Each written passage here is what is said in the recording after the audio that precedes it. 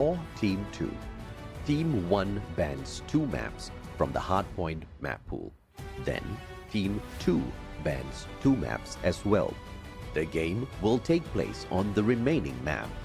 Team 1 will choose their starting side. For Search and Destroy, each team bans 1 map. The losing team of Hardpoint chooses the map for Game 2 from the remaining Asenda map pool, and the winning team of Hardpoint will choose the starting side. If the series gets tied 1-all, the losing team of Search and Destroy chooses the map for Control. Since we only have 3 maps in the pool, there are no bans. The winning team of Asenda will choose the starting side for Control. And that's Mercy Veto. More competitive, more comebacks, and more excitement.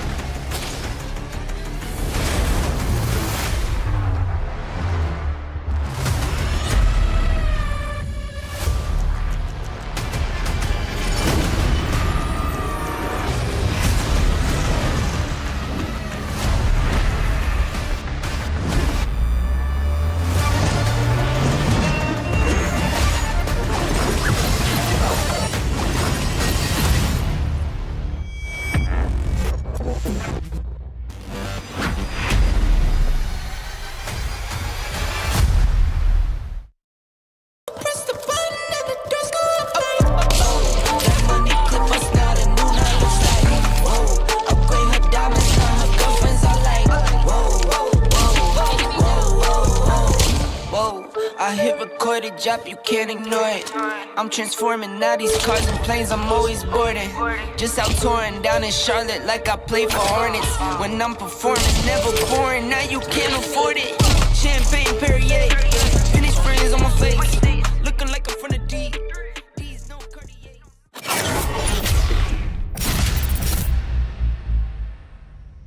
Welcome to Garena Masters Season 8. This time, we are raising the stakes with Mercy Veto, a new map bans and pick system that may just turn the tides of battle. Mercy Veto gives losing teams a chance to influence map selection, making matches more competitive and comebacks more possible than ever. Let's go over the best of 3 Mercy Veto process. The winner of the coin flip decides if they want to be Team 1 or Team 2. Team 1 bans 2 maps from the hardpoint map pool. Then, Team 2 bans 2 maps as well. The game will take place on the remaining map. Team 1 will choose their starting side. For Search and Destroy, each team bans 1 map. The losing team of Hardpoint chooses the map for Game 2 from the remaining Asenda map pool, and the winning team of Hardpoint will choose the starting side. If the series gets tied 1-all, the losing team of Search and Destroy chooses the map for control. Since we only have 3 maps in the pool, there are no bans. The winning team of Asenda will choose the starting side for control. And that's Mercy Veto. More competitive, more comebacks, and more excitement.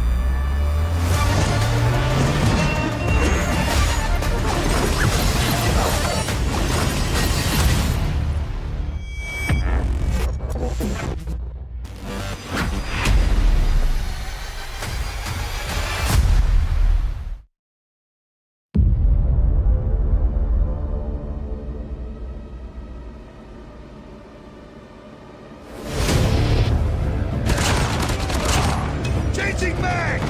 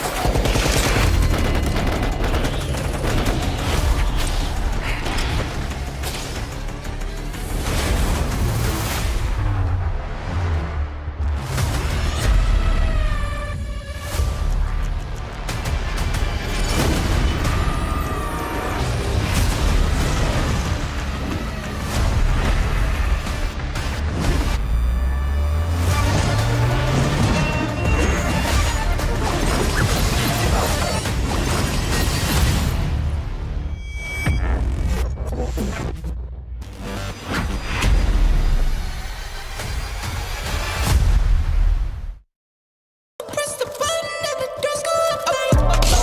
That money clip us now, the new now looks like. Whoa, upgrade her diamonds, now her girlfriends are like. Whoa, I hit record a drop, you can't ignore it. I'm transforming now these cars and planes, I'm always boarding. Just out touring down in Charlotte like I play for Hornets. When I'm performing, never boring, now you can't afford it. Champagne Perrier, finish friends on my face. Looking like I'm from the D. These no Cartier.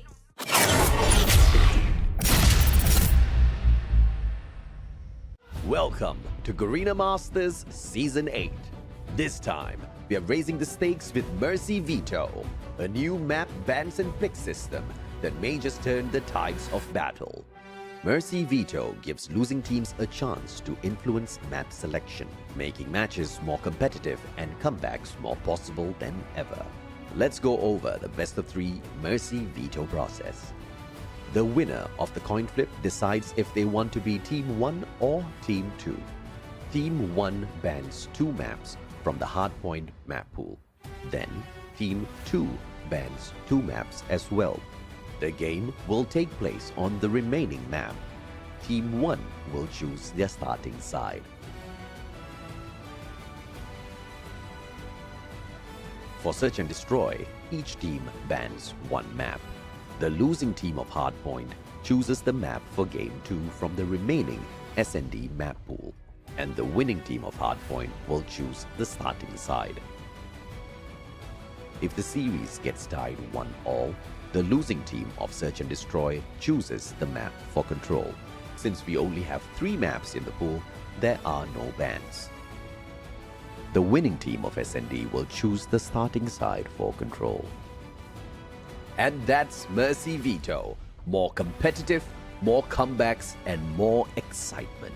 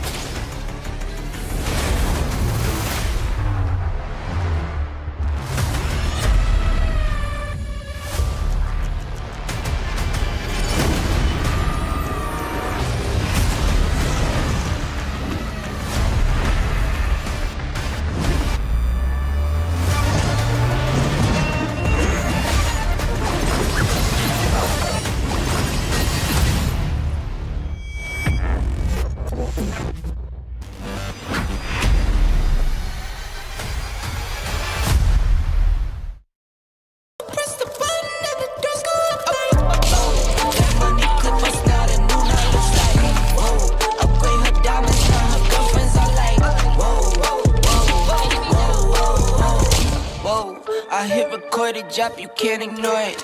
I'm transforming now these cars and planes, I'm always boarding. Just out touring down in Charlotte like I play for Hornets. When I'm performing, never boring, now you can't afford it.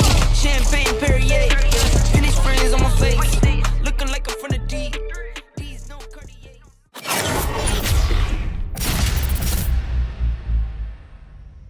Welcome to Garena Masters Season 8.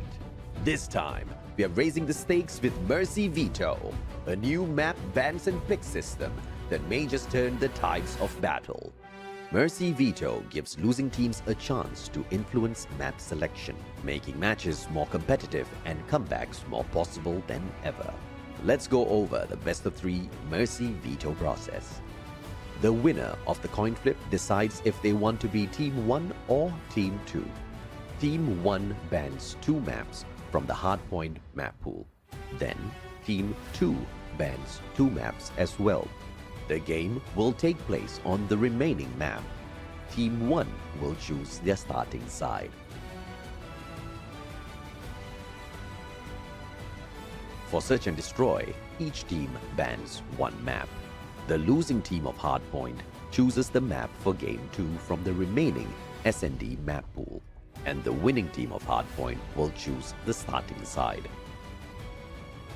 If the series gets tied 1-1, the losing team of Search and Destroy chooses the map for control.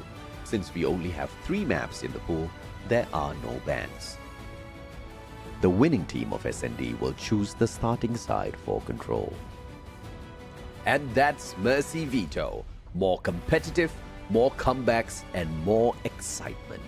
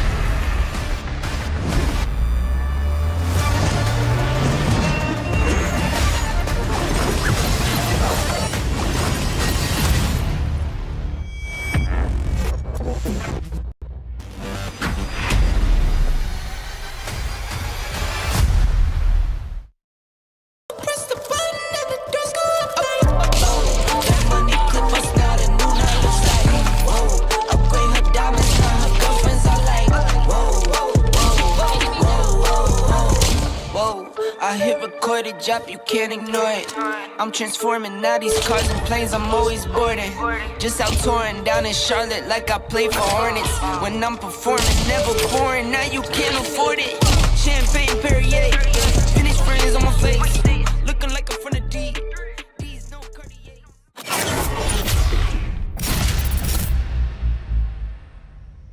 Welcome to Garena Masters Season 8.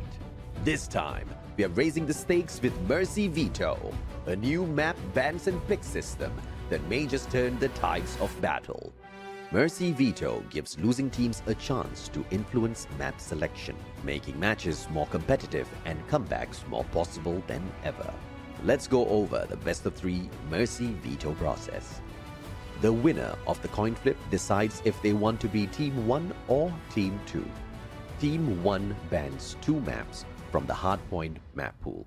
Then, Team 2 bans 2 maps as well. The game will take place on the remaining map.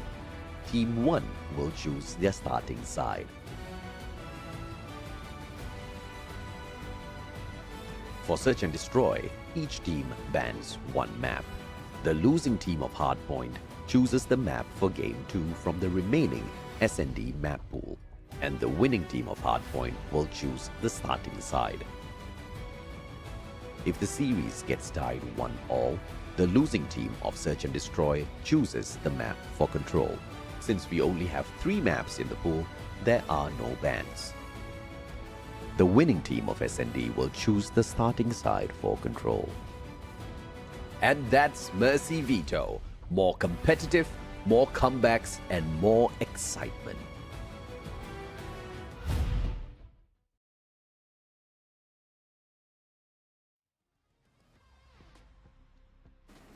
It has been 7 months ever since we were able to see the last Garena Masters, and it's not just a series coming back, it's the return of the champions as well. On the desk, my name is WardeN, next to me is Jericho, and we are the casters for today. Yes, we're back again, WardeN. Last year we had GM7, it was a LAN.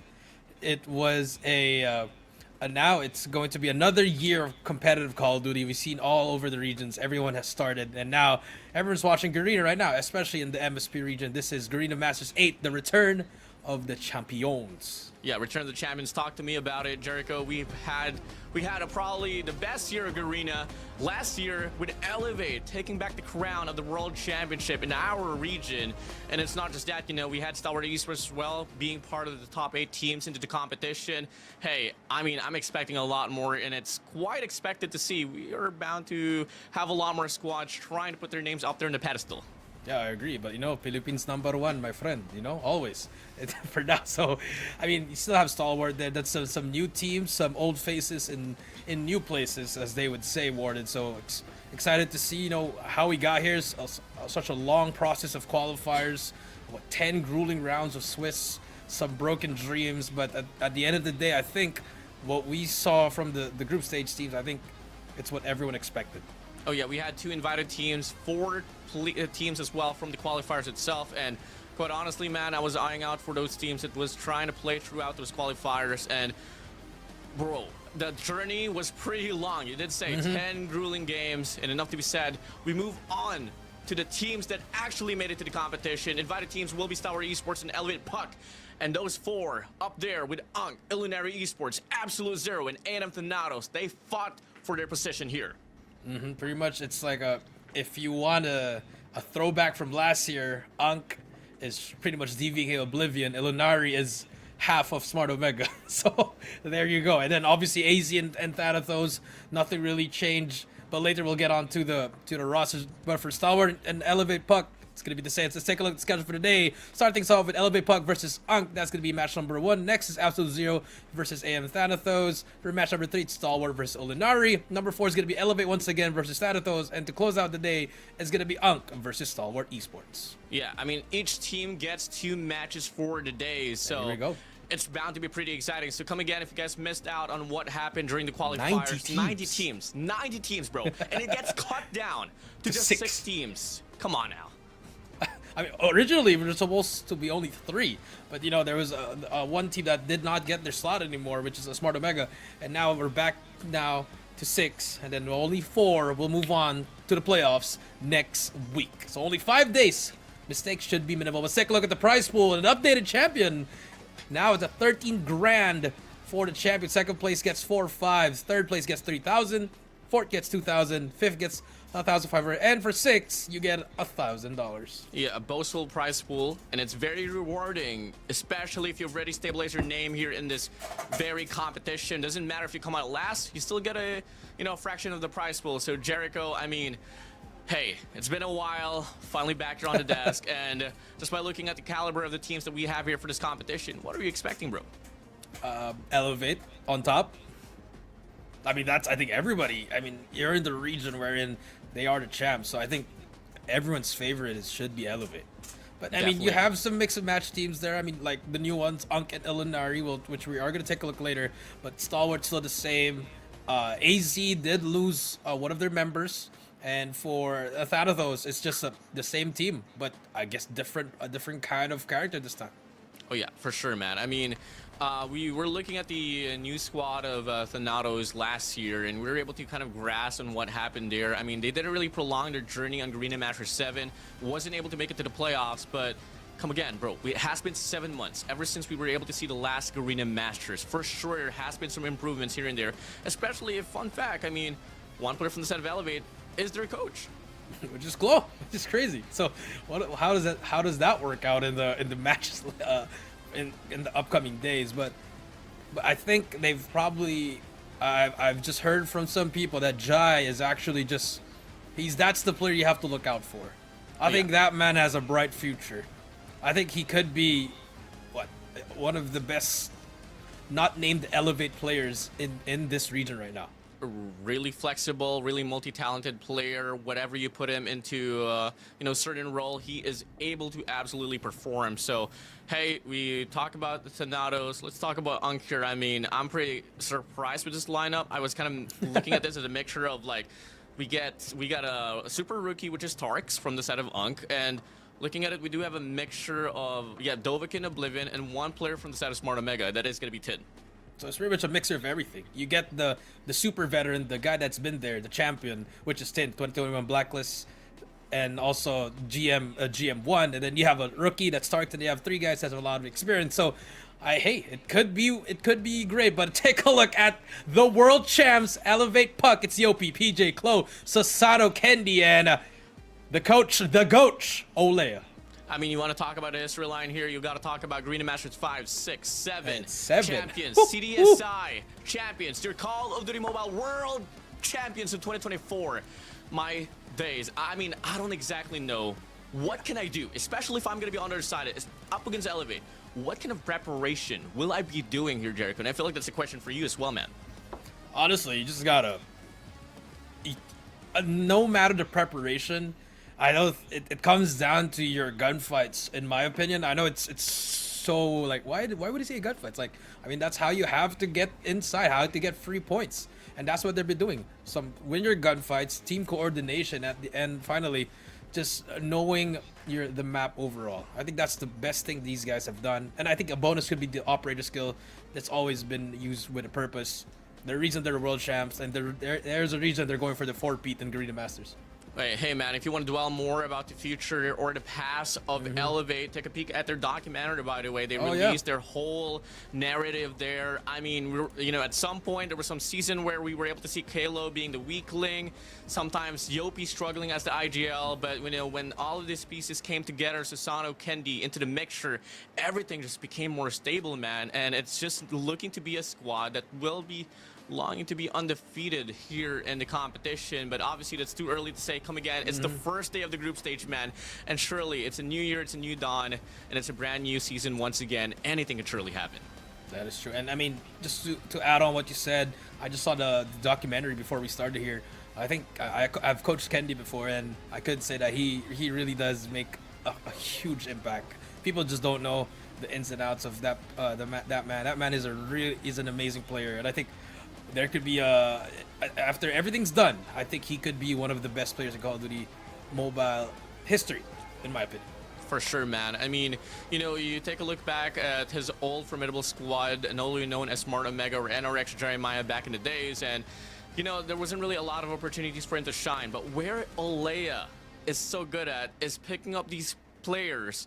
Take a look at Sasano. No one ever expected Sasano to be that man, to be here now, you know, owning the spotlight alongside with the rest of the crew with Elevate. But best believe it, the only time that we were able to see Elevate win their championship was when Sasano came along into the picture. Yep, that's true. And now the question is for them, can they stay on top? It's hard to stay there forever, and we've seen it not just in Call of Duty, in anything in sports. You already know it's staying there on top. It's one of the hardest things to do. So their journey begins here today. Yeah, and you know, a brand new journey here for the side of Star Wars Esports as well. I think we got a new player in line and a brand new coach, by the way. We got a coach all the way from LATAM, now here coaching a superstar team in Garena, Star Wars Esports. We got Coach Igor in the house as well here in the MSB region. That is true, but let's take a look at that. But first, this is something new for everyone. We're gonna take a look at the new Mercy rules. Welcome to Garena Masters Season 8.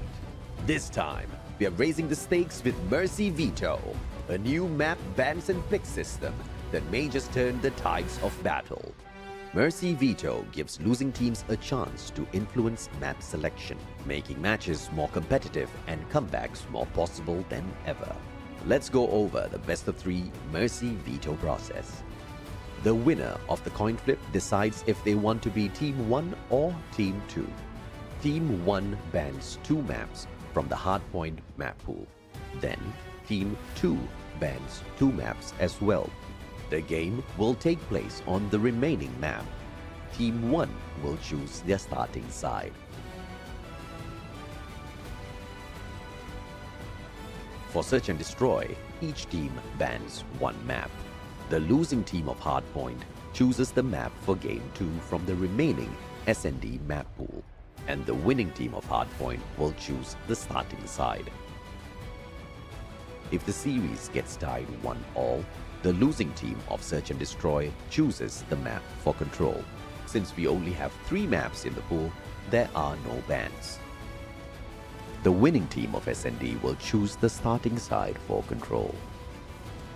And that's Mercy Veto. More competitive, more comebacks, and more excitement.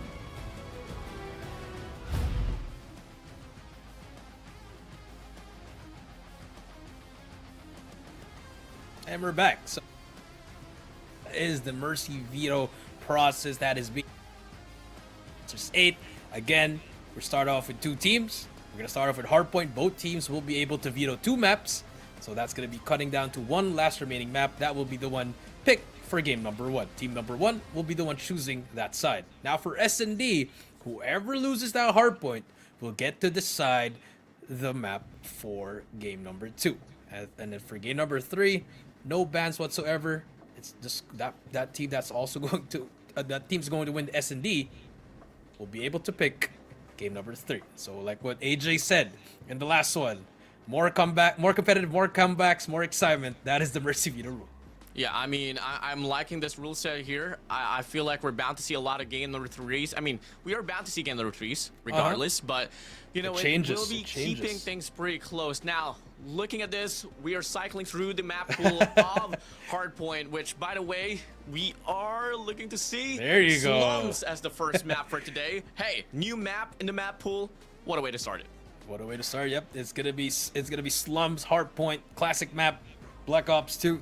2011, I mean. It's been a long time already, WardeN. But for now, it is going to be hard, but we do see Elevate banning Arsenal as well as Apocalypse. And for Unk, it's going to be Hacienda and Summit. I think that Summit ban's a really great pick. A really great ban for Unk. I don't think you want to face Elevate on a small map. Oh, and I best believe you don't want to face Elevate and Asenda as well. I mean, this is a map that remained to be pretty flawless under the hands of Elevate. For the side of Elevate here, I mean, taking away Apocalypse was a pretty safe choice. It's one of the maps that they tend to avoid quite a lot. And specifically Arsenal. I mean, the last time we were able to see Arsenal was back in Garena Masters 5 or 6, if I'm not mistaken. And all throughout the whole season, they were able to take the notice to just ban this map consecutively all throughout the year, Jericho. Yeah, I mean, that's kind of... Every time I see Apocalypse, the only thing I remember is... Elevate 50-point clubbing Galori's. Yeah, like, I'm sorry, Lucas. You know, he's my friend, but like that's the only thing that sticks to my head. So I guess maybe it's more of it's a strat. We don't know, but let's take a look. Elevate versus Ankh. You see the players. COP with a Sparrow, Purify for PJ, Equalizer for Chloe, Tempest for Susano, and Candy with a War Machine. We'll talk about the Tempest later, but now for Ankh, it's going to be Equalizer for Tarks, Chroma with the Claw, War Machine for mids, Tin with the Purifier, and Tokyo with the Sparrow. So no Claw. I'm guessing I am going to make a bet right now that Susano is going to use that operator on P3 right now. I'm telling you right now. Definitely P3, or if you can get it early on P2 as well. I feel like it would be viable, especially on the double steps right there. But we'll see. It does chain to the enemy. So if you hit one and there's like 3 in front of you, that's gonna chain. But here we go. Game number 1. Elevate versus Ankh. It's Slums and Hardpoint. To start things off, Elevate with a break with a great hold in this P1. Yeah, I mean, so far, get the first 5-kill metric, and you should be able to get the map control here inside of the hill. And now it's going to be Ankh here trying to push through towards Graves, but unfortunately, it's just going to be Elevate there, burning them down.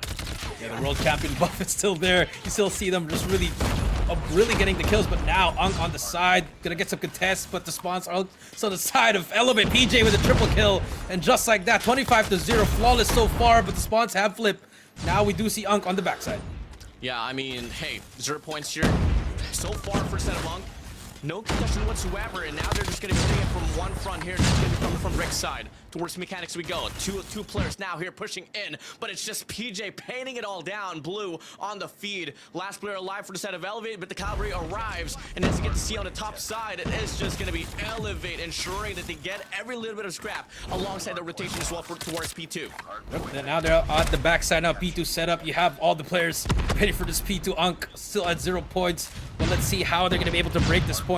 See mid's gonna get some kills here. PJ on that cut. He's gonna get taken down. That's 2 down for the side of Elevate. And here comes Ankh. More players coming through, but number 3 is all gonna be Susano. And now finally, you see some contests coming in from Ankh. That's just the storyline here for this very hard point number 2 on Slums. Even if you get the break from the front side, if you can't allocate one gate to wrap around, the spawns are not gonna be given to you. But so far Ankh, they are going to be able to sustain for the first 14 points inside of the hard point, but the rest lives through here for the set of Elevate, and they're going to be able to get a clear definition. Early investment here for the Tempest, but unfortunately doesn't really lead to any control. Purifier is out, gets taken away, but they are able to put the pressure for Dam to be able to define the hard point, and it's bound to be a full 60 here for the set of Elevate. Yeah, it's just the gunfights right now for the side of Elevate. They're winning a lot of it, and for Ankh, they got a full reset now. They got 15 seconds there, but it doesn't matter. Just P3, if they can hold this full 60, which is very possible, WardeN, they can be right back in the game. Yeah, if they can offer a solid definition towards Graves alongside 2 players inside of the hard point, get the deep spawns as well. Maybe till then, this could be the start of a change-up, but initially the first 2 kills, back and forth we go. 10 is going to go down, Yoki as well, but it's going to be Elevate marching closer inside of the hard point. Candy, look at being sneaky on the backside. Chroma, big kill on him. Chroma gets that shot. That's going to be 3 down. War Machine out for mids now. And here we go. Some noise coming out from Ankh, and look at that hold. And this is what we talked about Slums. It's all about the holds and angles. WardeN, and now you do see them. Kalo gonna be the first one trying to break and Elevate on the front side. Oh, lovely extension there for a set of 10. Oh my! Miscalculated. Beams through. Kalo finds 2, and it's gonna be Elevate once again Chroma on the verge of getting the break. But Chroma goes on a forest spree. Kendi is out with a War Machine. It's not about winning the hard point here. It's more about forcing a stalemate, and it is so far still Elevate here on the back foot. There you go. But now you see Ankh now, a little bit warmed up. Mid's now trying to hold it on his own. Has a 1v1 against Yopi there, but he's gonna get shut down. And now Elevate has gotten this P3 as well as sponsor P4. But Ankh, look at that number 2. The God spawns at the back. Can they hold it down? But PJ is there to shut down. Oh my days, look at the way that they're able to play off the scrap time, and that's exactly how evidently Elevate is able to grow the lead spontaneously all across the next few hard points. Now you can see the next rotation here kicking in. 3 players from the set of Elevate, defined inside, but it's going to be player 310 here playing for the cutoff. Tokyo from the front, looking to get the spray. Ankh here so far, having the whole numbers advantage inside of the hill, and looking like they are able to get the break. Yeah, the break, as soon as say that, Susano just breaks it on his own. But here comes Warplay, here comes the Tempest. Can it make a difference? Susano trying to look for players, does not hit anyone though. It still has one more shot, and it will chain, and there you go. That's 2, but Tark to the Trike, the equalizer. 30 seconds left, here they come. Big time here on the side of Ankh. Not bad of a change here so far for the set of Ankh. We are able to see just a bit Claw of as well up here. But look at this, another operator is going to be invested. Coming in, players out. Moving in, Elevate still haggling on towards the back. And they're going to be surging through graveyards. And they're just playing this one hello scrappy, making sure that Unk doesn't break away off with the lead. But I think if you're Unk here, you've done a great job here, keeping it close. 50 points right here, and now it's a reset for this P1. Some big kills there. There you go. Miz gets that first one, but he's gonna need more help from the side of Unk and Elevate once again. Look at the map. Everyone just having an angle here, covering everything they need in order to control this P1. Hardpoint number 1 is just something that Elevate is so good at, and so far evidently you get to see how they started things off this very game. It's looking to be the same case, same cause, same scenario, and it's just Elevate clearing things off the hardpoint. The Freddy may fly through, but it's only good for one. The pressure is still on Elevate, fully in control once again. Yep, fully in control. As we can see now, all angles are covered. They're not over pushing. Oh, no one's overextending. PJ does, but it doesn't matter. But here comes the War Machine from Candy. They've used all their operators already, and now they're just breaking up here, just moving out. But look at the map. They still have control P1. They would invest in operator skill if it means for them to secure the next 20 points, because they know for sure that every little bit of scrap time matters and depends on the narrative for you to be a dominant hardpoint team. And now you get to see, yes, for sure, Unk's gonna be able to get the break inside of the hardpoint, but it's gonna be Elevate once again, getting the better formation at the next hill. Yep, better formation. You are right again for P2. They're gonna be able to control it. Look at that, just pushing out the enemy, making them spawn in blue, so they know where they're gonna go. And for Unk, they cannot push together. They're having a hard time, but now, slowly but surely, now the push is gonna come through, but Elevate again, just applying so much pressure on the map. If you want to slow down Elevate, got a means to find the lost cause here for the side of Kalo, because so far dropping 31 kills here, leading the lobby, and it's not looking to change at all. Sasano once again is out for the Tempest. It is going to be Unk here trying to pick a push once again on towards triple lanes. They are looking to push towards dumpsters alongside tunnel side, and it is just going to be Elevate continuously putting pressure up from the front, and it is just Unk here struggling so much to get a foothold inside of the hill. Now, War Machine is out actually for mids here, but what can they convert? Nothing. 2 down for Kendi as well. Now it's all up to mids. What can he find? He finds 2, but it doesn't matter. 50 seconds left. This should be a rotation for Unk. They're gonna try to push one last time, but what that's gonna happen is let Elevate's operator just load up, and look at that. They already have Kendi as well as Yopi ready with their operators. Oh, scrap time once again gonna go to the side of the Red Rebellion. Hardpoint number 3 is gonna be opening up, and it's gonna be the same scenario before this rotation came in, Jericho. It is gonna be Unk here getting that early rotation, but the question remains, how long can they persist and hold this very hard point? Yeah, there you go. Darks though gets a 2K. He has to stay up. For him, no trophies inside, so the Sparrow could be dangerous here as he spots one, but he takes him down. And there you go, Kendi now with a War Machine. Now it's all up to Tarks and a 1 versus 3 there, but it doesn't matter, as Elevate breaks it beautifully with that operator. 200 point mark has been hit, 50 more points to go before this game won.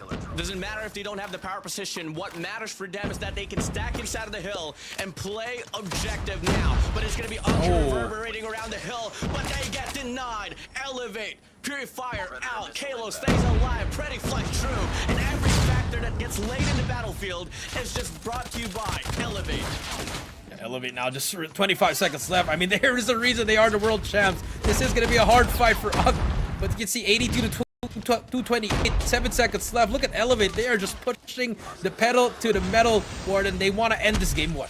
Yeah, they're not looking to stop at all, not looking to slow down. Once again, solidified inside of the hardpoint. 2 players from the side of Elevate. They push away the wave off the players of Unk, but in the process, they are able to get the better rotation that is. One more break for Unk, and they might be able to postpone the ending of this game and can for sure go back to P1. Yep. But here comes Sonic being taken down. Unk does get some time off this. Can they reach a 100 point mark? No 50 point, no 100 point club mark. WardeN, no new members for today, but the journey is still far away. Oh yeah, I mean, the silver pass might be available though, you know, maybe. I don't know, but hey, so far not bad of a job here for the set of but we can't neglect the fact that it's only been 1 player alive. Promo goes out, 3 players now here, 4 players just around the hill, and once again, Elevate, as scrappy, as messy as it seems, their coordination is just so flawless. And I gotta say though, if it's not about the coordination, surely the gap with the gunfights is pretty evident here, Jericho. Yeah, but I think it's true. It's just the gunfight. It's not even that, just the teamwork. And I think maybe Unk was just formed, what, a couple of weeks ago? We don't know. We don't know what's happening there, WardeN, but you can see them. They have some moments there, WardeN, but I think it's just unfortunate they have to go up against the world champions already. Oh, I mean, KLO's on the march for the 50 bombs. Same goes Oh. for a set of PJ on 40. The next hardpoint's gonna open up arguably one of the best hills for Elevate to offer inside of this game. But you take a look at the map, 4 players gonna be alive and kicking, and it's gonna be on this time around, getting the foothold inside of the hill. Oh, unfortunately, but look at those, the utilities just making a lot of help for them as well. Just nade galore everywhere. You look at every time they spawn up, they're just nades throwing out. Yopi with a Sparrow, can he find something? No, he's gonna get shut down. Here goes 4 players from Elevate trying to hold it, but look at Unk. They have a setup here. Can someone take down some players here? PJ is there, but no trades. But Kendi with a War Machine as well breaks it, and just like that, Elevate now on the verge. But Tin has something to say about it. In here has the Purifier as well to open things up if ever it is needed. But so far it is going to be Elevate once again able to get the break inside of the hill. More than enough time for them to close this one out. 2 players from the brick side. Unk here pushing through, but they get waved away.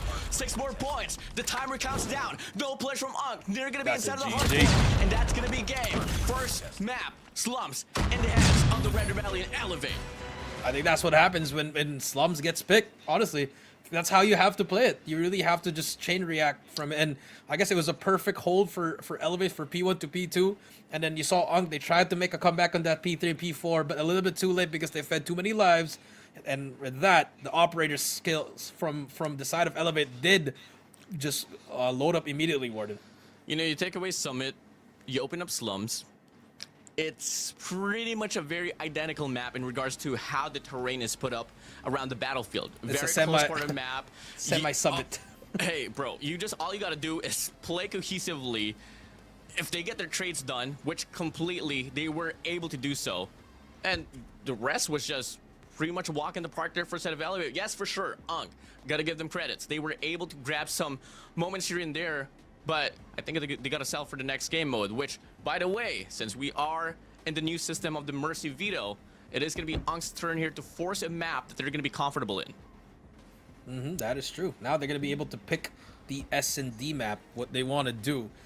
And like we always say, this is where you want to equalize it. Get one. I think at this point, if you're a team that's not as on par with Elevate, I think what they should do is just get one.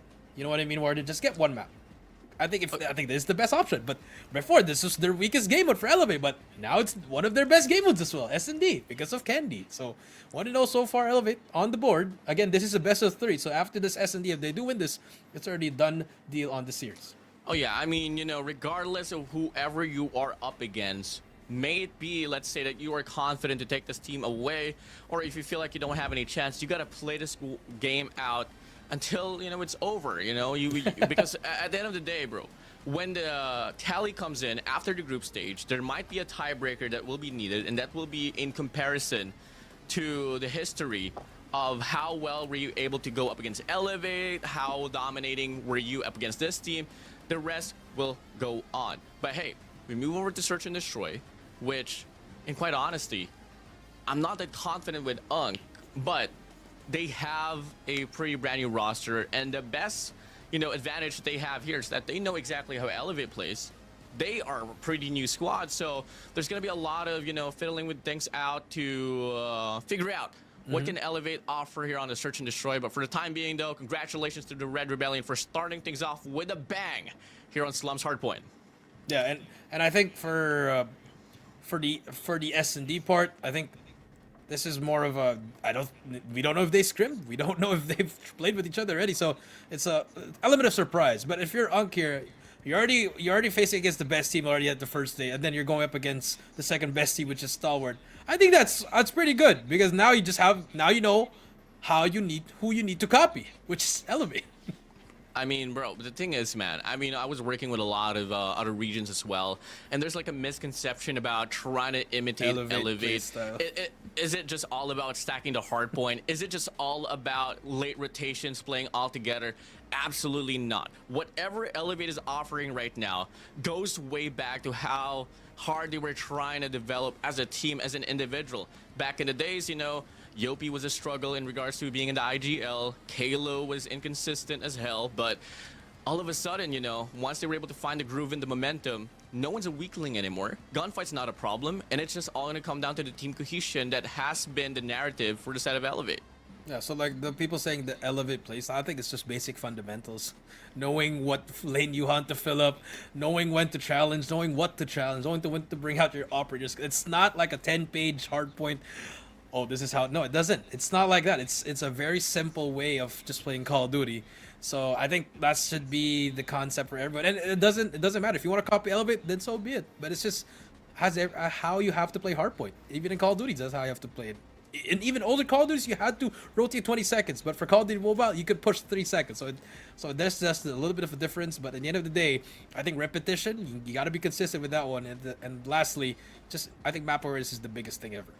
Oh yeah, for sure, man. I mean, if you take a look at a VOD without the names of Elevate, you'd see that, oh, I mean, we tend to do this. A lot of teams tend to do this. But the question is, how do they do it? And it's just all going to come down to the executions. Now, moving over, let's talk about Unk here more, Jericho. I know for damn sure that you were able to work with Tarks. And how do you feel about this player finally entering the Green Master scene? He's hungry, actually. And I think from what he told me, he was supposed he would be playing with Whoopi, Rex, and Girk, those new players as well. But he was never that he didn't get to that level. I'm sorry, it's the first time back, losing a lot of words here, ladies and gentlemen. But yeah, Tarks, he said, he's hungry, he wants to prove something, and I think it's his first year, so he's trying to make a statement here with this first series. Oh yeah, for damn sure, bro. And if you look at Chroma, Mids, and Tokyo, I think these three players has been trying to prove themselves worthy into the competition, Garena Masters as well. You take a look back at their whole squad, back Dovik and Oblivion, and for a moment of time, we have Scatty as well. And honestly, there has been some improvements here and there, but obviously, for this time being, though, the moment of time, it's not really showing. But hey, when you have Tin, when you have this, two-time champion of Garena Masters hopping into your squad, there should be, and there has been a lot of times where I was able to witness Tin leading this team, and hey, it's just all going to come down to the reset. With a brilliant man like Tin, could go way further than we can totally expect on a game mode like Search and Destroy. Well, hopefully we'll see, because when he was in Omega, when I was coaching them, he wasn't in the S&D lineup. It was Candy. And Candy's on Elevate. So that changes things up. But obviously you still have Chroma there, you have Mids there, and you also have Tokyo. Players that have been in the loop, always will be in the loop in the Garena Masters scene, but just never can't get over the hump. But could this be the moment? Let's see. This is the big game for them. If they just want to get at least a 1-1 extended to a game number 3, that would be the best thing if you're Unk. Well, there is going to be two Frankenstein team, and obviously one of them is going to be Unk, and another one, it is going to be Illuminari, which, by the way, was the most dominating team in the group stage. Yeah, they didn't drop anything at all. In fact, they came in pretty hot, and if I'm not mistaken, they also went against Absolute Zero, and yeah, I mean, they were just able to run through that series as well. So hey, definitely, they got a bounty up in their heads, and I can't wait to see what they can offer for later on. But come again, guys, if you guys missed out the action earlier, Slums hardpoint just happened. It is the first series of the day. We still got, 2 more games for this very matchup between Elevate and Unk. So, hey, there's still a lot more things to eye out for here, Jericho. Yep, a lot more things to eye out, and as we are waiting to see what this S&D will be, again, I think if you're Unk here, it's just pretty unfortunate you have to go up against Elevate as your first series. That's the bad thing. The good thing is you can study them, and you'll meet them at the end of the group stage, where maybe if you need to win that series, that's gonna be the hard one. What would be the funniest narrative perhaps is, obviously it doesn't even have to go down to the group stage, but like A&M Donatos up against Elevate. Kalo, which side are you on? Here we go again. Yeah, I mean, I'm pretty excited to see how this one's gonna play out. So, hey, there's coming in a lot of things that I'm dying to see here, Jericho, and what more? It's just the first day of the group stage. We get what, 6 total days into the mixture before we head straight towards the playoffs. And by the way, qualifying for the playoffs, it doesn't sound as grueling, Jericho, because we have 6 teams, only 2 gets on the chopping board to get, not be included into the playoffs. Yep, and I think 4 or 5 wins. I think you're through already. I mean, we already know who's gonna be 1 and 2. I mean, okay, 1 we can give it to Elevate, 2 we can give it to Stalwart, and then honestly, it's the battle for 3 and 4 at the moment. And if we're looking at it right now, but we'll never know. Probably in the middle of the the days, we could probably see who's gonna be eliminated already. Well, for sure, man. I mean, I was kind of looking at Absolute Zero to be one of those squads that will be surely be on the top 3, spots for this Garena Masters. But come again, the reason why we have this whole format is to have the best out of everyone. We filtered out the talents on who we feel like are the creme de la creme of the competition here in Garena. So honestly, I came inside this broadcast here, Jericho, thinking that everyone's going to be pretty much on par. But clearly on this first series so far, there has been a very evident gap between Unk and Elevate in regards to hardpoint, but that's hardpoint right there, bro. That's their game mode. That is their game mode. So I think everybody know. I mean, the good thing is they didn't get 50-point club. I think that's the biggest issue, because even like the top teams, like we said, Galoris, they struggled against Elevate. So I think it's not a surprise anymore if Elevate does these crazy numbers, WardeN. So I think it's expected that they're gonna dominate hardpoint, and now we move on to S&D, which they have improved, vastly improved. And I think this is where Unk can really show if they can hang here, because if they can win this S&D, I think, hey, this control could be anybody's game now. Oh yeah, I mean, a shift of momentum, it could be a stunner as well for the side of Elevate if ever they do take the L here for Search and Destroy. And come again, if you want to talk about Search and Destroy and Elevate, it was only fairly recently that Elevate was able to systemize their Search and Destroy. Back in the days when we were able to see the early days of the quote-unquote low kings back then, this squad really struggled in slow-paced game modes like S&D. In fact, to the point that teams were pretty confident if they're going to be able to force a game number 5, because it's for sure will be going to their side and not towards Elevate. Yeah, I agree. And before, I mean, even Change World beat them. Remember? They lost in Tunisha. Change World beat them. And, I mean, S&D wins you championships, but for Elevate, Hardpoint wins you championships. So I think that was their motto. But now, I think Godlike did beat them in S&D. That was the only team that beat them in World Firing range, yeah. Firing. So you think that's a big... that's great for if you're a team that's great in S&D, but at the end of the day, you gotta get through game 1 and game 3 first, because if you lose those two, game 3, that's gonna be Elevate's a knockout punch on you. Yeah, for damn sure, bro. I mean, you take a look at the way that you can possibly win a series up against Elevate, and it's surely securing one hard point at least. Secure at least one hard point perhaps to solidify it, or take the gambling control and win both Search and Destroys, which, quite all honestly, it is still pretty hard. So, or you can do is, or you can win game 1 and game 2, and then lose 3 and 4, then get to a game 5. It could be the case. You preserve your energy on game 3 and game 4. Systemize it. But hey, if you are the team, actually with the Mercy Veto that we're having, I think that might be a good idea, because you get to force the game number 5. Yeah, that's true. Already, let's take a look at the map Veto. What will it be? And the answer is, we are gonna get eeny, meeny, miny, mo. There you go, Tunisha. Okay, Tunisha for game number 2. We do have Standoff Ban and Coastal for the side of Unk. Yeah, I thought we were gonna go for a very unconventional map of Standoff, but Elevate to take it away, playing it safe right there. Unk's gonna take away Coastal, but Tunisha, I feel like it's gonna be a pretty safe choice. Come again, it's a bit of a gamble, but hey, we'll see it. We'll hand this one down to the pros, Jericho. Let's see what can Unk offer up against Elevate here in this map of Tunisha. Yep. Take a look at this quote-unquote rookie. It's going to be Tarks. He's going to be running that sniper up against Susato and Candy. I think Mids was also sniping. So, I mean, we don't really see that guy snipe, but for the side of Elevate, you got the pros there. You got the champs, the world champ on that side, WardeN. But I hope this could be a close matchup. Well, I hope so as well, man. I mean, after all, hopes are pretty high. And come again, in some way, it was the first game. It is the first series. And maybe Unk just needed a bit of warming up here and there. Rev their engines hot and try to calibrate into the pacing of Elevate. Warm up against Elevate.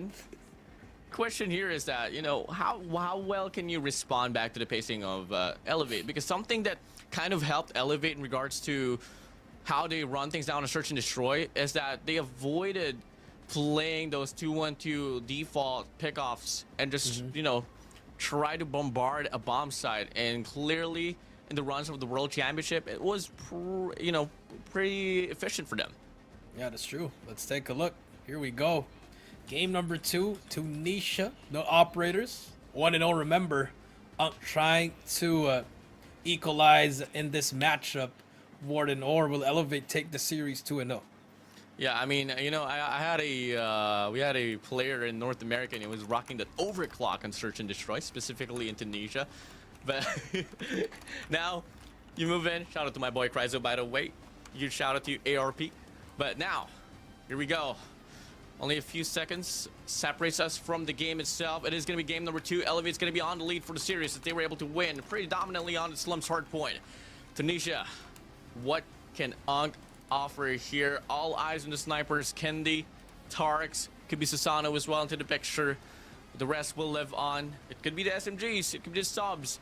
It could be anyone's ball game here, Jericho. After all, it is going to be a toss-up in between who has the better day here on S&D. I think you just gotta have to lurk here if you're Unk here. Get the lurk plays going. Or if not, just try to waste the clock as much as you want. Here we go. Game number 2. Elevate versus Unk. It's gonna be S&D on Tunisha. Get it? Nope. Nail lineups. Yopi's lining things up here towards main, but if you take a look at the Unk, they're not going to be hesitating as well to make the push. Yopi's able to get the first. Kendi finds a second. Yopi finds a third, and it's just all out, spray down for the side of the Red Rebellion. Elevate. Just train wrecking Unk, bro. That was a team ace right there. No one even... I mean, Yopi got 3, PJ got 1, Kendi with 1 as well. And that has to be one of the quickest rounds won ever. And now we do see Unk offered the 2-1-2 back to the slow pace, but look at Elevate, like what we talked about, the bombardment, they're pushing up already. Yep, a bit of a challenge there, but they can't find any opportunities. They fall back. Nate's going to be flying straight towards connector, not going to be able to find anyone off that, but there's going to be some heavy mid-presence control as well coming from the side of 10. They have Tokyo as well, opted USS9, but an extension here for a set of PJ. Gets him punished, Mid's able to get the kill. Kendi finds Tokyo out, and it's going to be a 1-for-1 trade early for before we go. Yep, trades for each other. 10 now. The timing could be everything. He does spot 1. Can he get the trade? No, Kalo does get the trade. Kalo dropped down, picks up the sniper. It's a 3 versus 3. You do have bomb. Kalo watching that mid site. If you look at the map, all Elevate players having an angle to cover. Susano in a great position here. Do they expect this? Scope in line on the B bomb site. Tar still looking for some rotation to get cut off here on this mid map. They have a smoke to work with here. Player 5 and player 1 making the push. Can they find and anticipate the sniper there? Susano able to get a beautiful shot. Tarks is out. 1 kill, 1 cut the chase. Still 1 more to go. Jiggle peeking. Not going to be able to bait out the shot. Not just yet. Player 5 longing to get the trade, but unfortunately gets a hit marker. Nice but the wall bang. spam through off nuclear. Chrome was able to get the kill. Now it's a 2v2. All grounds all equalized, but from the flank we go. It is going to be Yopi gets spotted out. They know where the last player is at as well. And it is going to be a bit of a climb there from the top tower. He goes for the challenge. Can find a kill. 2v1. They can rotate towards A if they want to. Wow. Chroma and mids making the play. It's all up to Yopi. Does get spotted, so they already know where he is. Now, the timing could be everything here if you're Yopi. And I think he's just going to chase them. The chase is on. Here they come. Chroma going to get spotted, but the double chow mids with the trade. Nice answer from Unk there. You saw that the small details, WardeN, that wall bang from Chroma and mids looking at the back. It really just changed that game. And there you go. We're back to 1-1. We talked about the lurks. Look at Yopi lurking, but they were on, the scouting report was on for them. Coordination. Spot on there for the set of Unk. Now you move in towards the next round. Are you going to be opening the facing once again? Looking like they are going to be circling around at a parameter, which only going to be PJ's at. Yopi here out already, pushing in. Smokes deployed. Mids off the nade. Kendi is out. And now they're going to be overwhelming PJ as well. It's an early 5v2, and their last 2 players from the side of Elevate is going to be off the rotation here from the back. There you go. Some great plays coming from Unk. Tark spots them in the back. Now it's a 1 versus 5 Kalo. If you win this, I think WardeN's going to shave his head. Never mind. Oh, no. I have That's a learned flawless from my round. lessons. Flawless round for Unk right now. So some nice plays there. A bit by bit, take it slowly but surely, find the perfect opportunity and get the better reads. Unk so far, shockingly going to be on the lead, but hey, let's get it. Let's get it, bro. I mean, I'm down for this. Yes, I'm sir. down for interest. Here we go. So far, it is going to be a 2-1-2 split for the set of Elevate. It is going to be changing and diverting their attention towards the B bomb site. Smokes and a flashbang will be deployed. Sniper here pushed up. Unfortunate, not really the best of positioning, but Kalo off the process of him going down. Finds a double. The rest of the crew of Elevate on rotation now, but it is going to be a player extended here mids. He looking to get the cut off. Can he find a kill? Yes, he can. That was big. Another more opportunity here up ahead. That is a big kill, but he does have the bomb, I believe, so he has to swap places here. You see, oh, he spots him. He knows they're there. Nades are gonna fly through mid. Does he eat that nade? Yes, he does, but he has to run away. There you go. But PJ already inside. This guy on top as well, Kendi. Looking for players to find. Kendi spawns Starks, but Chroma gets Kendi, and that's all up to PJ in a 1 versus 2. Can he make this play? A minute left. He knows he's there. Mid spots him and Chroma as well, and again, Unk. 3-1. The uncles, bro. The uncles. They communicating really well for sure. I mean, they knew. No hesitation at all. They just waited for PJ to come through, and bam. Here we go. 2 rounds lead here for the side of Unk. Elevate so far has been put into a stun, and it is once again Unk here leaning towards that A side, but this time it is more solidified here for the side of Elevate. Yopi gonna be the first one. PJ, Yopi gets 2. Everyone falls. It's all up to mids in a 1 versus 4. Doesn't matter. He gets 1. Back to 3-2. It only takes 2. It only takes 2. It only takes 2 to tango for the side of Elevate. I think if you're Unk right here, gotta get this 4-2 just to get a little bit of a breathing room. But if you're Elevate, obviously equalizing it so we can swap sides. But here we go. 2-1-2. Once again, nades are flying through. Oh my god, so many nades. Kendi takes down Tarks. That's the first kill already. And look at the players of the Elevate. They just turtle up in A, leaving B to Susana all alone. Up in the air he goes. Tarks out. Kendi, beautiful jump shot. Ten's gonna be playing off the same position. Should be able to get the punish, but Kendi just backs away at the right time. And now he's gonna be positioning here towards Sniper's Nest. Not able to get the kill, but he does grab a lot of information in the process. Yep, he does, and I think PJ can also give some information. That small corner, you saw that. You do see Kendi right here. Kendi spots Tin. Gets the kill. Looking for Tokyo. Gets another one. Kendi with a 2K, and now it's a 2 versus 5. Mids and Chroma. Kendi gets a 3rd, and then 1 more. Can he find him? Mid spots him. Doesn't matter. Tied 3 apiece. It's gonna be a long one right here, WardeN. Your boy Kendi never misses, dog. Never does. That's my dog. As always. 8 kills to his name. And now we get to see the equalizer come through.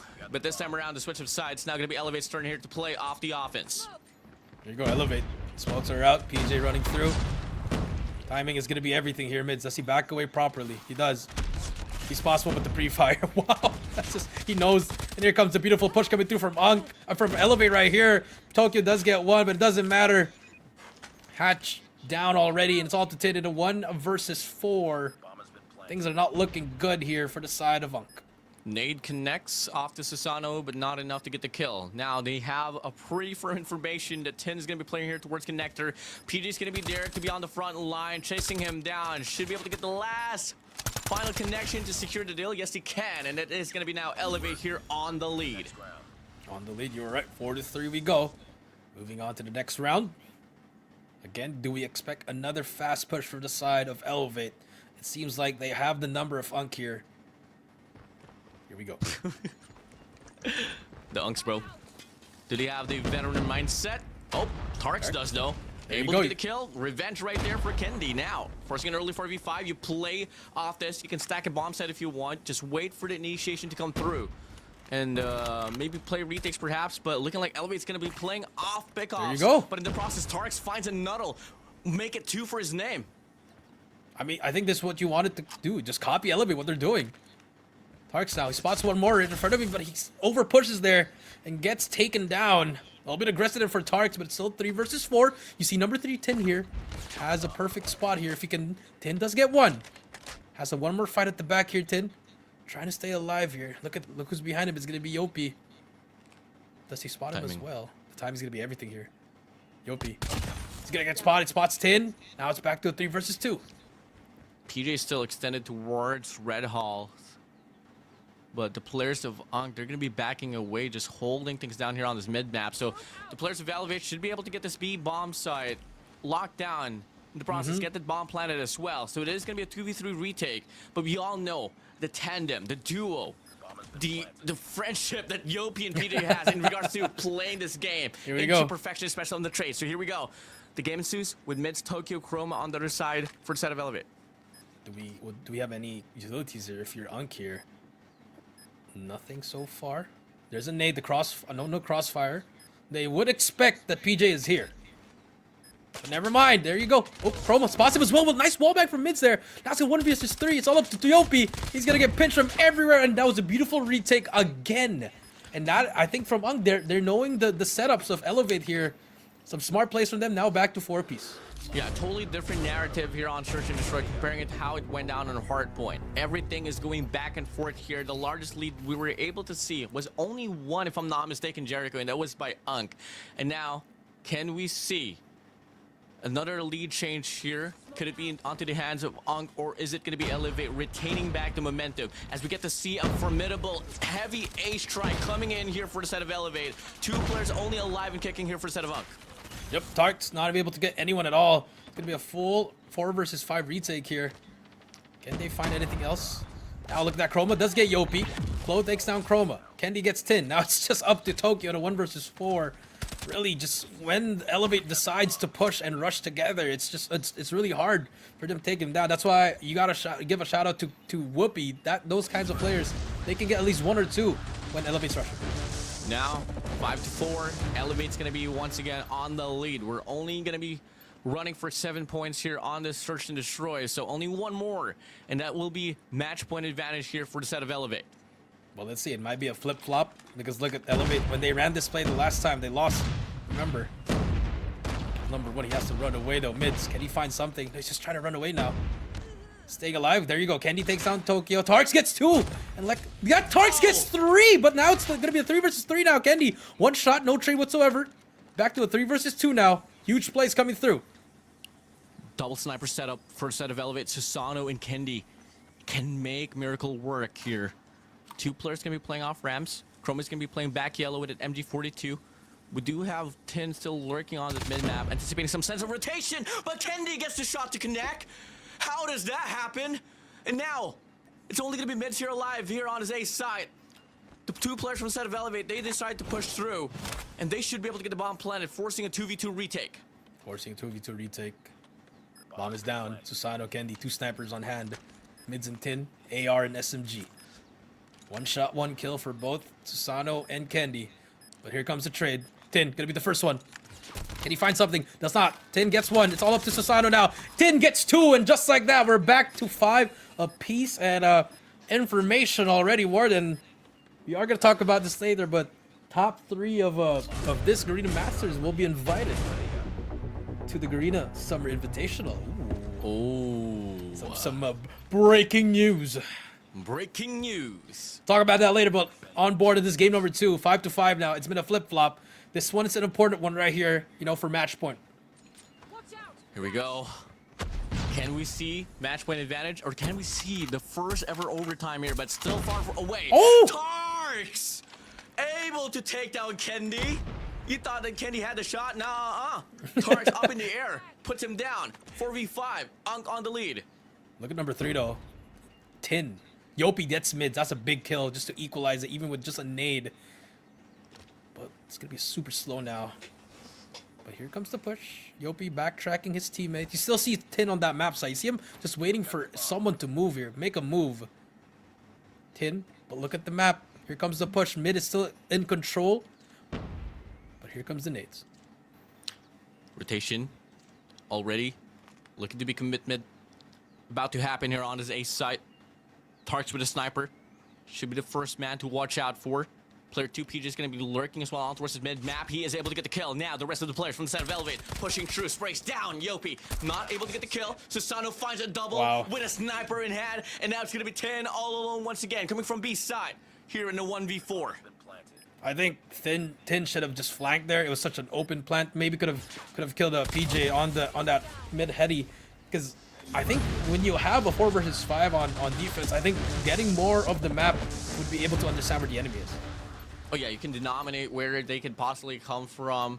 But at the same time, if gunfight is not going to be leaning to your way, maybe stacking his side and just playing retake could be another option. But Clearly, it is just a bit tough now here for the set of Unk, but hey, we have been able to see the round goes round and, you know, back and forth here between these two squads. Now it's going to be Tin's turn here to take the spotlight. Tin Able gets to two. get two. Can he find a triple? Yopi from the front. Here, can he find a spray down? No, he can't. Mitch, though, in the process of the rotation, going to be playing from the top side. 3 players from the set of Elevate, not going to go for the commitment, not just yet. And 2, it's a 2-for-2 split here for the set of Unk. They should be able to respond back with this round. Yeah, they are. But here, Kendi, the timing is everything there. He does get spotted. Tarek spots him as well. He's going to get flashed. Nades are popping. There you go. Tarek gets 1. It's a 4 versus 2 now. Susano gets 1. 3 versus 2. The repick once again. Not hitting. Yopi's going to be in that close corner. They're going to be able to back away. The timing is everything there. But look at number 2, though. Tokyo. Already on the lurk here. Call for rotation. Could be the answer here. A little bit late to the party. And look at, it's going to be a free side for Elevate. No hesitation at all for Elevate to just back away. They are taking the gamble here, clearing up Winery alongside A main, so they should be able to get the call already that the bomb side is clear. The last time we were able to see a retake for the set of Elevate didn't really prosper towards their name, so hey, let's come and get it this time. Redemption time, baby. Can Elevate close this one out, or can Unk finally gives us our first overtime here on this Garena Masters 8? Oh, Susano. Timing is everything here. I think Tokyo has the time with his teammate here, but nothing yet. Window. Here they come. Susano just has to get this perfect timing. Oh my goodness. What is going to happen here? 20 seconds left. Here comes the push. He spots one. Susano misses that shot. He has to force now, but he takes out Chroma. It's a 1 versus 2 now. It's going to be 2 versus 2. One more Yopi in that dark side. He's not peeking. Does he spot him? He knows he's in that corner. No way. 7 seconds left. No, but they cleared it out. Tarks, 5 seconds left. He has no time. The call out is wrong. And just like that, Elevate brings it home. Yopi, the discipline from the side of Elevate. That is going to be a 7-5. They take the series 2-0. Play for the time, play for the objective. And it was a good play for the side of Yopi, but if only they decided to clear Dark thoroughly, they could have forced it overtime, but enough to be said. Series winner goes to the Red Rebellion. Elevate as it should. Hey, we told you they are struggling in S&D, but they've also improved a lot. Kendi winning some rounds just because of his sniper alone. And I think if you were Unk there, that 3-1 lead at the start, I think that was good. But once they swapped back to their play, went back to A, it just... that's why my mindset is, if you think that one play is gonna keep on working, just keep doing it. Yeah, I mean, whew, talk about Susano, talk about Kendi there. Snipers. The snipers was able to run that very game. It was a toss-up between Kendi alongside Tarks as well. I mean, huge shout out to you, Tarks. I mean, just being on par with the snipers of a caliber coming from the players of Elevate. The rest will live through. It was for sure a pretty close game, Jericho.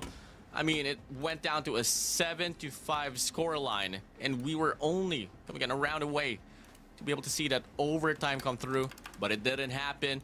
But hey, this is the group stage that we are talking about. We still have another game to run through later on, and that is going to be Control.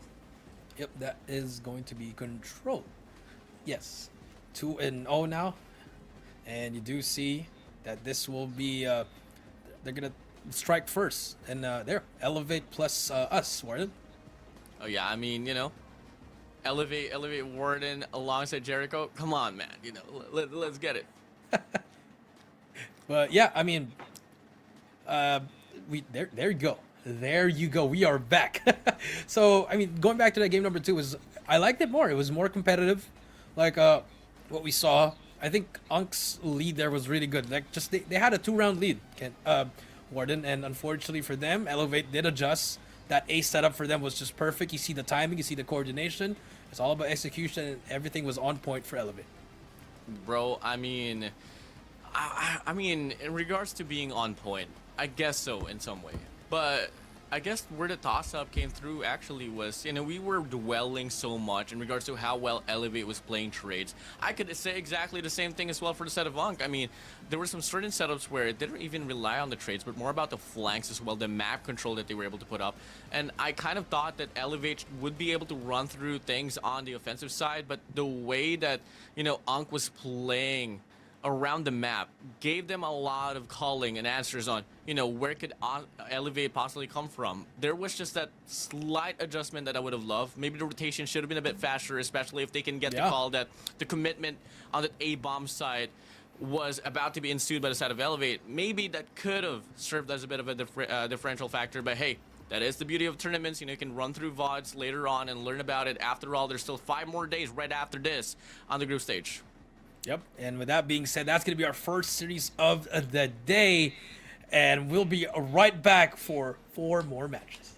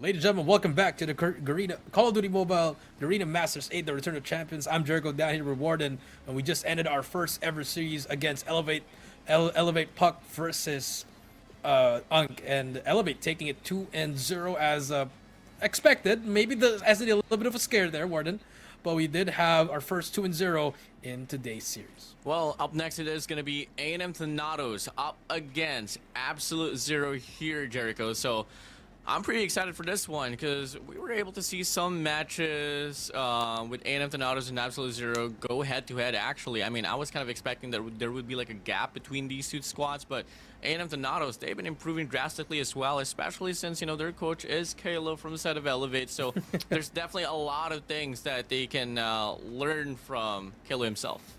Yeah, that is true. I mean, I guess by playstyle-wise, and they also have a superstar, the young kid called Jai on that team. That man is a one-man army, an OMA. And for the side, but the side of AZ, you got the grizzled young vets, man. I mean, they did lose 7, but they do have giant Jibby now, which is the brother of AG. So a lot of little things there, and as well as Hydra, Yato, Rage, and Josh, some veterans of the scene, champions in their own rights. And now AZ trying to get back into where they belong. Yeah, I mean, you shout out to Gurking for, giving these boys a home. For the longest time, they were known as TSM or Team Star Magic. And, hey, glad that they have found a, stable org for them. And I wish them the best all throughout this whole year for Call of Duty Mobile. For the set of A&M Thanatos, I mean, they go way back in regards to playing in the Community Gladiators, for Search and Destroy, and now slowly but climbing into the board for, like, the relevant topics to talk about in the competition for Call of Duty Mobile. And they were able to show up pretty strongly on the Garena Masters 7 run. At least for, the amount of preparation that they had to offer this time around. And again, we come to Garena Masters 8 with a 7-month gap before we get to see another Garena Masters series. And I'm expecting a lot more here from them. So I'm pretty excited. I'm pretty pumped up to see this matches happen here, Jericho. It is. I am as well. These players have faced each other for the longest time in an older GM, in older Garena Masters, WardeN. But I think the biggest thing here is losing 7. You lose a player on the side of Absolute Zero, but you replace him with another player that I believe was also from Thanatos, if I'm not mistaken, WardeN. So maybe some opportunities did come up, which let Jibby join AZ, and this is it for them. Oh wait, no, it wasn't really at the nod. No, he was working with Ragnarok, which is a team that I used to coach back then. And yeah, I mean, it was pretty devastating to lose my boy Jibby. I love the kid. He's a really strong potential. In fact, I feel like one of the strongest out there in regards to the age group that he's in right now. I think he just turned 18 or about to turn 18 this year, so definitely gonna be eligible to play on stage 5, which is obviously might be foreshadowing, maybe not, but definitely a true potential talent here up in the mixture of the competition. And also, I mean, just to reiterate, we just got news that the top 3 of the Garena Masters 8 will be a part of the GSI, which is the Garena Summer Invitational, happening right after, I believe, right after GM8. Garena Summer Invitational, we're talking now.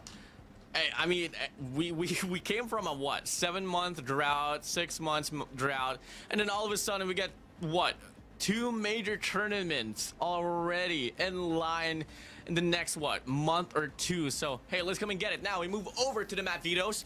Absolute Zero, they take away Asenda, Hardpoint, and Summit, and for the set of A&M Thanatos, it is going to be Apocalypse and Slums out. Yep, there you go. It's going to be the map. It will be Arsenal for Hardpoint. Well, yeah, I mean, Arsenal, Hardpoint. I mean, I'm kind of like half-hearted about this map, but I know for sure, Jericho, you love yourself some Arsenal, Hardpoint. And, hey, talk to me about this. How do you want to play Arsenal, Hardpoint, bro? It's all about early rotations. I think this map, it's about early rotations and letting your ARs hold the power positions as long as they can. So I'm pretty sure you got to look at your ARs to be the MVPs of this matchup. You can definitely play some stack as well inside of P1. Initially, I think the best way to call this is that, you try to aim for getting the first 5 kills and getting heavy map control inside of the hill. Maybe you can put some more pressure on Windows side, but the rest will live through. Hand this one down to the pros once again. Jericho, A&M Thanatos, Absolute Zero, how far do you think the series will go? I think we go to a 3. I mean, when we look at the qualifiers, AZ did beat Thanatos, if I'm not mistaken. So if we're taking it that way, I think I'll take AZ 2-1. 2-1 we go. I mean, I feel like I'm going to be leaning towards the A&M Thanatos here, because just by looking at how well they have been able to prepare coming from their previous runs for some local tournaments, I feel like they're a totally different beast, especially when it comes to showing up when it actually matters. But hey, those are just all narratives. Those are just all predictions. It's all going to come down to who's going to be having a better day, who's going to be having the better rotations, gunfights inside of the initial battlefield itself. So let's come and get it, guys. This is A&M Thanatos up against Absolute Zero soon enough. Yep, there you go. Here we go. It is going to be game number 1 again. Arsenal, Hardpoint.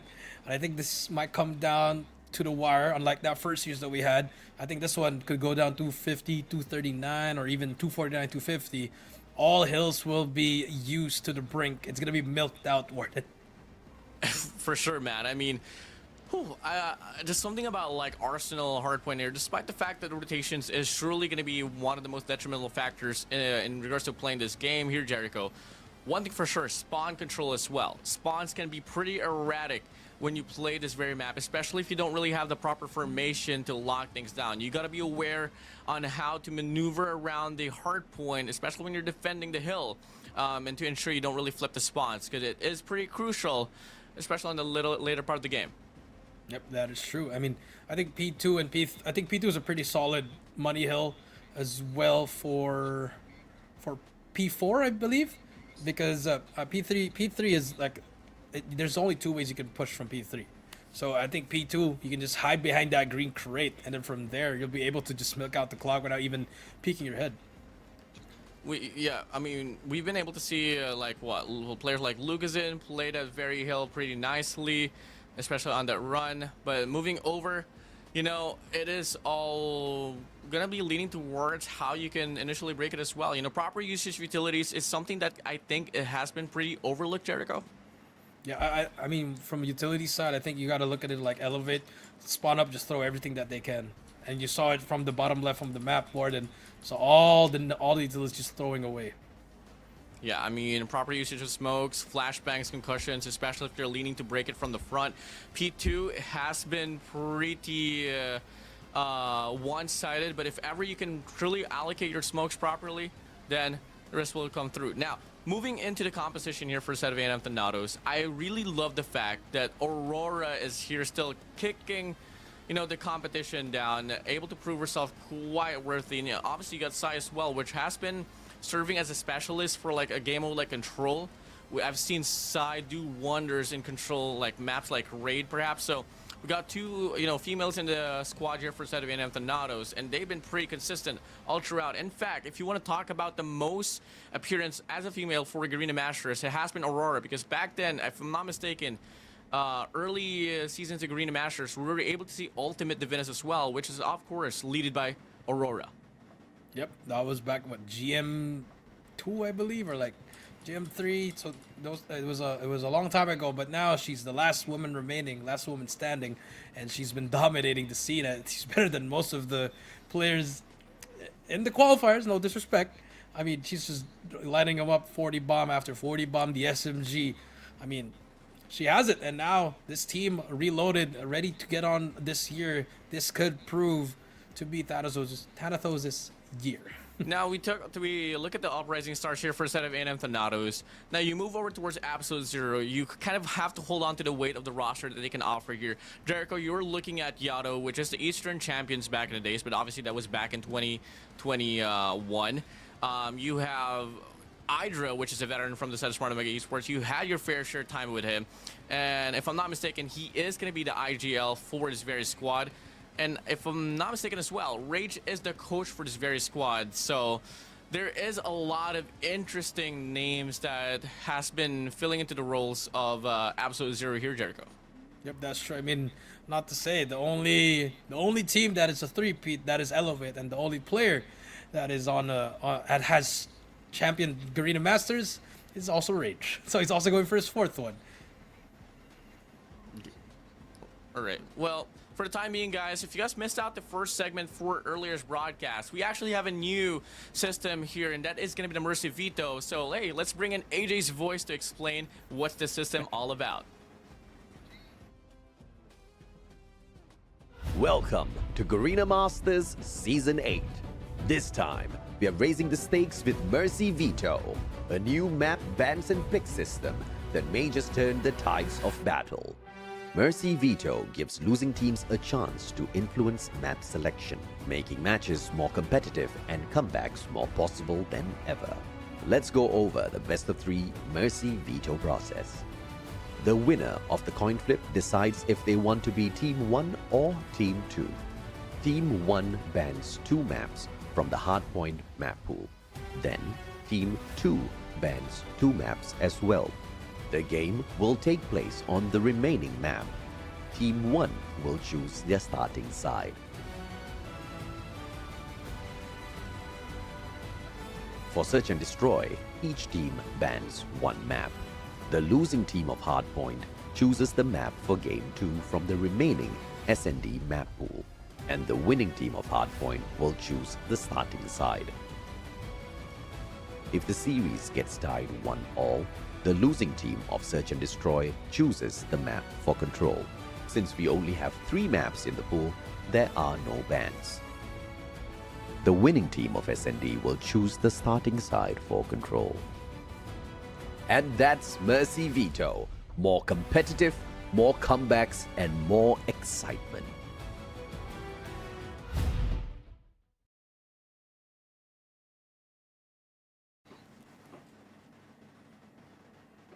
And with that being said, that is the Mercy Veto rules once again. Again, 2 teams will be picking 2 maps each for Hardpoint, and the remaining map will be the Hardpoint map.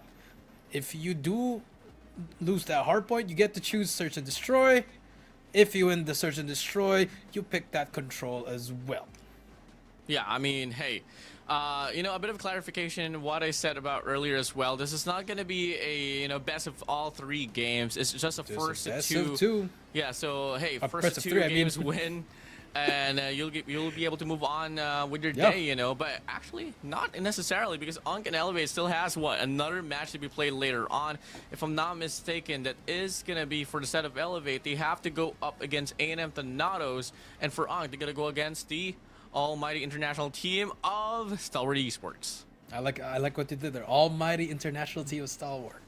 But yeah, with that being said, I think before in the older formats of Grandmaster, we used to have 20 teams, 3 weeks of group stage, and I think now they just want the best of the best. Not saying that all those teams weren't the best, but you obviously see the skill gap among all these players, and you saw it in the qualifiers. The last team remaining, they were the only ones that were capable of winning it. And now, as we head in, and here we go, it's gonna be game number 1, AZ Absolute Zero versus Thanatos. Is gonna be Arsenal Hardpoint game number 1. Yeah, it's gonna be a mirror position here for the side of A&M Thanatos and Absolute Zero, but it is gonna be AZ so far. Able to get the win off towards the window fight, but the rest of the players from the side of A&M Thanatos, they are able to actually win the bulk of the fight inside of the hill, and they should be able to get the clearance. The question remains though, can they find the definition inside? Looking like they can. Yeah, so far, Sepio here on your screen will take down 2 more. Look at that, the hold from the side of Thanatos. And this is what's good about Arsenal. Once you hold down P1, you just gotta have everyone in all these corners, all these angles. You do see Rage on that flank. He does get 1, but can he keep it up? Spots Aseko will not get him. And perfect kill so far for the side of Thanatos. Yeah, beautiful take here for the side of Thanatos. I mean, every kill is pretty much all equal. It's spread it apart, and so far, I mean, on this very hard point, once we get to see some solidification coming in from any of the squads, you want to rely on the early rotation towards P2, and that's exactly how Absolute Zero responds. Yep, that is true. And now 44-2.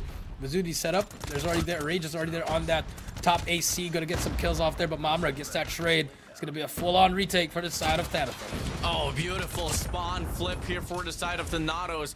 Late for the rotation, but they should have a better leeway now here to hop inside of the hill. Aurora is gonna be leading and paving the way. Finds 2 for her nade. Mamra with the nade, able to get 1 as well, and the rest of the players from the side of A&M Thanatos, they're gonna be able to serve and hop inside of the hard point. Yep, hop inside of Hardpoint, and here we go. Thanatos 55-15, but Hydra, Yato get some kills off their own. Snipe shots, the veterans finally stepping it up here and looking to get more points off this P2, like we talked about it, a money hill on this P2. Yeah, another spawn flip here. Now it's going to be A&M Thanatos bombarding, swan diving from guns. They got 2 players here up on the front line, and they are able to contest this very hill, ensuring that Absolute Zero can't find any free points here off this P2. Now you move over towards Jet Decks, and it is going to be A&M Thanatos here in favor for the rotation. Yeah, P3 is going to be in a rotation. Thanatos, Sebio with that PDW with a red dot. That's crazy work with that red dot. I would not be a fan of that, but hey, whatever floats their boat. Again, Rage on the vents. Going to get some kills there, but Yato shuts down Sebio. Jibby as well takes on Pickle. And look at that, just like that. Early rotation, but they've already broken the hill immediately. And now we do see AZ momentum on their side, getting some points. The question is, though, how long can they sustain? They got 4 operators available here for the set of Thanatos. So far, Jai's going to be playing for his life here with the War Machine, putting up some constant pressure here from back hedges. And he is going to be able to clear out the right lane, enough for the rest of the players from the set of Thanatos to get the break inside of the hill. Hydra responds back with a triple with the War Machine. Double kill for the side of Sabio of the Sparrow, but it's not going to be enough for them to get the break. AZ still here, persisting and containing the hard point. Yeah, so many operating skills popped out there. You saw Jai with that War Machine. He did get shut down there with by Hydra with 13 kills now. You see Hydra and Jibby, the new recruit, really stepping it up, 70 to 68 as we go. And again, early rotation for both sides. You see Rage already there against Seb. It's a big 1v1.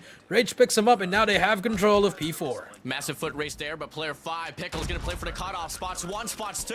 Now, they got the split spawn. They're forcing AZ to spawn around generators, and they're gonna be able to break the hill.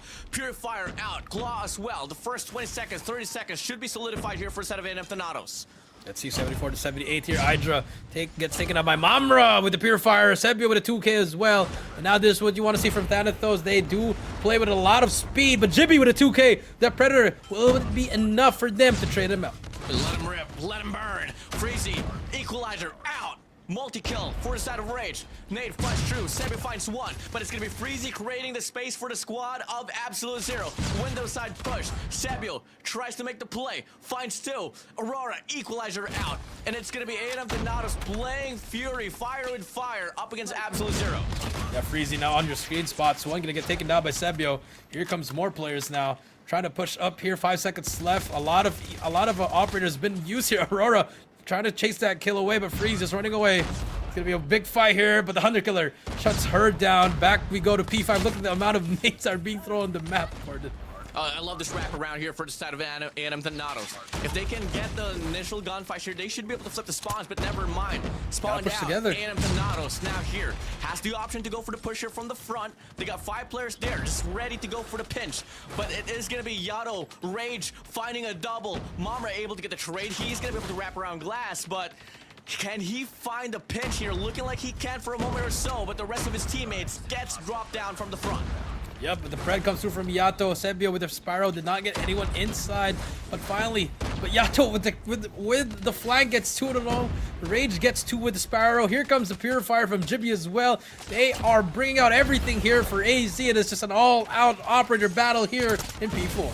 Yeah, Jibby out with a Purifier. Gonna be inside of the hill. Should be able to clear out the last and final bit of scrap time here as we get to see the hardpoint number 1 soon enough. It's gonna be opening up. It's only gonna be Rage here alive and kicking. So far, wrapping around, gets taken down. It is gonna be 4 players now here for a set of Thanatos inside of P1, but a pinch will be offered from the vent side. He gets taken away. Hydra, last player alive here on AZ, and he gets killed as well. And it is now gonna be Thanatos so far having the clearance inside of the hill, but they get to deal with a pinch.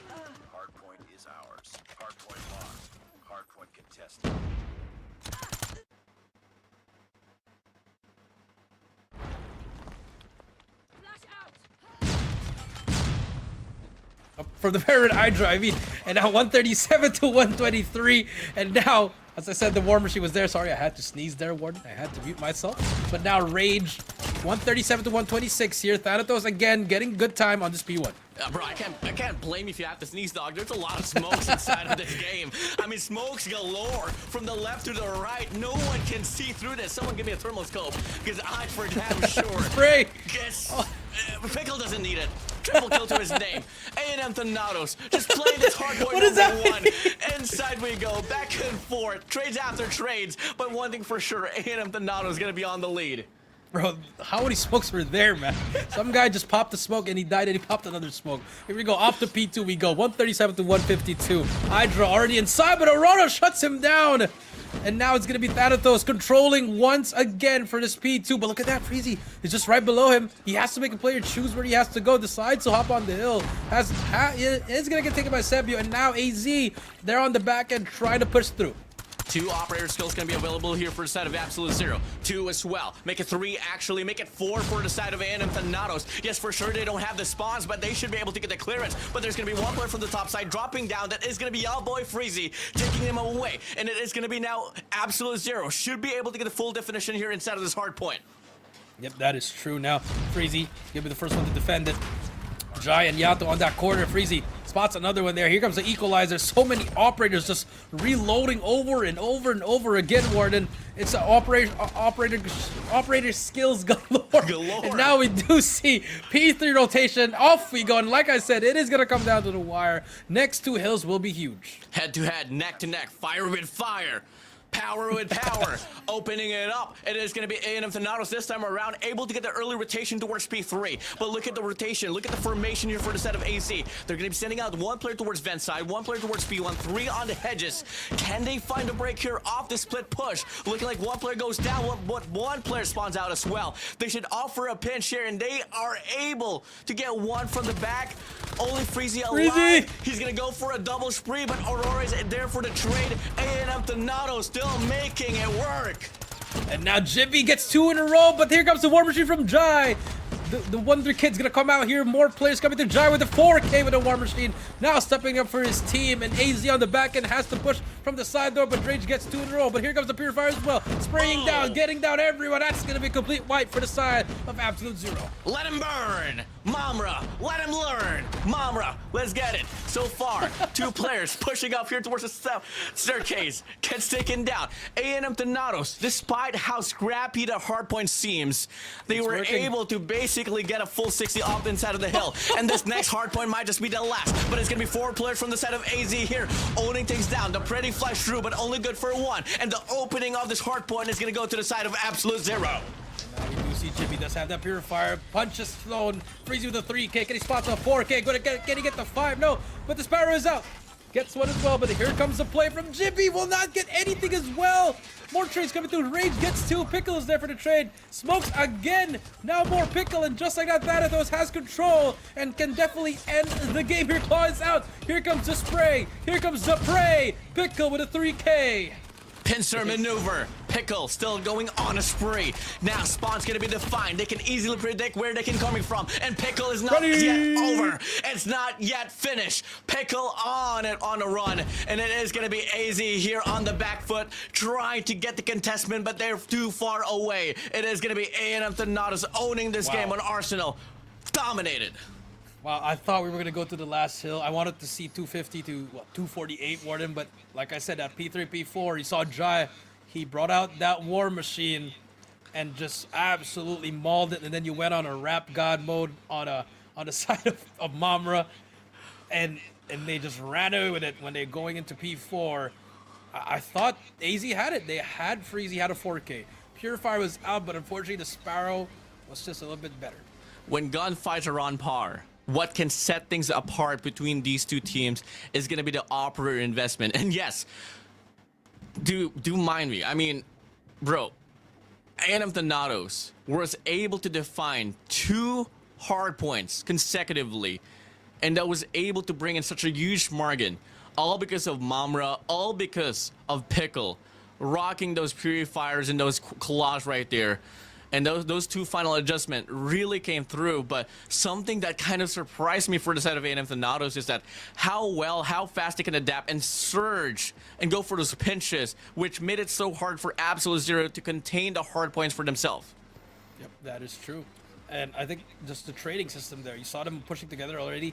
They had some problems at the start. You know, AZ did hold down some points there, but when it reset back to that second rotation, you saw Thanatos working together, pushing together, actually waiting for each other. And then when they have that operator skill, they just started like just barraging and just pushing at an unbelievable pace.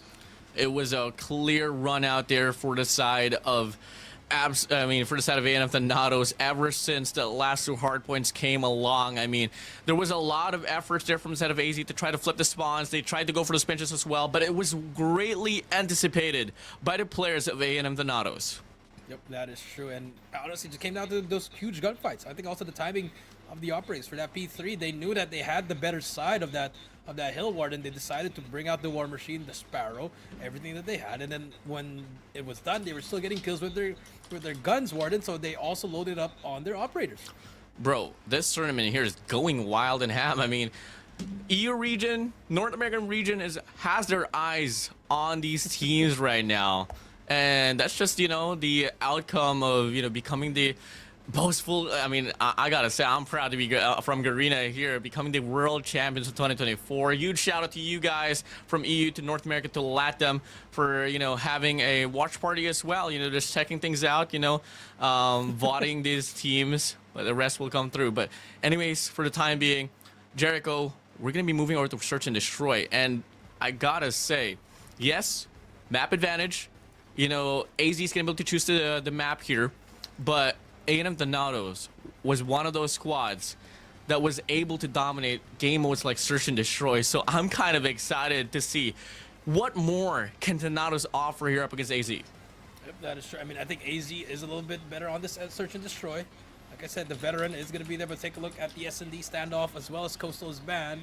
So let's see what the roulette is going to choose. And I'm guessing we are going to go to a... Oh. Go. Oh. Tunisha. Tunisha. Okay. You know, it's just one of those, like, you know, in lucky draws and COD, you know, when it hovers over the mythic, hoping to get a 1 COD point mythic, then all of a sudden it switches to a melee, you know? TCC just a little bit. Just a little bit. But just hey, you're right. 2 times now. It's going to be the second time around that we're going to be able to see Tunisha Search and Destroy. Earlier it was Ankh and Elevate playing this one out. So, hey, let's see. I for sure damn can guarantee that it is going to be the snipers that will be rocking things down here. Sebio, definitely a man you should watch out for. Yep, not only that, Jai. I'm going to keep on repeating his name. Jai. That guy is going to fry. Hey, that rhymes. Ryan, rap god.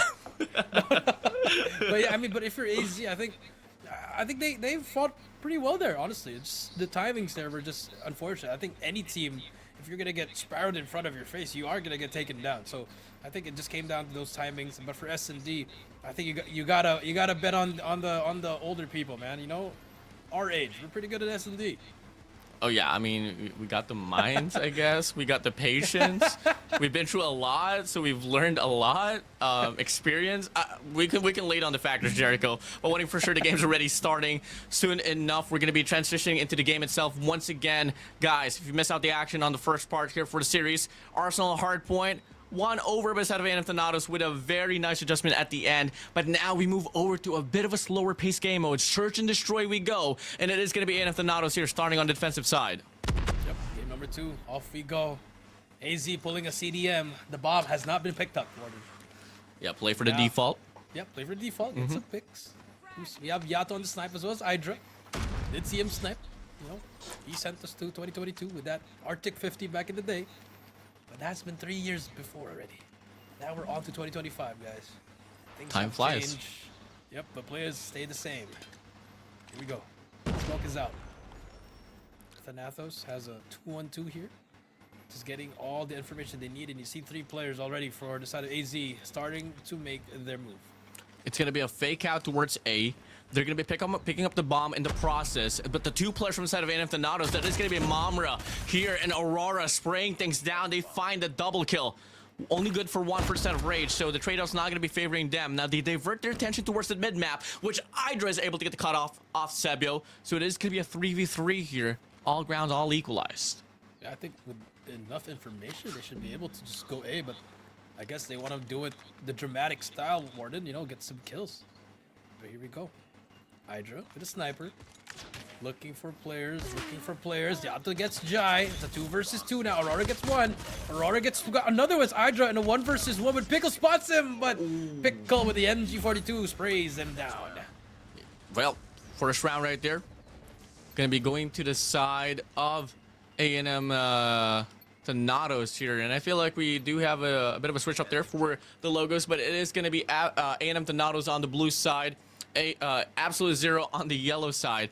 And now you move in now towards the next round. It is going to be a pretty heavy mid-control push here for the side of Absolute Zero. It is, and again, same setup for them. Looking like Elevate. A wink, a wink. Rage gets a spot on Jai. That's going to be number 1. Here they come. Pushing up now. Smoke's going to be deployed. Another smoke right there, by the way. And another one. And another one we go. Another one he goes. Rage is out. Freeze is there for the trade with the PDW. Picks it up. Hydra in the process able to get one. But it's now going to be him all alone and gets caught in the pinch. Sebio with a sniper puts him down. A&M Thanatos here going 2 in a row. I wonder who the coach is for Thanatos. I wonder who. Looks very similar from the setup we saw last series. But then again. Someone bringing Sherlock Holmes, bro. So here we go. AZ 0-2 hasn't answered back. Hydra, they've been getting picks, but they could not capitalize it. Well, early kill right there for the side of Hydra, though. Able to get Sebio out already. That is going to be forcing the formation for the side of A&M Thanatos to be a bit staggered, but they are leaning towards the A side, which exactly where the players from the side of Absolute Zero is going to be leaning towards to. But Jai finds Hydra. Now that's going to be the numbers here favoring them for a moment or so as Yato picks up Pickle.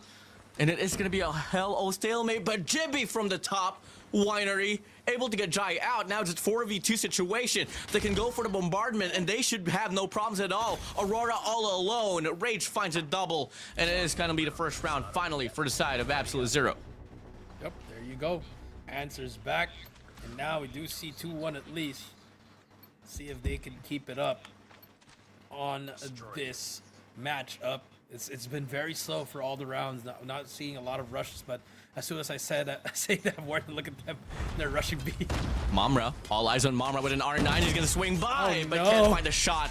Aurora's longing for the trade, but unfortunately she gets overwhelmed. Running it down. Absolute Zero we go. One more player to worry about, and that's going to be Jai from the top side, but can he ring the bell? No, the punch doesn't connect, but Freezy from the top, able to get the trade. Sebio's not going to be all alone. It's a 1v4 situation. Sniper in hand, from the rip, from the flank. Can he do it? Let's come and find out. He knows there's going to be one on his right. Free aim! Gets the first one. That's number 1. 3 more to go. Spaciato, that's number 2. Sebio on the verge of making a 1 versus 4. Now this is very winnable. But we do have 2 SMGs here. The timing could be everything. Take your time. Yep, just got to take your time here. Get 1. 25 seconds though. Not on your side. Has to push out now. Spots Freezy! It's a 1 versus 1! He spots Rage! No, but Rage quicker on the trigger. Gets the round. A scary round for AZ. Really scary. Didn't even have to go to that way. And now, there should be a calling for you. Snipers inbound. Players can isolate you 1 by 1. If you give them the opportunity, A&M Thanatos can prosper from that.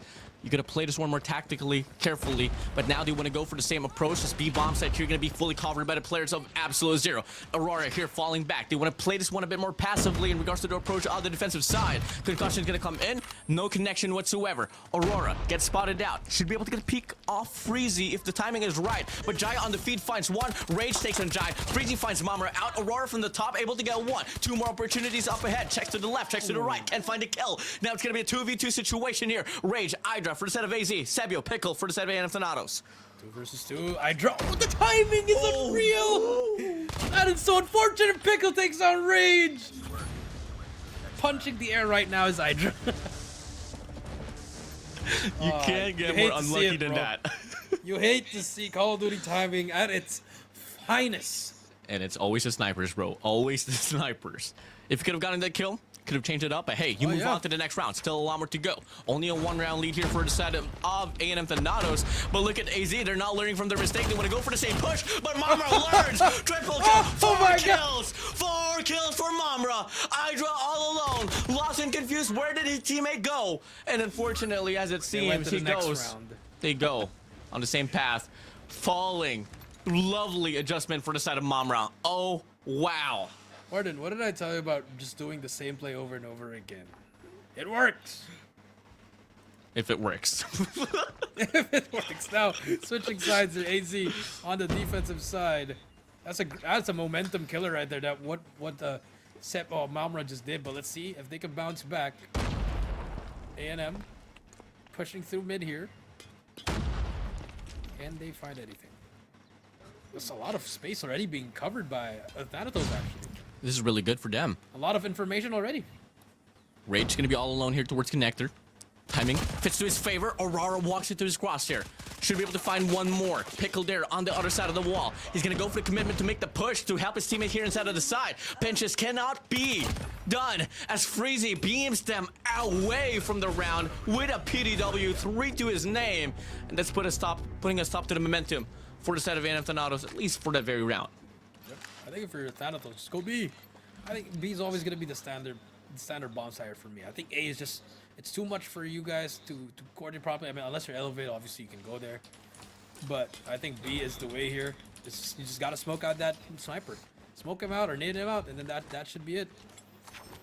Rushing B, sending out Jai to lurk as well towards Winery. If the rotation goes for it, he could be able to get one in the process. Yes, he does, but the trade comes in. He'll be able to get the trade, but it's gonna be a full side coverage now here for the side of ANF Thanatos. But they gotta worry about the possible flank for the side of Freezy as well from the back. Yep, that's true. Bomb is gonna go down. Aurora a little bit aggressive there, but the aggression does pay off. She does get one, but Freezy at the back takes down Mamra. Freezy now. Just go for the defuse. No, it does not. Never mind. Spots one more. Freezy there. He's gonna help his teammates. Aurora gets one, but gets straight out by Freezy. So 1 versus 2. Pickle spots one as well, but Rage. The spray, the prey. Pickle. They're both weak here. Rage gonna get spotted, and the wallbang is there. Did not wait for him to at least regen there. I think he could have ego trailed that if Rage just like waited for his health to come back. As he thought that the relevance of the MD42 is not going to be around anymore in the competition. Nah, search and destroy, it beams, it burns. And now it's bringing ANF Thanatos to a double round lead. One more to go for match point, and another to go for the win itself. And they'll look to go for the same play here. This time, Rage going to be extended towards Pot. He is going to be holding this corner down. There's going to be 3 players here pushing up towards Red Hall. 1 player lurking towards mid. Can he find the timing here? Sniper and down. Hit marker prevails. He's going to go for the spray. Oh, Rage. On a primal Rage for sure. Jai off the rip. Going to be able to get a kill. Can he find a refrag? No, he can't. Jai with a double. 2v3 situation. Rage goes out. Now it's a 2v2. Jai spots him as well. Puts down Hydra. The Wonder Kid is on a roll. Mamra now. He's going to get spotted from behind, but he's going to win that gunfight. Mamra gets him, and there you go. Match point for Thanatos. Jai. We have the Terminator. That is Luffy, but now I think it's PJ. And now we have the Wonder Kid. It's going to be... Oh, if someone wants to give a different nickname. The Wonder Kid. The Wonder Kid. Jai. What a shot. Fades Jai. Phase Jai. Hit him with a YY. Checks out so far. ANF Thanatos want to play this one dearly, carefully. Just waiting for some pickoffs to happen, but they're going to be reverberating around this ace side, sending Jai here from the top. He gets taken down. Freezy able to get the first kill. Can he find a second? No, he can't. Gets concussed, but inside of the smoke. Has that safe haven. He is going to be able to pull away, and it is going to be still a complete squad here for the set of Absolute Zero. Yep. Here we go. Absolute Zero. 5 versus 3 here. Jai and Mamra has been taken down. Aurora, Pickle, Sebio. Still have a sniper in hand. Sebio trying to find something here. Rage takes down Pickle. It's a 2 versus 5. We've seen clutches for the side of ANF Thanatos. Not so exactly certain if it is going to be pretty possible off this round. Hydra not going to be able to get the shot. It is going to be Rage beating him to it. Sebio able to get the shot now. 1 kill, 1 cut the chase. Still 4 players remaining.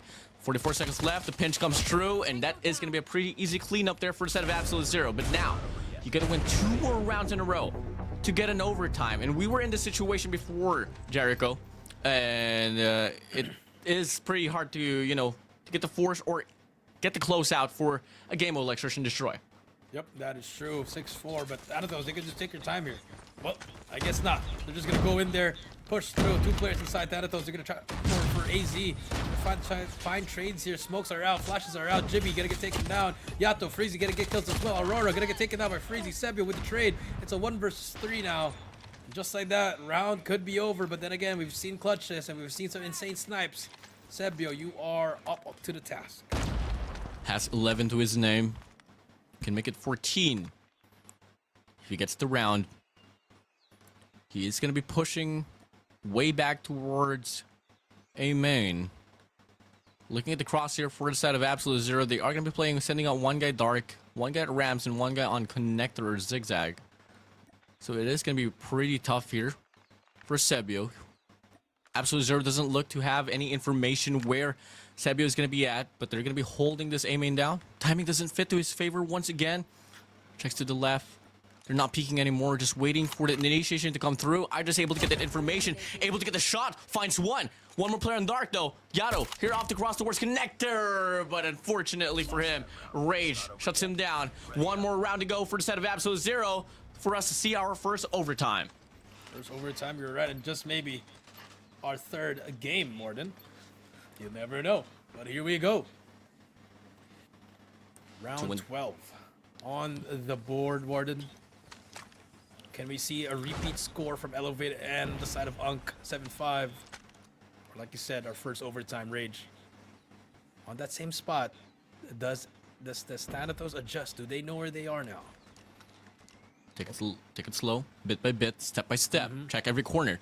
But look at Hydra here, very good spot, especially if there's no contention whatsoever from directly out towards B main. But Rage is going to be there as well if ever it does come through.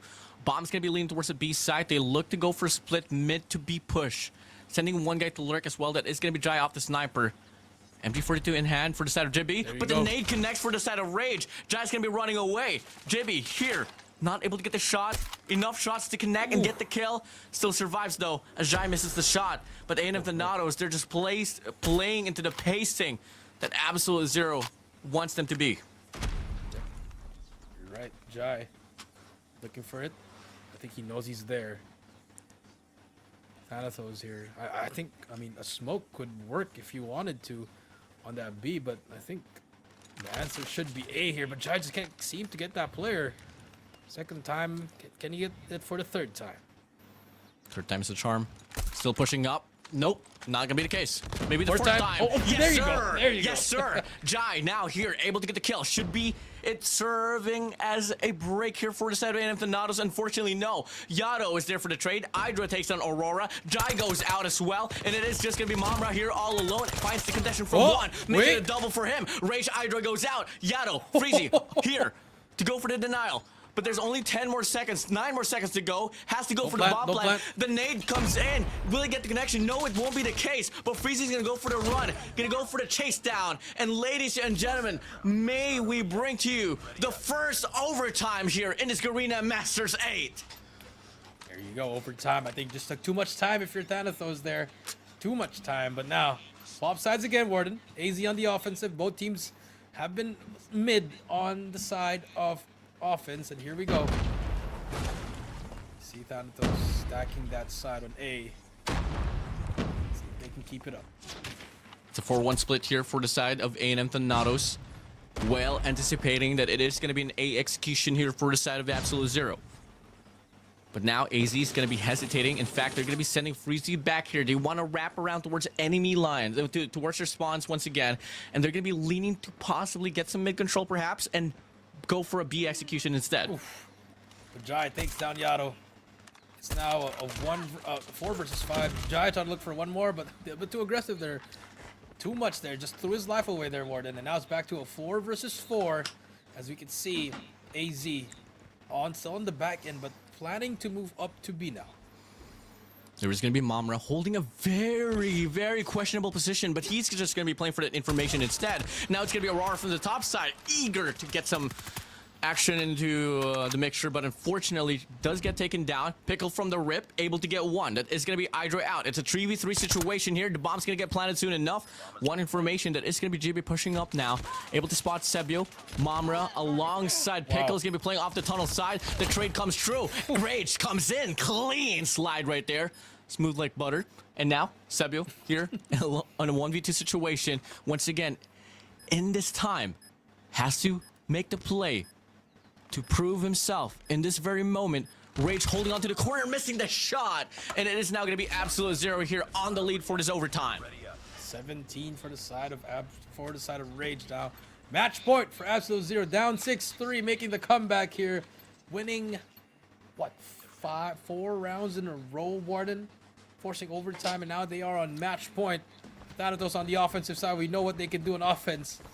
They're just gonna run through this, but Hydra takes down Dry, and just like that, numbers game not on the side of Thanatos. Yeah, when you get that wall bang right there off the rip, you should be able to go for the count already. That is going to be the B execution. Rage in the process, finds one before he goes down. Freezy comes into the mixture with a PDW, wipes it away. Clean up now, run away. Sebio, go bye-bye. Wow. We're heading straight towards game number 3. That was a choke by Thanatos. 6-3 WardeN. He had at least 2 chances to close it out. And again, we've been saying this for the longest times, WardeN. Closing out is one of the hardest things ever, especially in an S&D. And unfortunately for Thanatos, now they have to close it out in a respawn where it's anybody's game, especially with the momentum on the side of AZ. Yeah, I mean, that was a pretty clean comeback right there for the side of AZ. Had to go down to what? Forcing 2 rounds win to get that overtime and getting it all done on the first initial, rotation of that overtime, not giving the slightest, just disruption at all there for the side of Thanatos. Now, Jericho, finally, I was kind of hoping to see this earlier. I was too excited to the fact that it didn't really happen on that first series because it all went down to a 2-0. Finally, this time around, all grounds all equalized. There's not going to be any game moves after this. This is where you can get the call on who can win the series, and that is going to be moving over to Control. Yep, that is true. And now for Control, no map will be banned, but for AZ, they will be the one picking this map due to the Mercy rules that we talked about it. And for Thanatos, I believe they are the ones to pick the side. So again, it's Raid. We have Crossfire as well as Takeoff. And I gotta ask you, Jericho, which map do you think it will be, man? I mean, or which map do you want to see? Because I personally have been Crossfire. Crossfire, yeah, exactly. But I mean, realistically speaking, I think Raid. It's the most known. Everybody's been playing it ever since Control came out. It's been there already. But maybe also Takeoff. Takeoff is pretty solid as well. I like that map for Control. You can play it safe, play Raid. You move over towards Takeoff, which honestly leans towards having really good map control. Once you get that extension, you can keep the players away to be able to get any map control. So there's a lot. I mean, I love the map pool that we have here for Control. You get a mixture of both worlds for a Raid. Map control, but it's not the most punishing map out there, especially if you get spawn trap. Unlike Takeoff, you move over towards Crossfire, which is a bit of a toss-up. So, hey, it's only one way for us to find out later on, and that is going to be when the teams are going to be able to choose the map itself. Yep, that is true. That's what the Mercy rules are, and I like it. Because you saw what happened. AZ did pick Tunisha. They almost lost it, but Calm Cool collected. They won 5 rounds in a row to force overtime, to win 2 more, and now force game number 3. Now, both of these teams are not going to earn 3 points because none of them got the 2-0. So at least just one of them will get 2 points. The best part about having Control as the last and final game mode here is that there's only 3 maps for Control. So it's not going to be a lot of preparation as much as you would want to have for like a game mode like Hardpoint and Search and Destroy. So this map pool has been around ever since the qualifier started, even way back, by the way. So there has been a lot of reps should be involved into the picture in regards to the preparation of these 2 teams for this one. So regardless of whatever map there will be, I feel like everything is bound to be pretty interesting, Jericho. I'm expecting a round number 5.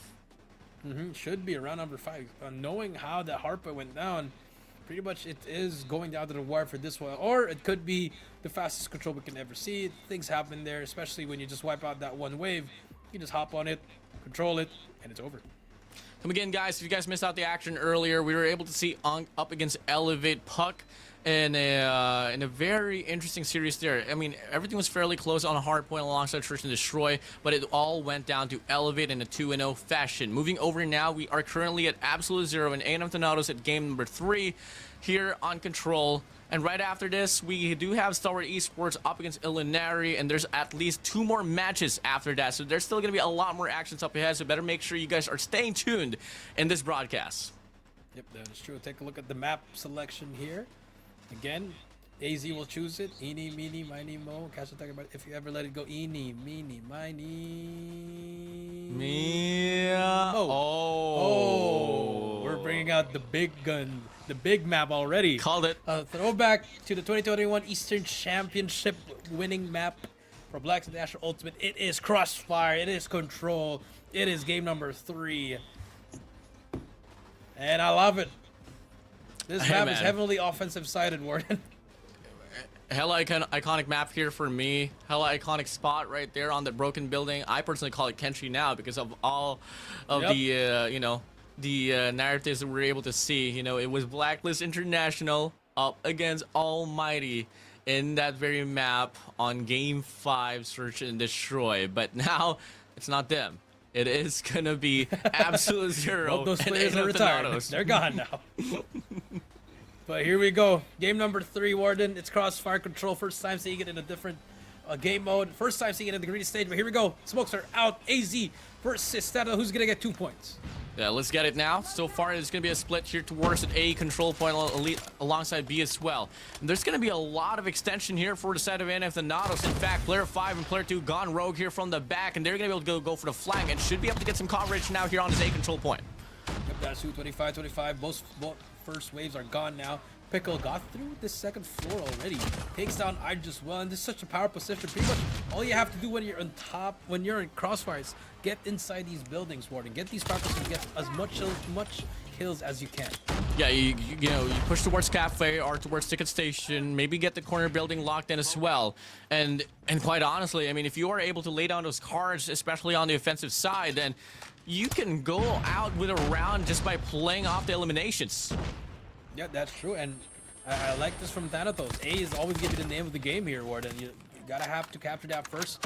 Going B is a little bit of a dead wish there, but now we do see 14-16 here. Lives are not being used properly on both sides, but now Thanatos getting some lives here. 5 live advantage. A is covered. 1:45. Yeah, and if the Natos now breaking away from the players of Absolute Zero. But we are getting a bit of recovery now here for a set of AZ. In fact, it is going to be Yato now here extended with a Type 19 here towards Butchers. Player 3 going to be going for the push. Hydra here from the back, able to beam players down from afar. And now it's only going to be a 2 life differential. And it is going to be NM to Natos here on the back foot in regards to the positions. Yep, that is true. And now, Freezy on your screen. Can they find anything here? 6 versus 9. A little bit of an S&D. Hydra, big kills from Freezy. 5 lives remaining from Absolute Zero. No more respawns. Hydra, big kills. Yato gets him on with the spear. So 5 versus 6 here, WardeN. A minute left. Now this is where things get very slow. Take it slow. One operator going to be available for both ends. Sebio here going to be going for the push. Unfortunately, he doesn't check the corner. Yato able to get the kill. Still though, a 5v3 situation, still favoring A&M to Natos. Yato still rogue here on this center building. How does he get that? Able to get the kill. Jimmy able to get the cut as well. It's a look at Yato. Yato's still alive. Yato's still alive. Here, he gets 3. 4 spree to his name. He falls back away. Knows for a fact the advantage lies on their hands, and it is now going to be A&M to Natos here, scrambling again. How did you see? How did he get that? Did you see that, WardeN? He's surrounded, rage now. He's gonna get taken down by Jai. Off to a 2 versus 2 now. Nade bounced back, almost kills himself. Jibby Yato, Jai Aurora, time 15 seconds left. I think they're just gonna go for a fight for it. Here they come. Here comes the gunfight. Yato gets 1. Yato gets 2. 6 kills for Yato. Biggest fights in that first round. AZ 1-0. Not a fan of what Thanatos did there. He could have just transferred over to B, but hey, it is what it is. 1-0 now for AZ. I mean, what kind of adjustments can you do when Yato is going to be able to perform like that? Movements all over the place. Go to the second floor, back to the first. And just able to this maneuver the players of A&M to Natos. Now, investment galore here at the rip of this very round. And it is going to be the players of Absolute Zero getting that incremental lead here at the start. Yes, that is shooting rage now over at B here. Just putting some attention here. Look at the 4 players already going to B. They gave up A already, and Thanatos will try to go for it, but let's see if it will work for them. AZ still inside. Jibby can bring out his equalizer if he wants to. 23-23 so far. A will be captured now. Not much of a contention here on the defensive side for the side of A&M to Natos, as much as AZ was able to do on run here on that A control point. But now 22-18, A&M Thanatos once again scrambling across the map. Bodies drop all over the place. Investments coming into your face, but it's gonna be the Tempest out here for Set of Pickle. Good for 2, good for 3, good for 4. Count it up, and it's gonna be a minor recovery now here for the Set of A&M Thanatos. That is true. Hydra now picks up the sniper. Back to another slow push. They know there's gonna be a player on that top side. Jai takes down Jibby. Just trades back and forth. It's looking good for both sides, but again, it might just come down to the last 5 lives once again, WardeN. Oh 14-13. Mamra is out here cooking things up, slicing it down here on the butcher side. On the feed we go. Triple spree for the side of A&M Thanatos. It is looking to be a well run on the defensive side here for the side of Thanatos. Aurora is out with an equalizer, gonna go for the spray, able to sustain. And it is going to be AZ here looking to find a grasp on where they can get some map control. Rage not going to go in there. He sees that the Thanatos has made a setup inside that mid building. Aurora still has an equalizer, but hasn't got anyone there. Finally gets another kill. 7-9 now. Equalizer burned. Aurora gets shut down. 7-8. A minute left. Sebio with the punch. He's going to get 1. He spots another one. Freeze. He gets shut down. 5 versus 7. And now AZ on the back end, but 50 seconds still. Yato again, can he clutch up one more time for the team?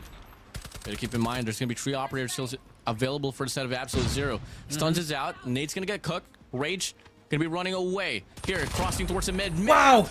Ballsy move right there, able to take Aurora out. Contestant come in towards the control point. Annihilator's out, but it gets taken down. Now it's gonna be AZ here, breaking loose. Pickle left alone. Pickle! He got a double. Oh my god. Hydra, Jibby, still playing around the mid building, but they are able to get 1. It's a 2v2 situation once again. War Machine. War Machine can be used if you wanted to. Pickle spots 1, gets information. 20 seconds left. Expect to pull out something here. The double push is gonna come through. Aurora, big kill on Jibby. Now, Hydra forced to use the War Machine. If I were him, I'd bring it out. Bring out the War Machine. Hydra still with a sniper here, already capturing. 13 seconds left. Does he bring it? He spots 1. He spots Aurora, but Aurora with the clutch kill. And there you go, 1-1. I wouldn't have mind if Hydra used that War Machine. I think it would have been better. Definitely. I mean, yeah, 14 seconds, but better chances of you winning that round. They're now tied 1 up. Can put the pressure on that objective, and maybe till then you can denominate where the last player is at. But this time, though, he does whip it out at the start of this round. Same goes for the set of Rage off the Sparrow. Spraying down. Freezy able to get some mid-map control. Gonna be able to get a double off the machine pistol. Still not stopping, not until the card detonates. But it is gonna be some early map control here, granted for the set of AZ. But Pickle just whipped the Tempest out to regain it right back. Yep, let's see what happens here. AZ pushing up. Rage is gonna get shut down. 22-25 again, and now Thanatos putting some influence towards A. Here comes the Tempest from Pickle. Spots 1 only. And look at Yato. Still had the damage. He hasn't pulled it out actually, WardeN. But let's look at Thanatos here. I think you just gotta capture A and let your lives just, cover your lives, or don't throw it away, in my opinion. Just take it slow, just a little bit. Play for the objective right there. Gonna be able to get a securement and the time extension as well. That should be 2 minutes to their name now. And now, you get to see, so far, they are surging towards this mid-map, looking to get that corner building control once again, and looking like it is gonna be a faulty wave here for the side of A&M Thanatos, so it is gonna be AZ so far sustaining. Annihilator is out here for the side of Freezy. Perfect time, perfect place for him to be, and he's gonna be able to find 2, but the Hunter Killer drone chases him down, but they are gonna be able to deplete the lives of A&M Thanatos. Yep, that is true, and now Pickle takes down Jimmy. Here comes the Death Machine. Yato gets shut down by Aurora. Rage spots him and gets quick scope by Jai. 12-12 we go. Another close round. 11-11. Make a wish, WardeN. Yes. Jibby, give us some highlights, please. You got that equalizer as well. There's going to be 1 player down below. 2, in fact. Aurora's going to be playing around this alleyway. Next to the dumpster, and he should be able to find 1. Make it a double, perhaps? No. Yes, he can. Make it a triple. Yes, he can. Oh, Jimmy. Sabio takes him out, but the damage has been done. 8-6 we go, but it's not going to be enough for the side of A&M Thanatos to get that equalizer, not yet. 1 life differential. 7-6 we go. Wish has been granted, but Freezy is there to be the bane of their existence. Yato takes down Pickle. 7 versus 4. Another one with the machine pistol. Beautiful stuff from Freezy. Smoke is out as well. Jumps down. Going through loops and everything that they can do. Freezy takes down Jai. It's a 2 versus 7. Sebio missing them shots. Fortunately, 38 seconds left. Can they do something? Nope. It's all up to Mamra in a 1 versus 7. And he's gonna get surrounded by all of the AZ members. Mamra, I mean, the more time you buy, the more opportunities that Absolute Zero can just build his operator skills up. Now they go for the push. They're trying to run away. Come again. But hey, he has a Sparrow. He has a Sparrow. Yeah, he got a Sparrow, but you know he's giving off 5 players from the side of AZ to build up those operator skills, and now they're gonna chase him down. There we go. That should be some good progress here for a set of AZ. But one thing about this very game here, Jericho, is that it always has been the defensive side that has been winning so far. So Even looking like it is a back and forth run here. So if the pacing don't change here, man, it should be a game here for a set of AZ. Yep, and there you go. Jai and Hydra gets 2 in a row. War Machine is out, 29 to 28, still at the start, but you do see the trades up. It's been the same story in this Hydra, another 2K with that War Machine WardeN, and now you see AZ putting a lot of pressure towards A immediately. Jibby here extended. Amount of smokes. Jibby as well. Counter sneezes here because everything's going pretty intense in this corner building. But now there is going to be some slight recovery here for a set of A&M Thanatos. Come again, they got 3 operator skills now, well ready for some investment. If they can go for the strike here, maybe till then they can get the retake on that A control point, but it's a bit too late. Pretty flies through. Information should be relayed. But Pickle's going to be lurking from the back, should be able to get the backstab. Idra! Can't find the shot and the trade. Pickle's still alive, running away. Rage longing to get the trade, but can't be done. But he decides to go for the extension here, should be able to wrap around. Oh, the timing. The timing with the stun is so unfortunate, WardeN. Now we do see the Sparrow, but Jai with the snipe. 19 to 18 here. AZ still having no more live advantage anymore. 15 to 17. Now we're back here on the stalemate, but nice shot from Hydra. 50 to 16. Can he still make it? This man has been in the COD scene for the longest time, still making plays, still a top player. And look at Aurora with the equalizer. Unfortunately, will not get anything. But information is there. Does she get checked one more time? And the answer is yes, unfortunately. She will go down. 12 to 13. Pickle gets a trade. Yato. Can he get another trade? Hydra is there. Look at AC pushing through B. This could be it. Yeah, big search here on the B control point. Here, player 3, Rage, going to be extended towards the mid-map as well. Should be able to lurk and wrap around. Finds 1. Checks out here on this mid-map. No opportunities granted. Jibby, able to get 1 instead of the control point. On the flag we go. But look at the map control here for the set of AZ. They got an Annihilator and the Death Machine out as well. They could go for the spawn trap, but Aurora is cleaning up the defense here for the set of AZ. Yato's still alive, though, off the Death Machine. Going to go for the spray down. Good for 1. Can he find a double? Yes, he can. Oh. And it's going to be A&M Thanatos here so far on the verge of saying goodbye here on this game number 3, but it is going to be the life depleted as well for the set of Absolute Zero. No more respawns. 4v3. Pickle finds Freezy out. This is it. Rage already on point. Gonna get that first segment in. Spots Aurora. But Jibby is there to take down Aurora. Another one from Ida. Sebu gets Jibby. So 1 versus 3 now. He has to run. The War Machine is out. Say hello to the next series. If you are 8 of those, you are not going to be able to clutch this out. No Annihilator, nothing, but the War Machine is still there. Third segment about to be captured. No more time for him. And that is it. Going to be GG. AZ come back down 0-2 in the series to close at 0-1 to close it out 2-1. And your victors for this series is going to be Absolute Zero with a 2-1 score. Such a stellar comeback right there. Yes, Yeah. for sure. A faulty Arsenal hardpoint for the set of AZ. Able to respond back with their own map pick off that Tunisha Search and Destroy. But this map right here was forced by A&M Thanatos. And guess what? It was Absolute Zero running it down in a 3-1 scoreline. Yep, that is true. And I mean, beautiful gameplay from both teams. I think it could have been a 3-0 WardeN if AZ used that War Machine. If I'd used that War Machine in round number 2, but I guess they wanted to do it the long game, did not want to risk it, and there you go. They won, and now for AZ, they have at least 2 points from this series victory. Yeah, beautiful run out right there for the side of Absolute Zero coming in. They just needed to, rev their engines up, warm him up just a little bit, and guess what? They were able to serve quite well. But was it a dominating ending there for a set of AZ? Absolutely not. I mean, every round from the control all went down to what? Both teams not having any more respawns, and it all went down to the proper usage of those operator skills. You talk about search and destroy, it went to an overtime. It was still a well-fought battle there for a set of A&M Thanatos. Yep, that is a well-fought battle for them. And I think they just had to work on that search and destroy. And again, momentum really shifted there. I think 6-3, if I were them during that S&D, you could just like slow it down and try to get it. But with that being said, 2 series down, 3 more to go. We'll be right back after this break.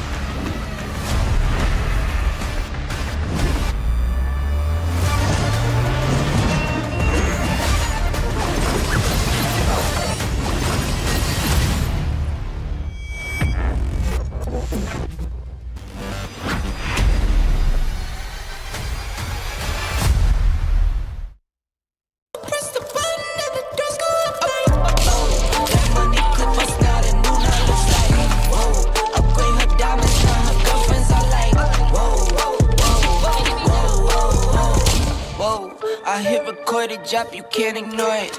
I'm transforming now these cars and planes, I'm always boarding. Just out touring down in Charlotte like I play for Hornets. When I'm performing, never boring, now you can't afford it. Champagne Perrier, finish friends on my face. Looking like I'm from the D. These no Cartier.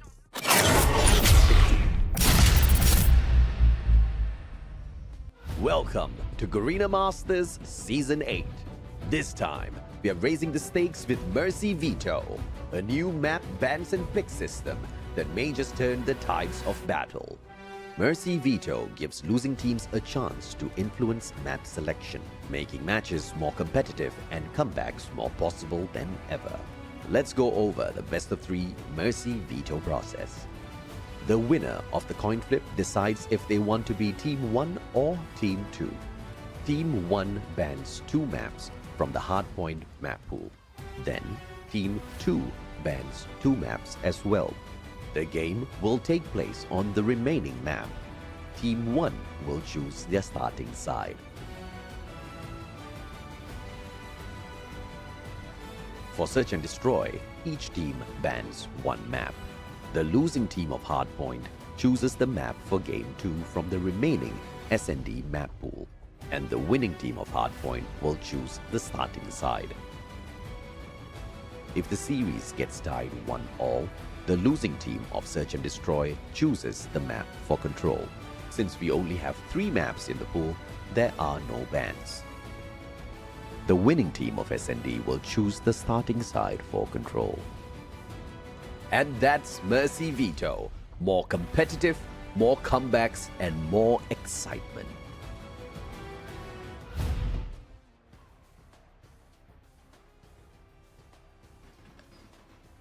And now we're already at the halfway mark here for today's first day of the group stage. We've gone through 2 very interesting series here at Jericho, and quite honestly, I'm really happy that we were able to see the game number 3 end off on Control Crossfire. But now we move over towards the next initial matches here. We're currently at Stalwart Esports up against Illuminari, and the next 2 is going to be Elevate up against A&M Donatos and Unk and Stalwart Esports. Yep, 3 more matches, and now looking at the other representative of Garena, Garena Philippines, Garena, I mean, sorry, which is going to be Stalwart, and no more Singaporeans, no more other. It's just Indonesians as well as Filipinos. It's the combination of champions in that side, WardeN, and going up against Illuminari. You have the veterans there, and you have some new people, some new players as well. Same thing like Tarks, and let's take a look at the map vetoes before we take a look at the rosters. Well, let's get it, man. I mean, initially, the map vetoes here has been pretty interesting, man. This Mercy veto has been a toss-up in regards to what will be the respondent on that second game, and clearly it favored Absolute Zero.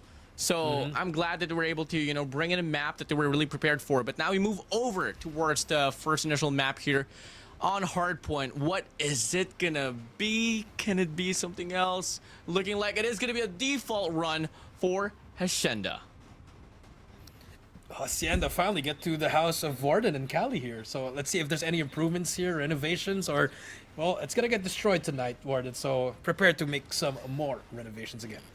Yeah, I mean, I got some electrical tape ready, some painting, some, you know, a lot of things for sure prepared.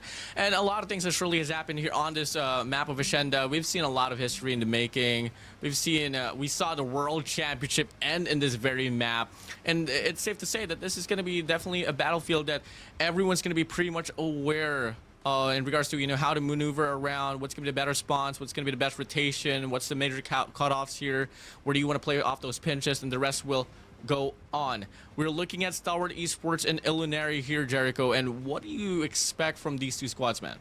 I expect a 2-1, but I think realistically speaking, it could also go 2-0 from any of these teams. I mean, Illuminari, I think everybody's looking out for. You saw Whoopi is that he is the guy there. Him, Risky, the 2 pillars of that. Then you also have Badman, and then you have the 2 young players, Rex and Gurk. I'm pretty sure they're friends with Tarks because they've all been playing together throughout the off-season days, and now undefeated in the qualifiers. Can they keep on going in this group stage? I mean, they had the OMG squad in the run for like some local tournaments. I think in the off season for Green and Masters, and they were able to dominate quite a lot. In fact, to the point that they were able to take down squads like Absolute Zero flawlessly. But moving over, there has been some roster changes that happened for the squad of Whoopi, which is now called obviously Illuminari. So if you guys don't know what happened with Illuminari on the qualifier stage, they were able to come out flawlessly. Now for the set of Stalwart Esports, they had a pretty safe ticket directly to the group stage. They didn't really go through any qualifiers. So this is going to be the first time that we're going to be seeing a brand new system, a brand new face for Stalwart Esports. In addition, they got a new player. That is going to be Steve. And they got a new coach. That is going to be a guy all the way from LATAM and all the way from the history of Godlike. We got Coach Igor now here handling the boys of Stalwart Esports. Yep, and hopefully he does make a difference just like how he did with Godlike. And for Stalwart, yes, Incendio retiring.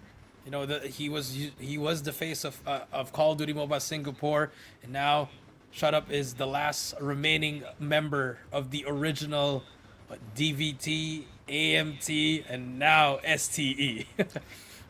I mean, you know, looking at this whole squad for Stalwart Esports, we were so used to seeing this whole squad consist of Singaporean players, but no, never mind. Neglect the past. We move on to the present here, and looking like we're heading straight towards the game already. It is going to be Stalwart Esports and Illuminari here on this first hardpoint here in Asenda. Yeah, first hardpoint Hacienda, Risky now, one of the few players that are still active here. Take a look, Skirb with the XM4. Okay, a little bit of a switch up there for them. AG here with Type 19 as well. Look at that, Stalwart off to a great start here for both teams, 10-11. I'm expecting to have a very, very close fight. Yeah, I mean, hardpoint team, Illuminari has one on the bag as well. Whoopi off that SKS was laying things down on the qualifiers, by the way. I was kind of worried about the pacing for the squad, but clearly Whoopi compensates for it with really good decision in regards to rotations. So now you move in towards the latter part of this P1, and it's going to be Illuminari so far here on the lead. Can it change? No, it won't be the case as Whoopi finds the kill, and the rest of his team, it's claims the scrap time. Yep, that's true. But now Whoopi now and Risky pushing through. Clove all alone here. Gets one. And that's going to be the problem with the SKS. If it's close range, mid-range, it's going to be very hard. Clove gets 3 in a row, but Girk is there for the trade. He is going to get pitched now. How much can he find? Finds nothing. And now SCE gets control of the speed too. And now Olinari on the back end. Yeah, Whoopi's here is going to be wrapping around towards Rockside. Going to be facing 2 players now. FDS is there to get the trade. And looking like it is going to be Ilinari here on the trail so far. Spawn's now going to get flipped away. Rockside now here granted for the side of Ilinari. But the problem persists. It's all about the control inside of the hardpoint. And Stalwart Esports are just playing trades so well. Got AG with the Tempest as well. Brings it out. Scare with the 2K. The XM4. Honestly, I've been wanting teams to use that. AG gets another one. Gets one more. AG, beautiful shots coming through. Whoopi with an EMP kill as well as a frag. The man gets 30 in a row. And Ilinari gets some scrap time, keeps it close. Yeah, lovely break there for the set of Ilinari. I mean, I thought that wrap around there towards Rockside would be pretty useless, but nah. They are able to retain the lead in the process. Now, early rotation here for the set of Stalwart Esports, but they got to worry about the possible pinch to happen as well. They got Rex here coming from well side. Player 5 Badman here extended towards Tin House. And it is now going to be the first initial points going to the side of Stalwart Esports. Yep, going to the side of Stalwart Esports. Shut up, gets another 2K as well. Here comes the Pred. Gonna shut down the player close. Girk gonna get killed, and now we do see FTX with the Purifier, Clove with the Equalizer, STE burning it up, but the score, it's still very close here, WardeN. As you can see, Girk struggling with 4, Risky with 5, but now Screw with the Death Machine as well. STE slowly getting away from this. Yeah, lovely cleanup there for the side of Clove coming from well side. Just spawn trapping them, by the way. He's on a 5 spree, making a 6 spree perhaps. Skirt puts himself into the mixture, gonna be able to clean up the players of Ilinari. 1 guy gone rogue, Badman goes out. 5 operators gonna be available here for the side of Ilinari, but if I was them, preserve that operators to Wards B4 instead. Now the Death Machine is just on a burner here. That's the good thing about it, but Whoopi finally gets him down. But the damage has been done. You know, look at the kills of ST. 13, 13, 10, 16, 17. On the kill department, ST is going great. On the side of Ilinari, Girk and Risky combined for 11. Yeah, it's going to be tough here. Now it's going to be Girk's turn here to try to take the spotlight. He's got one. Unfortunately, he's only got one. Off the flank, that is going to be risky now. Spawn definition. Stalwart Esports going to be able to get driveway away. Player 5 Clove going to go for the flank as well towards top office. They should be able to offer the pinch, but for the time being, though, Ilinari, they are able to break the hard point. Yep, they are. Let's see. Girk now on the point. Good times going to get from Ilinari. So far, going to get Whoopi all alone inside. He's going to get shut down by Clove and FTX. And now they're still close here, even though the kills are not on their side. The points are getting on their side. Clove with the Predator missile. We'll find one more. Spawns have been flipped now. And you do see AG just getting some spawn trap. Ilinari stuck on their base. Yeah, I'm loving the call here for the side of Stalwart Esports. They don't want to give any opportunities for Ilinari to be able to form up as a 5-man team once they go for the push. They'll always go for the extension, and they are able to get the cut. And it's going to be Ilinari here just pushing 1 by 1 and going down 1 by 1.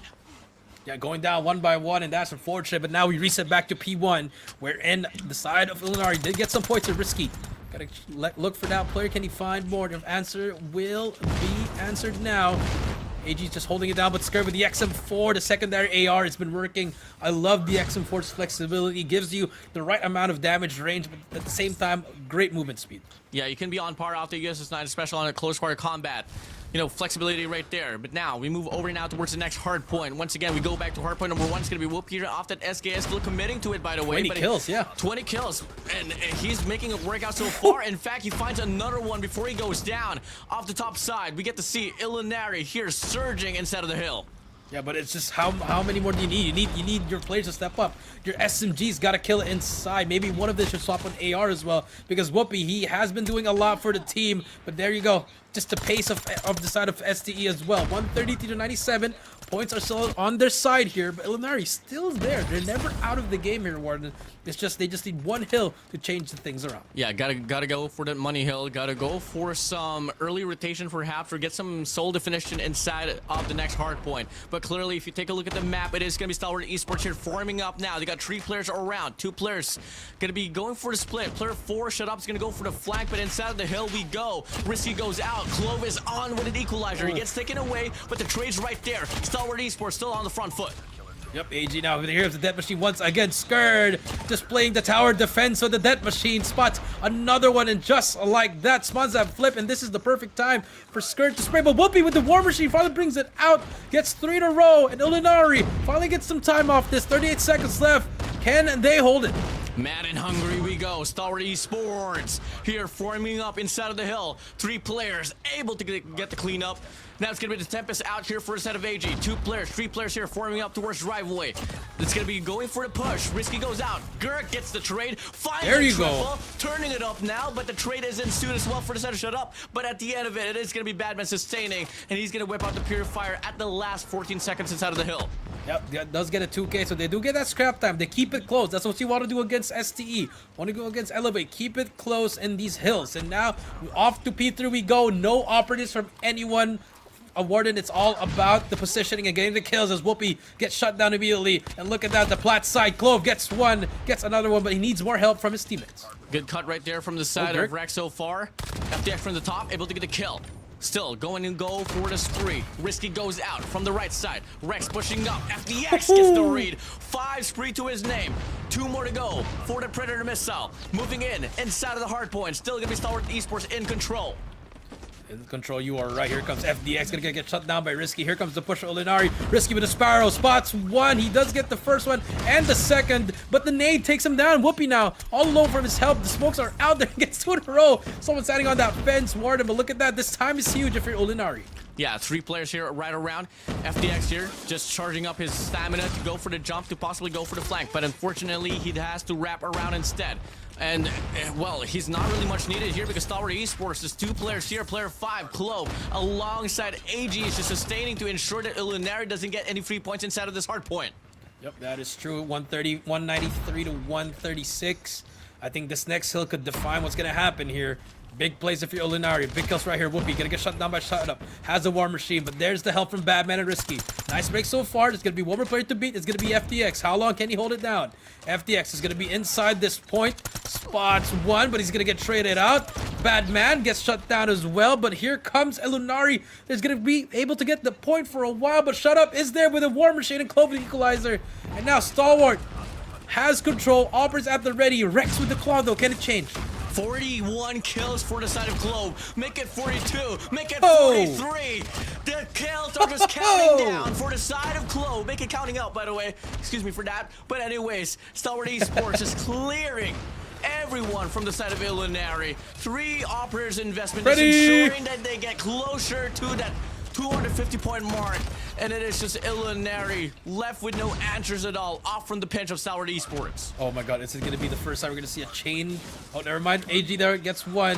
Can he spot more? Risky, trying his best to just contest. Does get 2 seconds at least, but it doesn't matter. Look at the clock. Look at the score. It's gonna be all Stalwart. Back to P when we go. Gotta have a perfect hold for Ulinari. The comeback is on. Yeah, can we see it happen? 2 consecutive perfect hills might just be the answer here for the side of Ulinari. So far, first initial wave has been sustained here by the side of Ulinari. They get topside control, but Skirt is slowly working for it as well for his squad. Clove is going to be hopping inside of the hill. True to smoke, he goes. Gert goes bye-bye. Badman's there for the trade, but Clove is just too good. Risky goes out. Skirt is in. Whoopi is on. And it is going to be Stalwart Esports once again getting the clearance here inside of the hill. Yep, 156 to 31. Just have to contest it if you're Ulinari. Good time so far. Nice trades coming through in this P1. But again, you have to think long-term, WardeN. You have to push up their P2 now. Get that flip already. And so far, no one's going to be on that point. And look at SC just applying so much pressure, but the pills are coming through. The Purifier from Badman shuts down more players. But there you go. Stalwart finally gets control of it. But here comes Whoopi just going inside the point. Smokes are out. They have to get some kills near endpoints. But at the same time, rotate to P2. 235 to 175. We go. Stalwart Esports going to be first on the rotation towards the next hard point. You take a look at the 2 operator skills available for the side of Ulinari. Risky. Gurk can come in. Sparrow's going to be out here for the side of Risky, but the hop up takes him away. 2 players now out here for the side of Stalwart Esports. It's just going to be Skirt here, holding things down, buying some time for his teammate, and looking like it is going to be enough for Stalwart Esports to clear up the hard point. 5 more points to claim. Take it all away. Stalwart Esports able to get the shot down here on this Asenda hard point. 250 to 176 is the score. I think we're in for a series right here, WardeN, but we kind of did expect that Stalwart would close it out, knowing that you have Girk and Rex. Is this their first tournament? Experience is going to be the name of the game. And you saw Girk struggling. What, single digit until P4? WardeN? So I mean, you get the nerves. It's okay. It's part of it. But now that you're in it, now it's time to bring it back into S&D, which I think, with Whoopi's guidance here with a sniper, we could see a game 3, or we could just see another 2-0. This is the first day of the group stage here for Garena Masters 8. The first day of the competition here where the broadcast begins. And for the most of it, we were able to see, some squads still trying to test the waters out. How does it feel to actually be here on the stage? And hey, you did say first game for Garek, first appearance for, the major Rex, tournaments of Garena Masters and Rex as well. So there's going to be a bit of adjustments that they need. But once they get the flow, we can definitely see them actually, be up there in regards to the impact for the squad. But for the time being, it is going to be a game rightfully owned by the side of Stalwart Esports. Yep, that is true, and congratulations to them. And I mean, as they should. I think they are the favorites in this matchup right here, WardeN. And now, moving on to S&D, I think this is where FDX will shine. I think we're going to see FDX versus Whoopi here with the sniper. But I want to see how AG plays. Nobody talks about AG. Blacklist, nobody talks about it. And Omega, he was the one that really defined that team. When he went to Stalwart, he was also the X factor. So now I think another great season is ahead for him. But can he take that next step? I think if he can, because they can match up properly with Elevate, but that's when AG, I think, needs more. Now that Incendio is gone, now that they have a proper team with a proper coach, I think this might be the year for Stalwart. We might just get a Garena versus Garena World Championship Finals. We'll see about it, Foreshadowing. Am I calling it now? Foreshadowing there. Maybe. I did. Hey, man. GM7, I did say Elevate was going to win Worlds. Hey, man. Stage 1 hasn't started yet, but, we'll see about it. But, hey, you talked about AG. I want to talk about it more.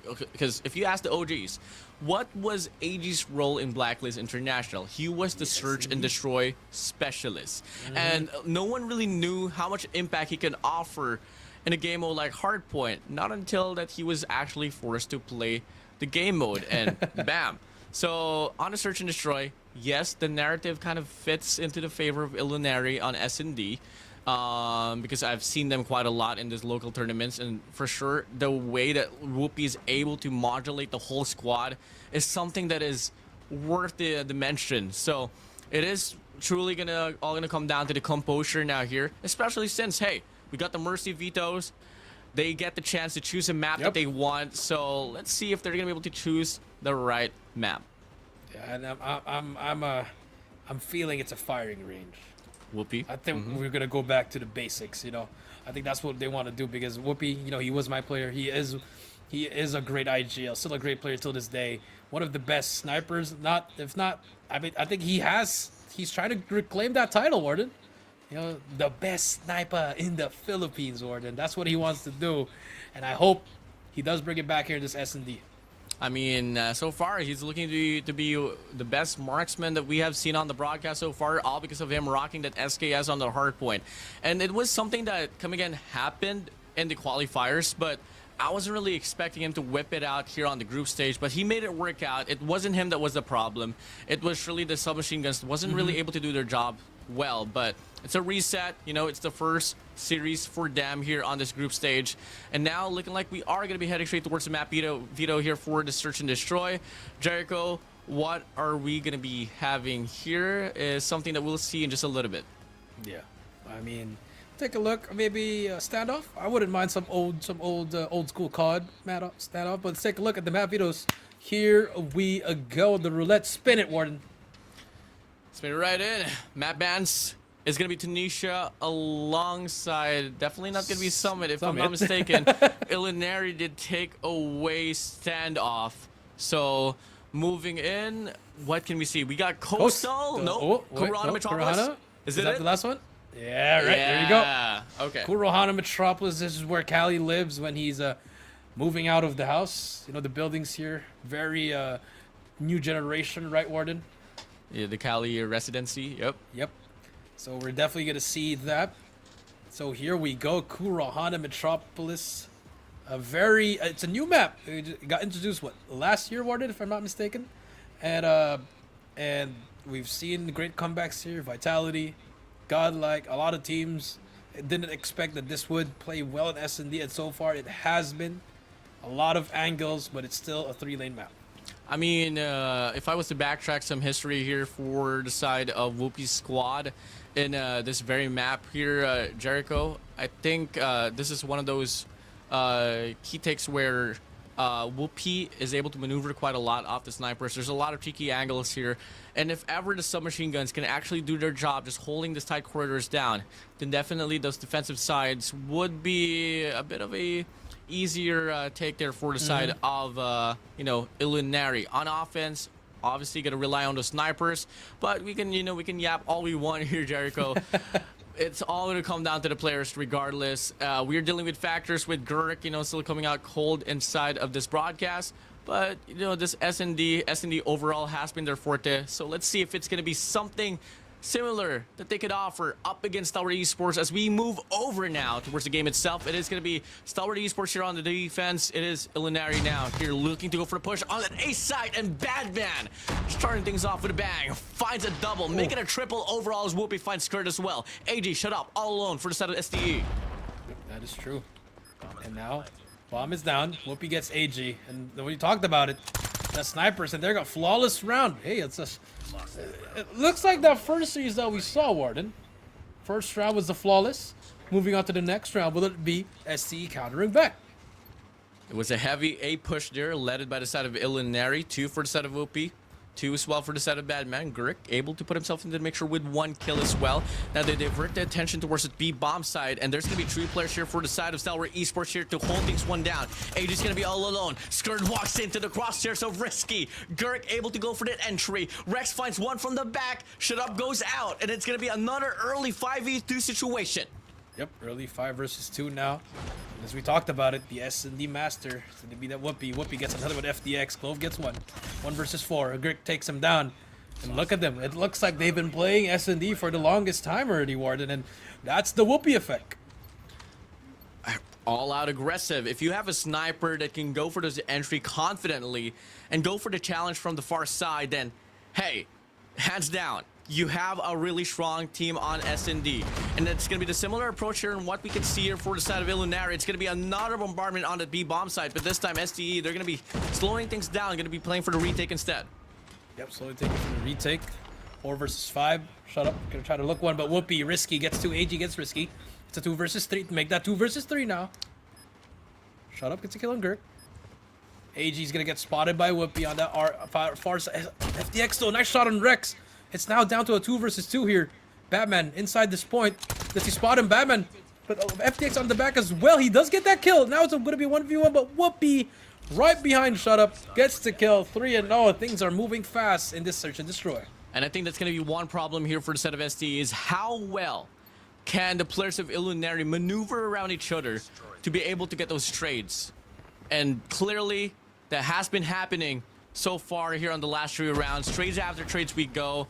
Change of pacing now here, and looking like it is going to be another ace strike, and it's going to be a repeat on how it went down on the first round. Big old clearance here for a set of Illuminari. That is true, but scared now. Timing could be everything here for him. Can he find something? Shut up. How's this corner? And ST's Search and Destroy looking like we haven't seen any adjustments yet. The trades are happening. This is still very winnable, WardeN. Risky's going to be holding the backside down. 2 players here. Could be up for opportunities. It's going to be Stalwart Esports here forming up here now, pushing in. Shut up. Able to get the entry. Risky goes out. Whoopi from the sniper. From the back, he goes. Rex goes out. Big old challenge for the side. Shut up. But Badman from the back as well, off the flank, is able to get the trade. And it's going to be another round for the side of Illuminari. Jericho, 4 rounds in a row. 4 rounds in a row. And now, here we go. Can they keep it up? Another push here on towards his mid-map. 3-man push, perhaps, here on this B main. Oh. And it's going to be skirted here, able to get the first kill. Can we see a big old spray down here for the side of STA? Yes, it will be. But Rex and Whoopi, the sniper prevails. Going for the challenge once again is going to be your boy Rex. But he gets taken down. Whoopi now here, the captain, all alone in a 1v3. Can't last any longer as STA Clo shuts him down. Finally, the first here for the side of STA. Finally, the first round. One more round before we swap sides. And if you are on the side of Illuminari, I think getting this 5-6 would be really great, Warden. No, just pushing that pace once again. Can they answer back? But look at STE. They're sending a hit squad at that A short. FDX gets that first one. He spots Rex as well. Gonna give out that call out. Here comes the peek. But from the back, from the flank, Rex and Girk, but AG's there for the trade. 2v2 now. AG gonna be in a 1v1 there, but Rex with the machine pistol shuts him down. That's all to shut up in a 1 versus 1 now. Shut up versus Whoopi. 2 legends of the game. Who has the better timing? Here, who's the better shot? Whoopi gets it. 5-1 we go. Olinari now. 2 more, and they're making it really fast. How many minutes are we into this? It's only been like 5 minutes. Probably going to be the fastest search and destroy here if ever Illuminari can keep up with the pacing that they were able to offer. Now, here's switch of sides. It's going to be a 4-1 split for the side of Illuminari, just sending out Rex all alone with a sniper on that A side, but the rest will be stacking here inside B. Risky able to get the first kill. Whoopi from the back. Lovely diversion of attention right there. The nade connect should be able to grab another information, and FDX goes by off that play. Skurd looking to get the trade. Should be able to get one more, and yes he does. Now it's a 1v1, but Rex off restaurant able to get the kill. Match and point. it's now going to be match point advantage already for the side of Illuminari. Wow. I guess load up map 3 already. Or do you believe in miracles, Warden? We already seen a first comeback a while ago. You know, 1 to from 6. AZ. Yep. I mean 3 to 6. Here we go. Let's see what happens. Shut up. Does he start it off? Nope. Does not. Girk, there you go. Scared gets 1. That's the first one. Yeah, they're making a comeback. Oh no, never mind. Step. Nah, I'm kidding. No. Hey, Maybe risky, not. risky, and Whoopi still alive. Oh. Not much of a good challenge there for a set of Whoopi, but Rex makes up for it though. All right. Off the play on that A side, but the rest of the players from the side of Stalwart Esports, they get the call. It's gonna be Rex. Gonna be going for the peak confidently, knowing for a fact it's a sniper, by the way. But Rex repositions, gonna be able to get the shot to connect, make it a double, make it a triple. Oh, Rex! Welcome to Garena Rex! Masters. Welcome What a debut! to the pros. What a debut! Not even that. Answer immediately by Illuminari, just like that. It's over. 7-1. Back we go to control. Load it up. Wow, you felt it. You felt it coming, Warden. Warden is stunned, right? Rex, by the way, is a testament that iPad players can compete in the big stage. Bro, Rex came from a tablet. Wow.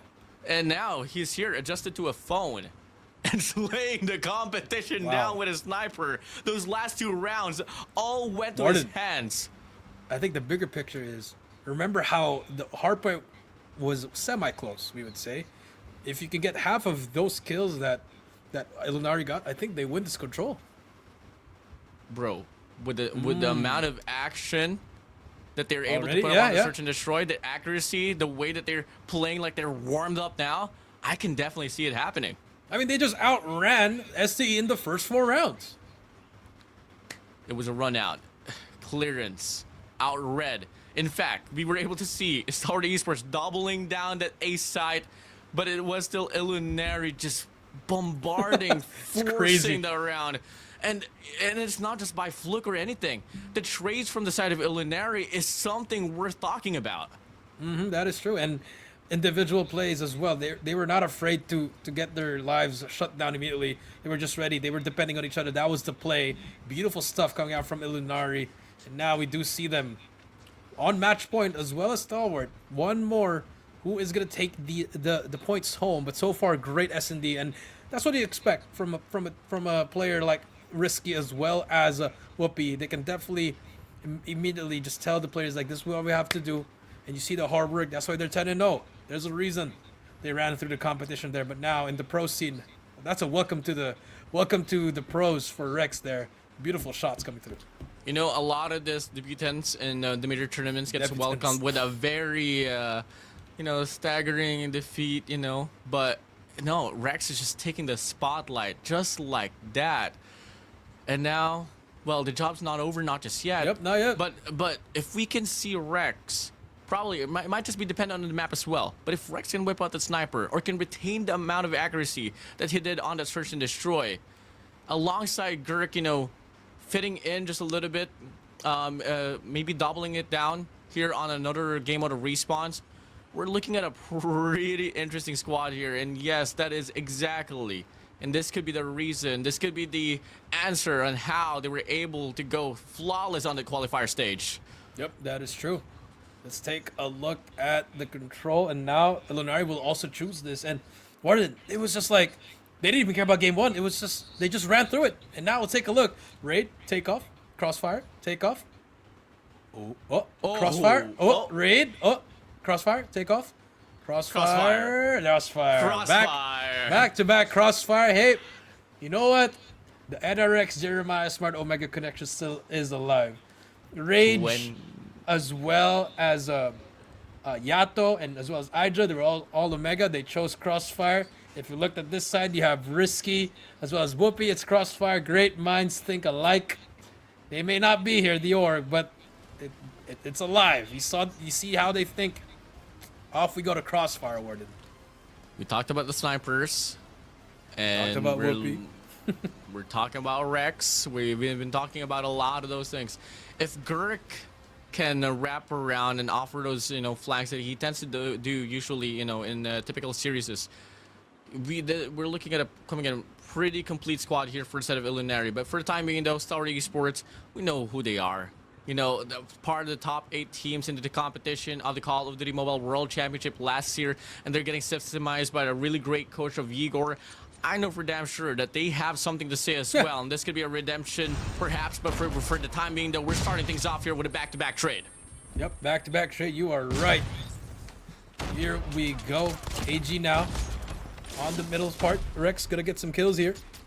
Immediately whiffs that shot, but Whoopi still running the SKS. I think he is fully running the SKS till it gets bad or till something happens. FDX gets 123-24 so far. Illuminari on the back end of this.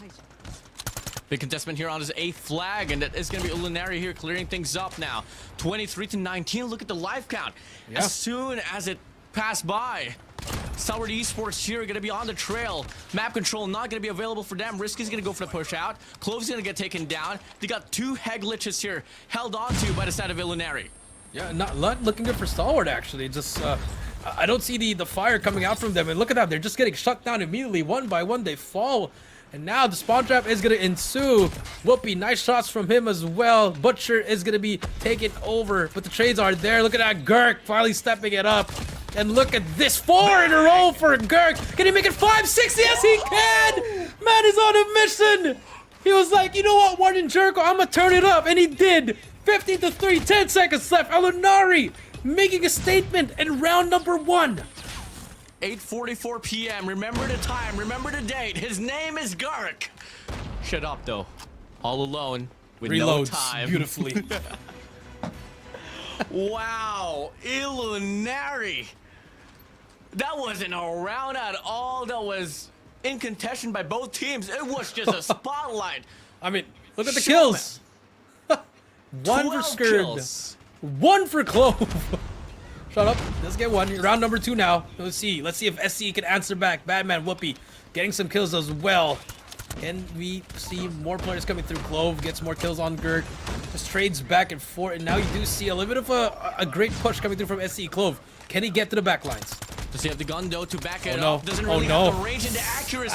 The Hunter Killer drone swoops by, takes him out. Next wave, next live. Now we get to see the entry come in here off this A control point. There's only going to be Skurd. Player 5, Clove, the cavalry arrives, but he gets taken down. Topside control here for the side of Skurd. Will he go for the contestation? Will he? Let's see what happens here. Shut up. Spots him as well. The machine pistol takes him down. Skurd now. Whoopi gets shut up. But 18-19, very close game. Last time we were in the 14 mark, the round was over, but now SC showing life already. They want to go for the capture here on his A control point. They know for sure that they need the time to play for Illuminari. Whoopi here off the flank. Should be able to slither towards the back of Skirt. Not going to be a problem for him, but the trade is on here for the side of Clove. 4 operators going to be available though for the side of Illuminari. If they can get the time here on his A control point, they should have enough playing room to be able to use those operators later on. That is true. 12-13 now. A's going to be captured. Clove, can he make a play here? Needs to kill just a little bit. I think he's waiting for his equalizer. Big 2-piece coming from FDX. Annihilator is out. This could be huge, but no, Rex! Just him down! And just like that, a minute and 30 has been added to the clock now. And back we go to another S&D. Whoopee, nice shots. War Machine at the ready. Spots AG as well. War Machine is out.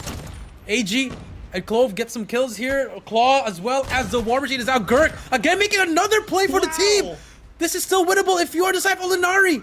Gurk still has some claw ammo here. Spots another blade, but no, the quick scope from FDX. Back we go to a 4 versus 6, WardeN. Killer Drone is out. Never mind. Rex here, showing some presence. Off dark. Skirt is gonna be able to get a kill off towards Whoopi. Contention still on here on his B control point, but unfortunately they get washed away. Rex gonna be the only player alive. 1v5 situation. Shut up. Running for dear life, able to sustain, and he's out on the mid map. Not a problem for FDX to get the shot. Stalwart Esports responding back with their own round. Very great round. I think if FDX didn't get that kill on Gurk, it would have been 2 already, WardeN. There was enough space for Gurk, but unfortunately the rest of his teammates blunders. But we move on towards the next round, which once again, Linnair was able to prosper quite a lot on the defensive side. Risky with a double kill off the Sparrow, but shut up, and Adrian responds back with it as well. And it's going to be an early clearance here for the side of A control point here for the side of Stalwart Esports. And look at Batman on the spawn trap. He's getting 2 more kills. Gets 4 in a row with that equalizer. Nice double push coming through from Linari. Now, shut up. Gonna get taken out by Rex again, but gets speared into his next life. 25-18. Stalwart here struggling on the offensive side. Look at this fabulous defense for the side of Illuminari. Truly a masterclass performance here so far here for them. Risky off the flank, able to lurk around. Clove AG out. 23-15. 3 operators gonna be available for the side of Stalwart Esports, but it's not gonna matter. Woohoo! Gurk on a roll, 21 after a subpar performance in hardpoint. He has been stepping it up, 22-10 once again. And Gurk is still making plays for the team. 21-7, 30 seconds left. Not even a single soul of STs closing in on any of the point. 21 lives to play for. 5, 4 lives just counting down for the side of STE. My. Badman on a spree. Spraying down, Skirt able to get the trade, but there's no time left. Do what you must, but it doesn't matter. At the end, Illuminari just circling around the map, buying time. Skirt on the trail to go for the flag to get some kills, finds 1, but no time left. Illuminari now here on match point. I think if I'm scared, drop that for a Type 19. I think they're just moving a little bit too slow now. Get some fast movements here, hit a point, stop pushing out, reset if you're STE, but now they are on the good side. Definitely could bring it down, but FDX with that Annihilator, can he spy anything? Scurr with the Death Machine as well. Here comes the STE, here comes the comeback, can they find it? But no, the car bomb explodes on Scourge, shut up, gets kills on Whoopi. 26-29, 3 life advantage. Bulk of the kills is going to be going to the side of Stalwart Esports though. Annihilator's going to be out, FDX doesn't prolong it. Clove here extended, has the equalizer, but needs to get the close up if he wants to find the impact right there. Should be playing around Butchers instead, but it's gonna be AG here, gonna go for the spray, but SKS gets the heady, trades on for the side of Shut Up and Skirt, and looking like it is just gonna be the battle of who can play better defense. Yep, that is true. 17-26 now. Linari, they are struggling on the offensive side. Both teams have. It's always been the defensive side with WardeN. Now Risky, here comes the push on B. Influence is already there, and look at them, they're fast capping this B side. And SC, they're not even trying to clear. Whoopi just has to get some kills here, and this could be an easy kill. Get some progression here for the side of Illuminari. That's going to be the call of the game here for them. Second take of progress here on this B control point. Going to get contested, but they get the clearance once again. Third take of progress in rotation. And it is going to be Stalwart Esports here just trampling just for a moment or so. But this the B winnable. captures were already on. There's going to be 4 operators going to be available as well for the side of Illuminari. Oh my Do you God. force this? Yes, if you're Illuminari here, 1 wave is all you need. They just have to focus on the wave. Look at number 1, Risky right below them. They're crossing already. The EMP is out. They're going to go for it. Here comes the kills. Big fights right here. This is the last wave if you're Olinari. Unfortunately, there's going to be a player in the back. Whoopi with the War Machine. Could be the game change. Number 4 in the back as well. The flag. AG's going to get taken down, but no. Unfortunately, 2 versus 17. That's just a little bit too much. Like I said, that was that one wave they needed if they wanted to get the win. You miss all the shots you don't take, and it's not going to be a bad investment here for the set of Illuminari. Rex now here going to be all alone in a 1v5, plus 11 for the respawns for the set of Stalwart Esports. On the contestant here on his A control point. Looking like he is anticipating a flank here, but overall, he's going to get overwhelmed. But hey, we move back to the next round. Ooh, will Illuminari retain the sides? Looking like they will. So on paper, this should be a game given to Illuminari. But hey, anything can happen. Round 5, this is it. For the 2 points on the series. STE versus Olinari. FDX are running through. Gets naded out by Rex. Batman gets scared. Just like that, 2 go down, 3 go down. Can he make it 4? No, Clove answers back. There you go, but Rex without War Machine. Pred comes through. Does find 1. That's gonna be the Annihilator. Whoopi gets out of the room as well. 28-26. 2 life advantage for the side of Illuminari. Counter ops, counter kills. It's Clove here pushing up now. The timing. Equalizer. Woo! Rex goes out. Gonna go for the extension. Whoopi's gonna be longing to get the refrag, but from the back he gets tagged up. Checks to the left, checks to the right. Whoopi now claiming some elevation here on the corner building. Able to spot 2 information there, able to relay that information as well. And now, we get to see the push and the clearance here for the set of Illuminari. And they go for the cleanup here on his B control point, but AJ goes wild and ham. Here comes AG getting those kills. Shut up now from SC. They're not capturing, just want to get some points here, and this is gonna work. They're just trying to force it. 16-21. They haven't had a lead in lives in the offensive side, but now they are up 5 lives here. WardeN, they're looking to capture and destroy everyone. Stalwarts finally stepping it up. Shut up with a 3K. Can he make it 4? No, Whoopi shuts him down. 11-18. And now Illuminari crumbling down on this final round. AG out with a Tempest. Spots Rex, goes out. Whoopi as well, sprays down. SKS, not gonna be the case. The mission pistol, fast enough to get the trade. Out with an equalizer. It's gonna be Batman here on Rogue, but he gets taken down. Skirt is out with a death machine, and it's chalked. It's game over. Stalwart Esports putting up a stellar comeback. Gurk, Whoopi here, the last glimmer of hope, but Whoopi can't do much. Gurk with a claw can sustain as much as he can, but the narrative has been written down. Stalwart Esports closes it out at round number 5, being the winners of the series. Wow. Defense wins you championships? Hell no, WardeN. 2 defensive rounds and 1 offensive round wins you championships. But hey, adjustments. Wow, I think everybody thought that it was going to be Illuminari. Illuminari confirmed. Illuminari confirmed. But Illuminari confirmed. But they're confirmed to lose this game, and it happened. It was anyone's ball game, but it was just that Stalwart Esports, you know. Great adaptation for them. Illuminari was able to trample and just cause a massacre on the first 2 runs of the defensive side for the side of Illuminari.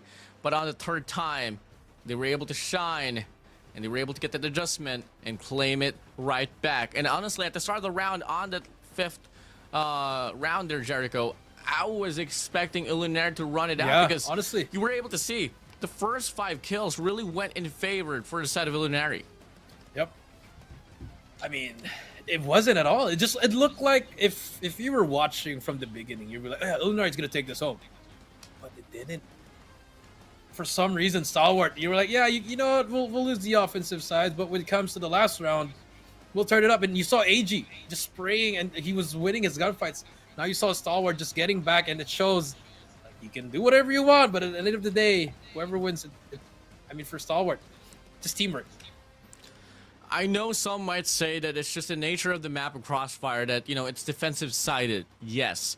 But there's definitely going to be a lot of things that you can pick up on and how well can Stalwart Esports actually recover in a situation where they have to play on the defensive side. And if Illuminari can actually condition themselves and actually, you know, learn from their mistakes here and have a better run on offense, they look to be a pretty scary team here on Controlled Crossfire. Yeah, but I think the problem there was that round 4, they let the side of Stalwart get streaks. They loaded up on streaks. They loaded up on operators. And when we saw Shut Up get that 3K, I'm pretty sure the call was just Pred. Boom.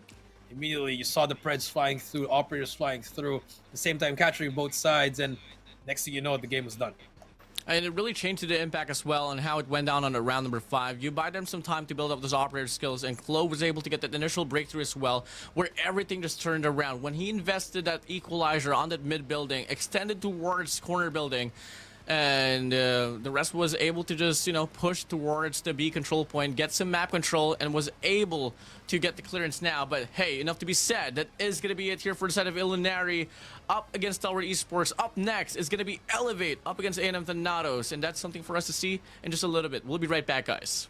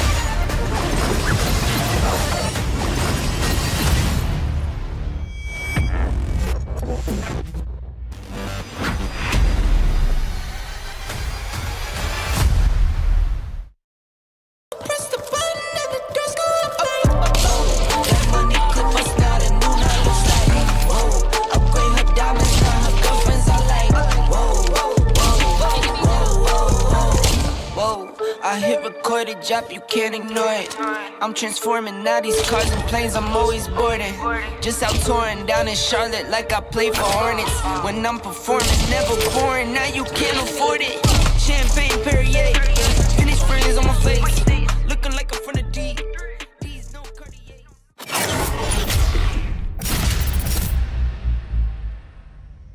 Welcome to Garena Masters Season 8. This time, we are raising the stakes with Mercy Veto, a new map bans and pick system that may just turn the tides of battle. Mercy Veto gives losing teams a chance to influence map selection, making matches more competitive and comebacks more possible than ever. Let's go over the best of 3 Mercy Veto process. The winner of the coin flip decides if they want to be Team 1 or Team 2. Team 1 bans 2 maps from the hardpoint map pool. Then, Team 2 bans 2 maps as well. The game will take place on the remaining map. Team 1 will choose their starting side. For Search and Destroy, each team bans 1 map. The losing team of Hardpoint chooses the map for Game 2 from the remaining S&D map pool, and the winning team of Hardpoint will choose the starting side. If the series gets tied 1-all, the losing team of Search and Destroy chooses the map for Control. Since we only have 3 maps in the pool, there are no bans.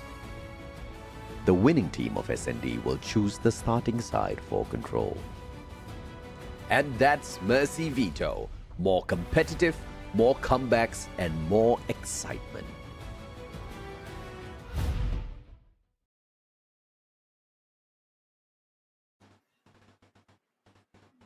Ladies and gentlemen, welcome back to the Call of Duty Mobile Garena Masters 8, the return of champions, and we just witnessed one of the best matchups for today. I agree. Would you agree with that, WardeN? Yes, you agree. I'm not going to ask you again. And now, back to our matches. Now we have 3 down, 2 more to go, WardeN. It's going to be A&M Thanatos versus Elevate Puck. I wonder what's going to be the funny side of the narrative, no? Yeah, I mean, Kalo, Aurora love story. Goes back to GM. I don't know. But hey, that's the story. We don't know what's going to happen. Are we going to see Elevate taking it easy? But obviously, as world champs, nope, they are not. They're going to push it to the limit. And for Thanatos, great hard point, but subpar S&D. Coach, I got to ask you here a very important question. You know, as a coach, you would run some VOD sessions with your team. Yeah. So, will Kalo run some VODs with Thanatos after this? That'd be so funny. Like, I don't like know. This is what we were thinking, actually.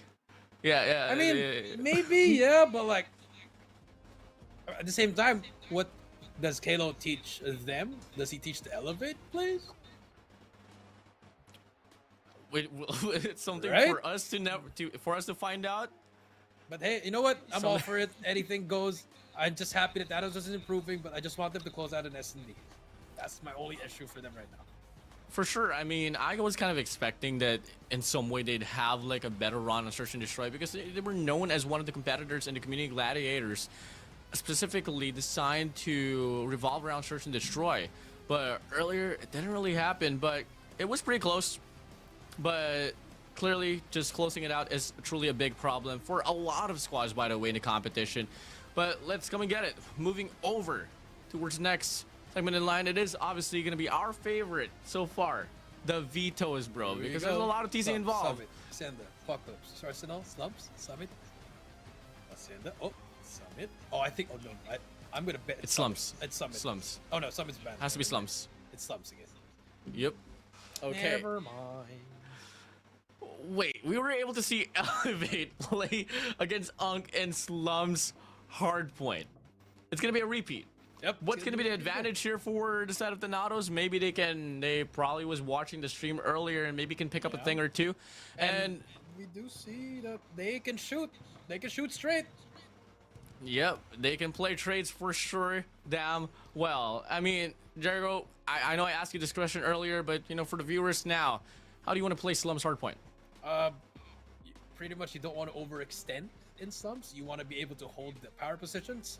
Like, for example, that P1, you want to hold double D, which is the dumpster in the middle. For P2, you want to hold the back and stack inside the hill. As you look at Elevate, they pretty much no one's overextending. If they do, it's either PJ or Yopi making space. Hey, Easier said than done. That's like 20% of how you want to play COD, because 80% comes down to your aim. Hopefully I don't get hate from that. That's just what I think it should be. Hey man, you know, the competition has been around for so long. We've seen Slums back in the days. We've seen Asendas back in the days, and we all know the rotations. But the question is, do you have the gun skills to actually execute what you intend to put up in the game itself? And that's something for us to find out here. Who's going to be the better conditioned team between Elevate and A&M Thanatos? But before anything else, guys, we were able to see 3 series earlier, and that was in between Star Esports and Illuminari, which STE was able to win. AZ up against A&M Thanatos, which Absolute Zero was able to close out on that game 3. And last but not least, at the first series, we did have Unk up against Elevate, which Elevate was able to clean up with a 2-0 fashion. Yeah, Unk. Who's the Unk here? You're the Unk, WardeN. No, you're the Unk, Jericho. No, I'm only 26, my friend. Unk? Alright, well, yeah, I mean, game number 4. I mean, honestly, I want to call Thanatos mini Elevate, because they probably are mini Elevate. Really scrappy. Yeah, really scrappy, struggles in S&D during the first part of their career. But and then I think Thanatos is gonna make a crazy roster move. That's their candy, whoever's gonna be coming in. Ooh, okay. Well, we'll see about it. I mean, And then they're gonna win. A&M Thanatos for stage 5? Question mark. I like the sound of that. That sounds pretty good. Well, possible. I mean, you take a look at the possible narrative that could happen. You know, in last year's World Championship, we had our first female player. Shout out to my team for Stage 5 on 2024, Status Quo, aka Supreme Team, and we had Chagabu in line. I'd be pretty happy to see Aurora on the big stage. So there's a lot of things that has changed ever since Elevate was able to win that Call of Duty Mobile World Championship. In fact, it served as a lot of inspiration, you know. Not a lot of people was expecting that. Not until, you know, CDSI came along, and then Elevate was able to dominate Q9. Then as they were able to secure their, you know, their visa issues, everyone was just eyeing out for Elevate all throughout the preparation for the game days. And I feel like people are saying that this game is already, you know, I'm not gonna say the word, but I think Call of Duty is just getting started, guys. So, especially Call of Duty Mobile, especially the fact that Elevate won. Even I wanted to coach again. Like, that's how it's nice to see that it can actually be done, you know, because my team, we tried in 2022, but for Elevate, they did it, and they're gonna be the best team for maybe the longest time. But here we go, game number 1, Elevate. It's gonna be Thanatos and Elevate. Game number 1, Slums, hardpoint. Yeah, I mean, second time here for today for Elevate to head straight towards the Slums, and it is gonna be the same old narrative that we were able to see earlier up against Unk. It is just gonna be them clearing things up here on the first hardpoint. 6 kills in a row with a crit already. Can he make it 2 more? It's a mega kill for Yopi. The man is on a mission to get this over with, make it 8 in a row. Oh, never mind. 5 kills in a row for him, but he's still alive here. But Sebi now, the contest is in. Here comes Thanatos, but for what? For nothing, as Elevate continues to hold down P1. I mean, you can totally tell Elevate, they're not holding back at all. They're playing this hardpoint until it's dry, and it's looking to be just the same amount of waves that they're going to be able to endure and sustain here off this very game. 10 more seconds to go before the next rotation comes in, and the spawns are going to be favoring the players in blue, the players in red. The Red Rebellion we go. Red Rebellion we go. You are right, Kalo, now on your screen. Pickle spots 1. PJ gets another one as well, but look at that. Just cutting the space, but finally PJ, after the 4 kills, gets naded out. Here comes P2. This is where Elevate really shined during that first series. 39, 40 points. Here we go. Elevate here, able to get the parking lot control here. 2 players going to try to wrap around for the side of A&M Thanatos. 2 players, 3 players here pushing up towards the tunnel side. Tempest is going to be out here for the side of Sasano. Can we find the chain there? For sure, they're not going to fall into the trap, maybe. But Sasano is going to clear out the right lane as well, just ensuring there's no leeway at all for the side of Thanatos. Yep, no leeway. You are right. Here they come. Yopi and Kalo operators are out. Fred is out as well. And it's just been a dominating hardpoint. The best team in the world. Elevate back on track and where they belong. Starting off the season stronger than ever. Yeah, 7-4 to 3. It's not even a joke anymore here, Jericho. It's a bloodbath here by the side of the Red Rebellion. PJ here, inside of the hill, inside of the smoke. Playing for his life, sustaining. The cavalry arrives, claiming double spree to his name. That's his boy. That's his game. And that's going to be just a run out here for the side of Elevate here on this very hill. Mastered the game. It's just crazy how they can even get better. More. than last year, but now they did choke down Spawn. Now, Thanatos, able to get some time here.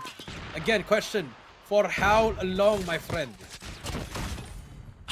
You know, I had a lot of conversations with some folks in other regions. They ask me, is Elevate washed now? Oh, come on now, look at the scoreline. Nah, came off from a world championship. You think these boys will be washed? Nah, motivated. They want to claim their throne, retain it down in. Hardpoint here is gonna be on the tail time. P3, a bloodbath once again. Just stacking up the hill. That is gonna be your boys from the side of Elevate. So that Kalo again takes down 2. Can he get some 4?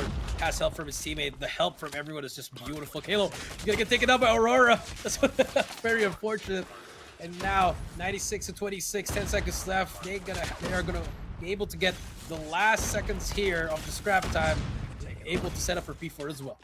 Yeah, I mean, that drastic start there from the side of Yopi and PJ, coming from P1 to P2, is just carrying on. The fire is still burning here for the side of Elevate, and now they look to get the better rotation as well towards the next hill. Only one player from the side of ANF Thanatos can try to make the difference, and that's going to be Jai, able to get 1 so far. The first initial breakthrough, it is going to be leading towards ANF Thanatos. 2 operators out. Equalizer, Claw comes in. Yeah, and remember, this is where also Unk got some time off this P4. This was the start of some just getting some points, but now you do see Elevate bringing out their operator. So Sato already has a second Tempest already, and just like that, nice shots from him. Gonna be able to chain the lightning. Now Elevate has control of it again. A 100 killer drone flies through, not gonna be able to get the kill. 2 players here from the side of Elevate here, just bringing it up. PJ once again out with a purifier. Sparrow is out for the side of Yopi. Aurora, Pickle, Jai waves their hands goodbye, and they just walk into the operators of the players of Elevate. Yep, they are just walking through it. 135 to 43, and now we reset. We hit the reset button here in this hard point. Back to PO we go. Big shot here for the side of Mambra, trying to create some space here on towards L wall. And they are able to get the first initial solidification here inside of the hard point, but the two players goes walking in the park here for the side of Jai. Able to get the spray down. 2 players now here hopping in as well from Rat Hole. And they are able to get the break just like that, Jericho. Yeah, just like that, 150 to 49. Back we go to the dominating hold of Elevate, holding both sides. No one's getting out, in and out as well. Look at that, just holding it. Beautiful. They're not even able, they don't even need to push out. The smoke galore from everyone. I think at this point, the meta is 10 smokes. So that's 5 smokes from each player. If you get overwhelmed with the gunfight, drop a smoke and then just hide in there and wait for your teammates to come by and try to play for those trades. But hey, not bad of a start here for the side of ANF Thanatos on the second rotation. In fact, they're getting a bit more time this time around off this P1, and it's going to be Pickle getting a drastic triple right there. The hardpoint comes off stale, but at the end of it, it's still going to be Elevate here claiming the rest of the scrap time. Yep, that is true. 175 to 53. It's looking like this could be it. But Aurora and the gang already in the new one. Susanoo has his 3rd Tempest already. Spots 2 more. Nice shots from the young king. It's going to be Susanoo. But Mambra sprays and prays and finds the next life. Oh, fight! You're seeing right there on the top side. PJ now here going to be extended with a purifier. And they look to get brick side spawn here as PJ is going to be extended. So that is going to be an offered split here by the side of ANF Thanatos towards the deep spawns alongside the staircase. And PJ is just going to go for the cut. A lot of efforts has been shown here for the side of ANF Thanatos here to try to go for the wrap around. But it's just Elevate here, solidified. Fortification of the fort here from the back. And whatever ANF Thanatos tries to do, it's just going to be Elevate denying them all throughout. Denying. It's going to be bloodbath after bloodbath. They're going to push through, make them spawn at the back. There you go. Job is done. Fight for this last P2 as well. Just kill them all one by one. It's just all been Elevate over and over and over again. Yeah, the Red Rebellion strikes. Thanatos. Look at the contest. You can get the kills. You can go for the scrap time. But no one can ever be better than Elevate for the scrap time rather than just themselves. The hardpoint's gonna open up with Elevate once again here, getting the clearance. 3 players here gonna push up from the front. Sebio leading the push, walks in, able to get 1, looking to get a double. Jai with a nade, able to get another frag right there. And they're gonna be able to get the break inside of the hill. Yep, but I think it's a little bit too late for that. The claw is out for Pickle now. For how long can they hold it once again? It's just always the question of how long. How many points can you get off this P3? A&M trying to get closer and closer to the 100-point mark, but unfortunately, 30 points left. Here comes the push from Elevate. Yep, big shots right there for the set of Pickle. Sustaining. Should be able to get a triple Whoa. once again. Pickle here, burning it up. Ready flush through. Oh. Yopi gets saved By the light post. And they break the hill, Warden. All because of the post. It's A&M Donatos up against Elevate and the post, but Sepio gets the scrap. This could be the start here. Game's never over, not until it's over. Big fight right there on the fountain side. Player 2 PJ wins it out. 2 more kills for him to get the 50 bomb. And now Susano at the back end. There's going to be one player inside the point. It's going to be Pickle. He's going to get pushed up. Cast went down 5, but gets straight up by PJ. Here comes a war machine from Kendi. That's going to be 3 down. Nades fly through. 15 more points, and it's all Elevate. Are we going to see the first ever 100-point club? By the looks of it, WardeN, it will be. But wait. It can be stopped now. 7 points to go. Nope. Nah. 5 more. And we do welcome the newest member. 5 in a row for P. 6 almost. And the newest member of the 100-point club, A&M Thanatos. Welcome to the club. Congratulations to Elevate for once again dominating another run of hardpoint. Wow. When will we be able to see hardpoint drop from the hands of Elevate? When, Jericho? I don't know. Maybe if they put a map like a different map. Maybe. But I doubt any map is Maybe. good. But this time. Okay. But WardeN. It'll be hardpoint. They'll find. But let's go back to the game. Remember in game number 1 for Unk and Elevate, they actually put up a fight. 135 at least. But for the side of Thanatos, I don't know what happened there. They couldn't get a single point in P2. What kind of momentum can you try to regain when you had Yopi spreeing out on P1, PJ just stealing the spotlight on P2, constant nuisance from the back, able to get the pinches, and Donatos, I mean, they tried to double it down and tried to fight for the spawns on P2, but you got to see Susano, Kendi just locking things down. A lot of smokes was invested, but it was the accuracy, the marksmanship of Susano and Kendi, creating the space for PJ and Yopi to shine. This is a two-way factor team that we're dealing with. Yeah, and I think if you think Thanatos was bad, I mean, they played well against AZ. Remember, they won that game number 1, and it just shows how far Elevate is. It's like, honestly, if I created a tier list for teams in the competition or for Call of Duty Mobile, I don't mean to be a glazer for Elevate, but come on, they're the world champions, and they were able to run things down on hardpoint. If it was just hardpoint specifically, there's what you call the S tier teams, I mean, there's what you call the tier 1 teams. Elevate is on a separate tier on hardpoint, just all because of the fact of how flawless they can run things down. Notably, if you think that the Natos losing this hardpoint game is embarrassing, a lot of teams on the world stage face this type of narrative up against the players of Elevate. Yeah, so I think it just shows that they're back and they want to get another world championship. And if they go back to back, they are, I mean, arguably they are the best Call of Duty Mobile team ever formed. Maybe Tribe 2022 can talk about something, or even WoW 2023. We'll never know. But so far, if they do get this all the way to 2025 and win it again, I think it's undisputed. They're going to go down in the Hall of Fame as the best. Golden Road, bro. Golden Road. That is their title right there. You talk about how well they have in competing in Garena Masters 5, 6, and 7. After that, CDSI 2024. After that, the Call of Duty Mobile World Championship. And in between that was the Regionals Championship in Garena. All was the champions. That's crazy. It's just crazy to see how they can get to another level that some players just can't. I think that's just the truth of it. Some players are either born with it, they work hard for it, but some are just built different. They're built in the lab. The benefit that we have here, bro, is that they're all Filipinos. They are our inspirations right there. Pinoy, lakad matatag.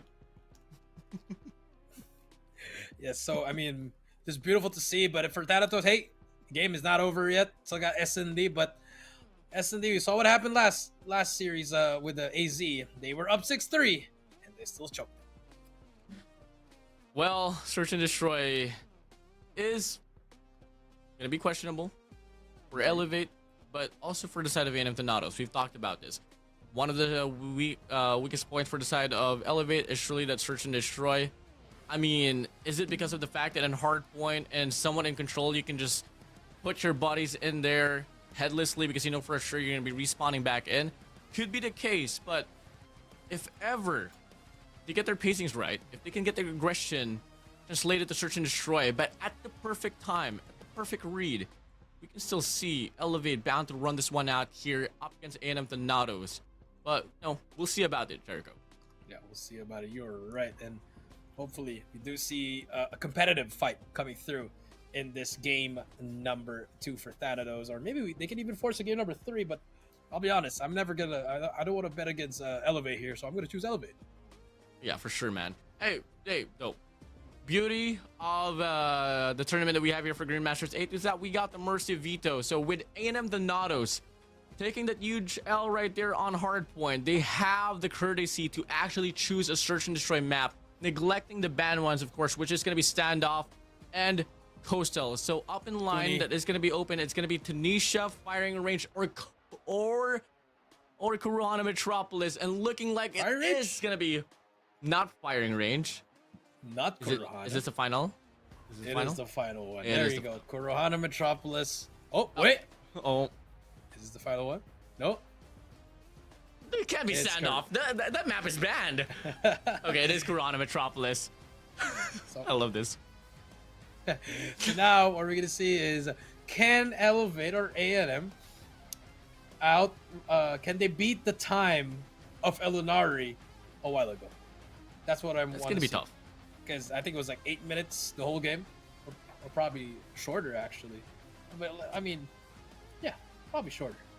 Probably shorter. I think around like 7 minutes perhaps, because we were already like, what, 90% done on the Search and Destroy at like 5 minutes. So, can we see records be broken here on this series? I mean, so far we got the 100-point membership club happening on the series. Can we see the fastest S&D here?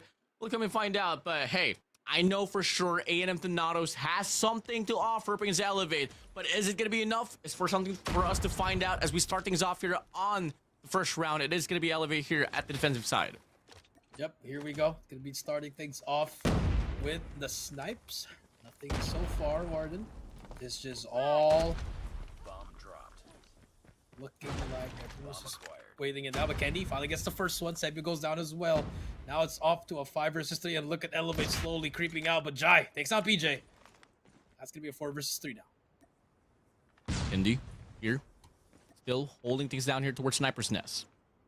Double mid pressure here for the side of A&M Thanatos, but Elevate is just playing this one so safely. Big challenge there for the side of Kendi as he finds Pickle out. Now it's just gonna be a 2v4 situation. Bit information relayed. Kayla's gonna go for the spray down, spots Aurora and Jai, but Susano beats him to it. Jai all alone. Susano with a double snipe, puts them to the ground. That's gonna be the first point here at the board for the side of Elevate. Yep, that is true. Here we go. Let's take a look at this round number 2. It's a little bit slower than usual, WardeN, but it still works out for them as Kendi gets double, just bunny hop snipe by Jai. That's the thing about this kid, man. Sebio and Jai, those guys really stepping it up finally. 5 versus 3. Oh my god. 2v2 snipers right there.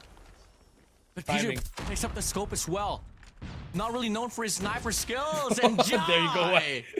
drops from the ground, rises back top, able to get the kill, leaving Yopi, the captain, all alone. 1v4 situation. Off the flank, spots Pickle with the barrel. Gonna go for the spray, able to get 1, able to get 2. Reset. Able to go for the recovery. And then it's just gonna be Sabio and Aurora on the other side to go for the denial. Oh, this is such a bad angle. The timing is everything. Sebio spots him. The movement is there. Gets one. Oh my. Oh my goodness! If he gets away, slides out. It's over, WardeN. Oh yeah, 1 to 1.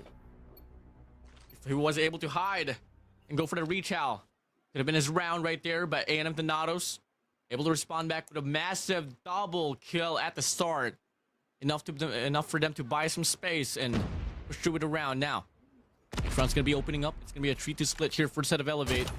Big shots for the side of Susano. Perfectly read like a book. And it's gonna be another player here. Be walking in, eager to possibly go for the trade, but Mamra decides to push in to pick up the sniper instead. Will he fall to the same hand? No. Hit marker prevails. Very unfortunate. Yopi now gonna take that far side, trying to get some shots on him. Just trying to get a kill there, but it doesn't work. Now they know Susano's here. They come. Susano spots one. He gets Jai. That's the first one. Who's next for the audition? One by one they go. One by one they push. But hey, Mamra finds Kendi out. Double pulled here for the side of Elevate. Susano is going to be peeking this one aggressively, but Mamra from the back able to get the Punisher. Yopi pushing up, able to get the trade. Mamra all alone, gets caught in the pinch, and PJ from mid, able to shut down. That is going to be Elevate here once again on the lead. Yep, one's on the lead. Now here we go. This round starts. Let's see what happens here. Elevate opting out for a 2-2-3 right here. The normal setup, not really getting into A short, just letting them come through. Thanatos now about to push as a team. Trade should happen here, but number one, you see Yopi has a nade, that beautiful nade spot. Does he get someone? Tags up once, Susano gets two. Yopi gets one, gets three, and it... Oh my god! I saw it coming, man. I just couldn't say it as fast as they could shoot the gun for it. Yep, definitely going to be posted in next for sure. Just wait for it. Tactically placed. I was so breaking down the play, man. That was crazy. Take two. Triple Take spray two. Down. Hey, get another chance. Gonna go for the same play. Deja vu. They're not going short anymore. Now they're gonna go from for it. both. Susano inside of the side with a sniper. Can't find the shot to connect. Pickle able to get the kill. Yopi well there you go. anticipated for the side of Pickle. Goes out now here, bomb site clearance. But Kayla's not gonna waste any time. Finds two. PJ as well. 2v2 situation. Mamra gets beamed down. Kendi from the back. Jai goes out with a sniper. 4-1. Elevate. Lovely retake. Lovely retake indeed, Mr. WardeN. Hugh. And now we move on to the next round. Are you ready for the next battle? Come in. Elevate here, stacking once again on towards the B side. I don't think A&M Donatos would love to take the gamble there. Snipers in line. Jai was able to get the shot to connect earlier on towards the mid map. It's a 1v1 redemption time here for the set of Kendi. Gonna get this one done. PJ extending. Gonna go for the chase down, but Kendi finds a double in the process on the feed. PJ drops shotting. Not PJ a gets him flushed. Give him some more. No, Sebia denies. 1v2 situation. Two players from the side of Elevate separated. Very doable for the side of Sebio. PJ was flashed and he got a kill. Crazy. Now here we go. Bomb is down though. No man's land. But Sebio, the timing could be everything here. Kendi. Nope. There you go. That's one. Yopi versus Sebio. Can they make it 4-2 or will Elevate make it 5-1? You know you want this badly, Sebio. You want this badly. Pick up the bomb. Information is going to be relayed for the side of Yopi, though. But you gotta plant that bomb. Use it as pressure up against Yopi. So far, Yopi's just taking his time here, just waiting for any place to come in. Now he's going to be working towards the mid-map, going back to his position here. He's not... He's just checking. Yeah, he's just checking here. He's not going to go for any commitments. He does thoroughly clears it out. Now that's going to be Yopi here. Should be able to make the call already. That is going to be the B bomb side push, but he's going to be wrapping around. Actually, Sabio, a lot of hesitation, but it's Yopi just literally across the map, far from the action. There we go. 1v1 continues here, but this time around, the bomb's going to be planted. Bomb's going to be planted, Yopi. I think he has a drop on him. Both weapons, USS at the ready. Here we go. Oh my goodness. What is this timing from both players? Oh, here we go. 3, 2, 1. The fight is going to happen. Yopi with the slide! Shuts him down. And there you go. Onwards to the half. Elevate leading 5 rounds to 1. Get ready for the next round. One more to go for match point here for set of Elevate. Now, it's going to be their turn here to play on the offensive side. How fast will they go is the question. A&M Thanatos, are you ready for this? Looking like they are going to be setting things up here with a 1 player towards A 1-1-3 split to be exact. And it's going to be a mid-search here for the side of Elevate. Yep, you see PJ pushing up already. They need to do this hop up, but the nade, the nade bounced out. Candy gets the kill. That could be the call. It is. Look at Kalo. Thanatos just gave up middle. They just gave up middle right here. Why would you give up mid? Ooh, Sebi was going for that extension towards the back. Fortunately gets traded. Now it's going to be Aurora here all alone. Blunders over blunders. He can't let go of any map control. But now it's going to be Aurora here trying to take the spotlight. Finds 2. One person's going to be wrapping around. Going to go for the reset. Please take down Yopi. Please take down Yopi. Make it 1v1 Kalo. Aurora. Do it! Can we see it? Can we see it? Look at Kalo. Look how far Kalo is. He does not want... He ain't moving. I don't want to get the kill. I don't want to get a kill. Not me. Come on. Captain, take it. Please. It should be Aurora. Yes. You'll be able to get the kill. Wait. Yes! Yep. Oh, yes! Oh my 1v1. god, we're having it! The 1v1! Oh my god! Lovers outside, but players inside the game! 8 seconds left! No, but Kalo's sponsor! And Kalo gets the kill. It happened, Morgan. It happened. Imagine Kalo just stopped shooting her and just like, I'm sorry. I'm sorry. I love you. Do this. I gotta do this. A drama series. Work is work. 6-1 match point now. Elevate, just gonna try to run through it and end it now as the B bomb site is already gonna be taken over. Sebio does get Susano. Kalo. PJ gets Sebio, and now here comes more fights. Aurora gets PJ. Aurora gets taken out by Kalo. Again, Jai gets Yopi. And now gonna be a 2 versus 3 Kalo.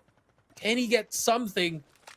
They're gonna get pitched by both sides, but Jai's gonna be one shot. He gets that kill. That's gonna be another one. Mamra gets all around the circle, but the heady is there, and Mamra, beautiful movement, and he does get the kill. 6-2, WardeN. And they stay alive. They stay alive for one more round. Can we see it?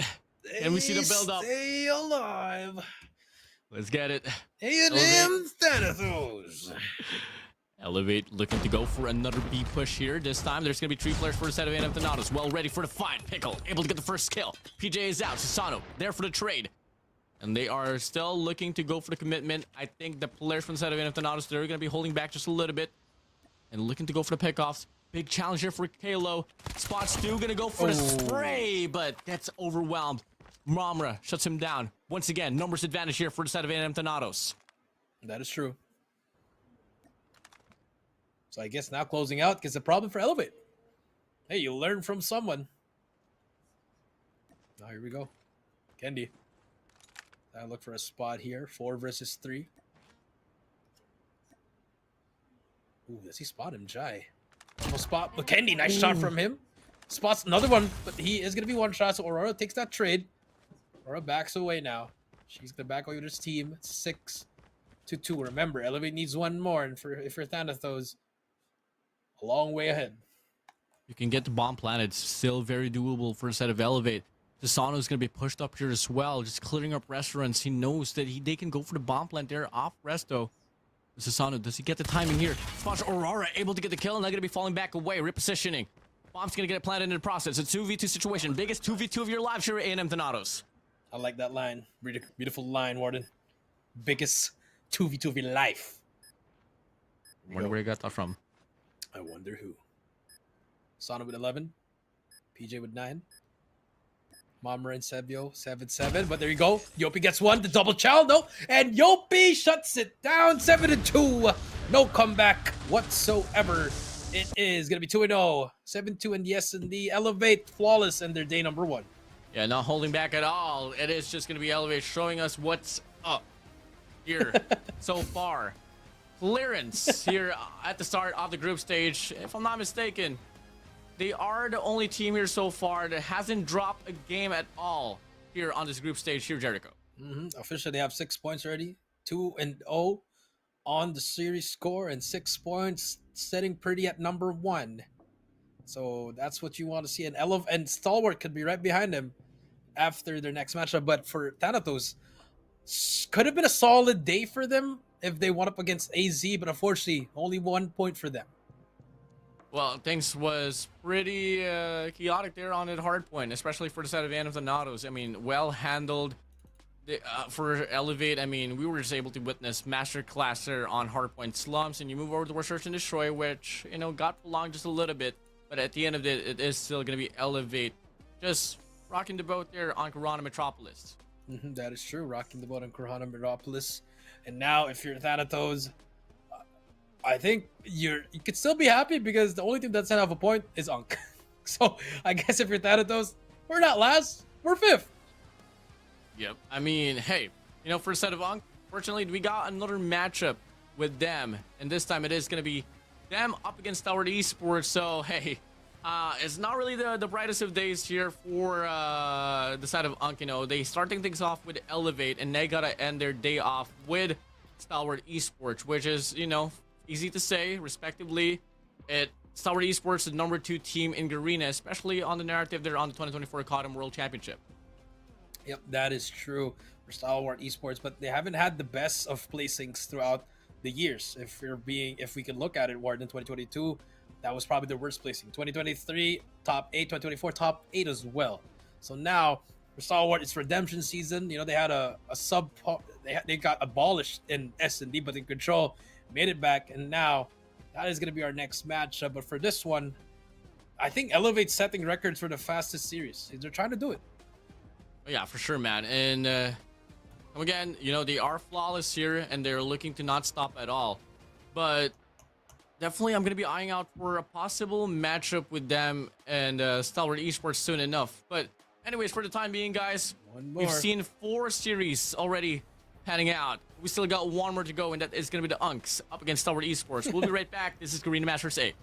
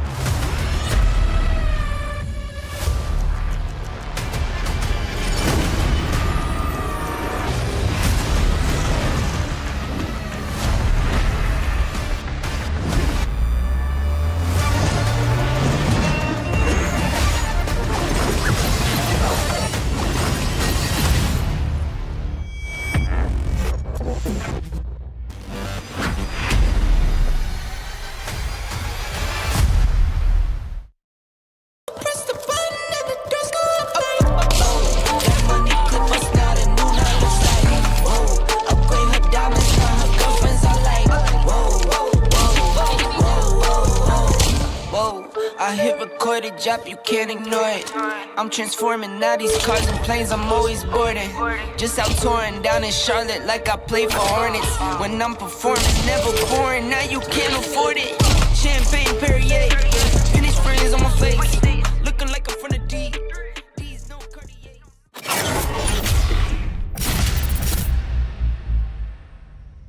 Welcome to Garena Masters Season 8.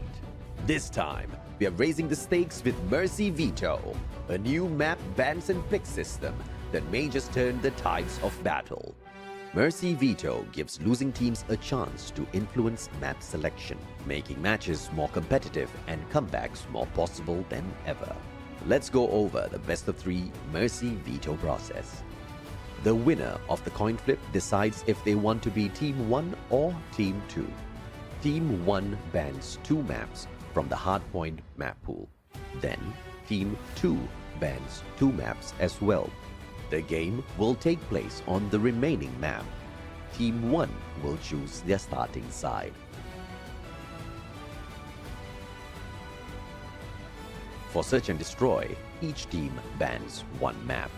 The losing team of Hardpoint chooses the map for Game 2 from the remaining Asenda map pool, and the winning team of Hardpoint will choose the starting side. If the series gets tied 1-1, the losing team of Search and Destroy chooses the map for control. Since we only have 3 maps in the pool, there are no bans. The winning team of Asenda will choose the starting side for control. And that's Mercy Veto. More competitive, more comebacks, and more excitement.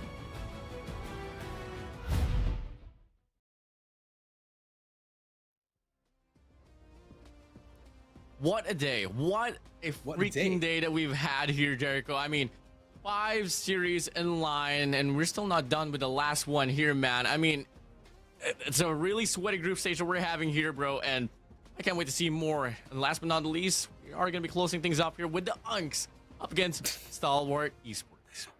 STE versus UNC. That's what you want to see in the final battle, my friend. So now let's take a look at the map vetoes in 3, 2, and 1. Let's take a look at the map vetoes. It is going to be Slums. Already saw it. Slums? Yeah. Yep. Gonna be Slums here on the first game. We'll see if ever we can play through. You're not gonna fool us. We can see the map bans there. We know it's Slums. Give it up. Give us Slums. Third time for today. Let's get it. Slums we go. Here we go. Slums it is. Slums, 3rd time's a charm. Remember, Unk did lose here a while ago, so maybe STE was watching. We don't know what they were doing. But nevertheless, or what? Or, they played it against Elevate and they learned from their mistake in hopes that they can apply it up against STE. And 100-point clubs STE. What? Whoa. What's with you with foreshadowing, Jericho? I don't know. Maybe Unk just turns up. You know, Unk is uncle. People know it's Unk is uncle. So I mean, you'll never know. They're probably all of a sudden they have that fountain of youth, WardeN. You know that, like they just drink something, like the secret stuff of MJ. You'll never know. MJ.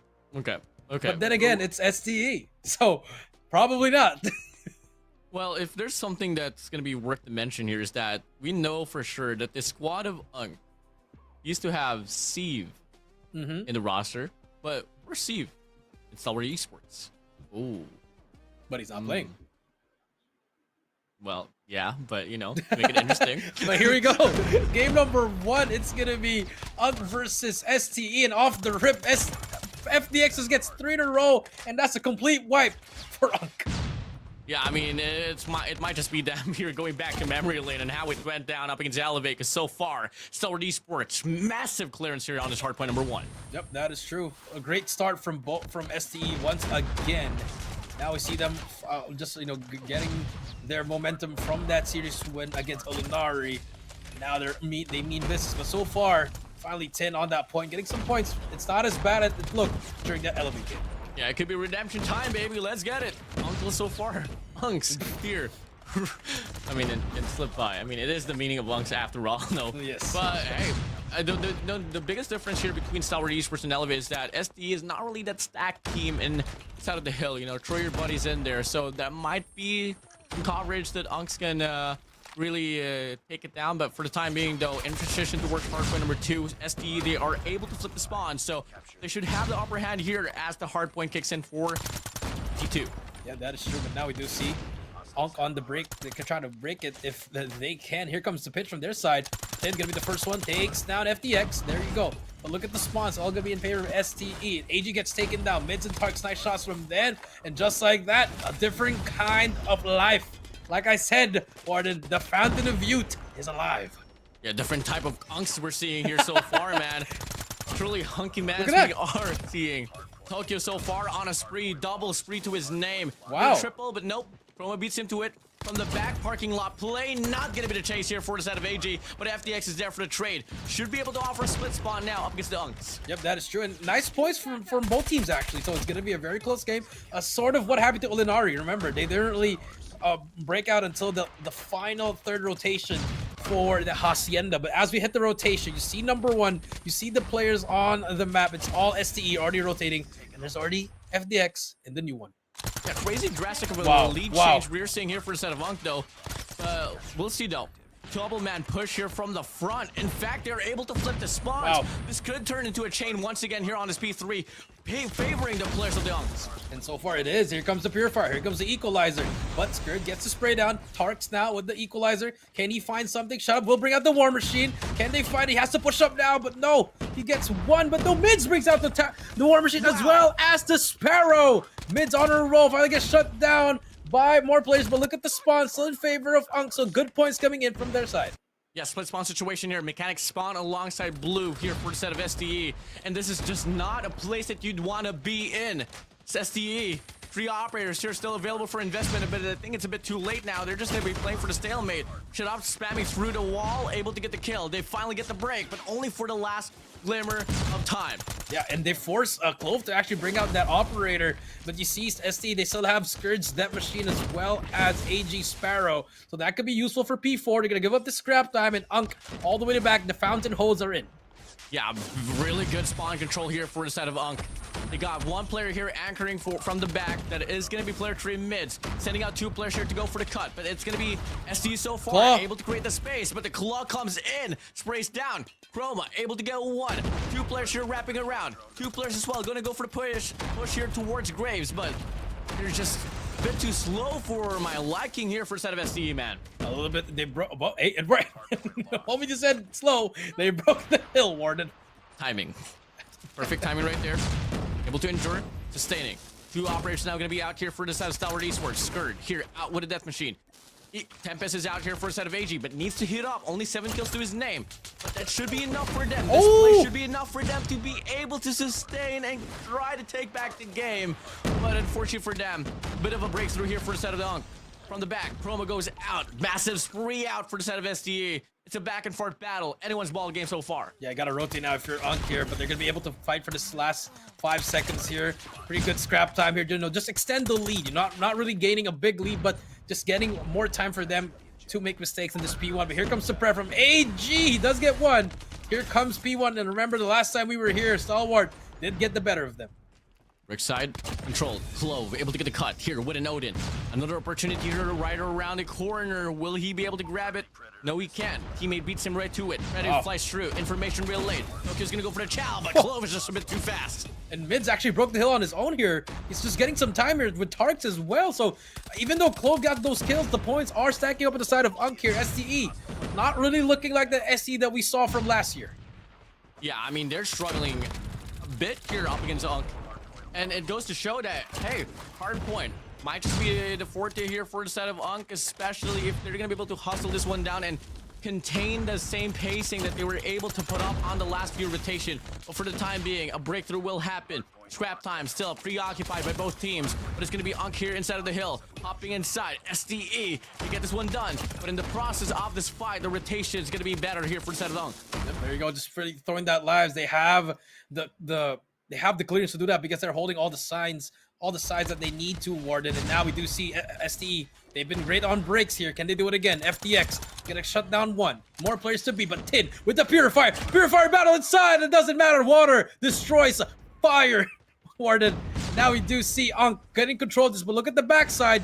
They are pushing up, but look at the Sparrow rotting out as well. And now we have the Equalizer out. Unk trying to get a lot of points here, but spawns have been flipped for a while. Just for a while. Oh, man. Momentary relief right there for the set of Stalwart Esports as AG was able to wrap around, but good respawn, better respondment for the set of Unk. Equalizer out for the side of Tarek, still gonna go on a spree, and now they want to go for the extension here to try to flip the spawn in the process. Scrap time ensued. Still, Stalwart Esports trying to scramble across the very hill, but they can't do much. Yeah, beautiful time. It's a full 60 for the side of Unk, and now this is gonna be the scary part. You've used all your operates except for your War Machine. That could be the one that could break the speed 3.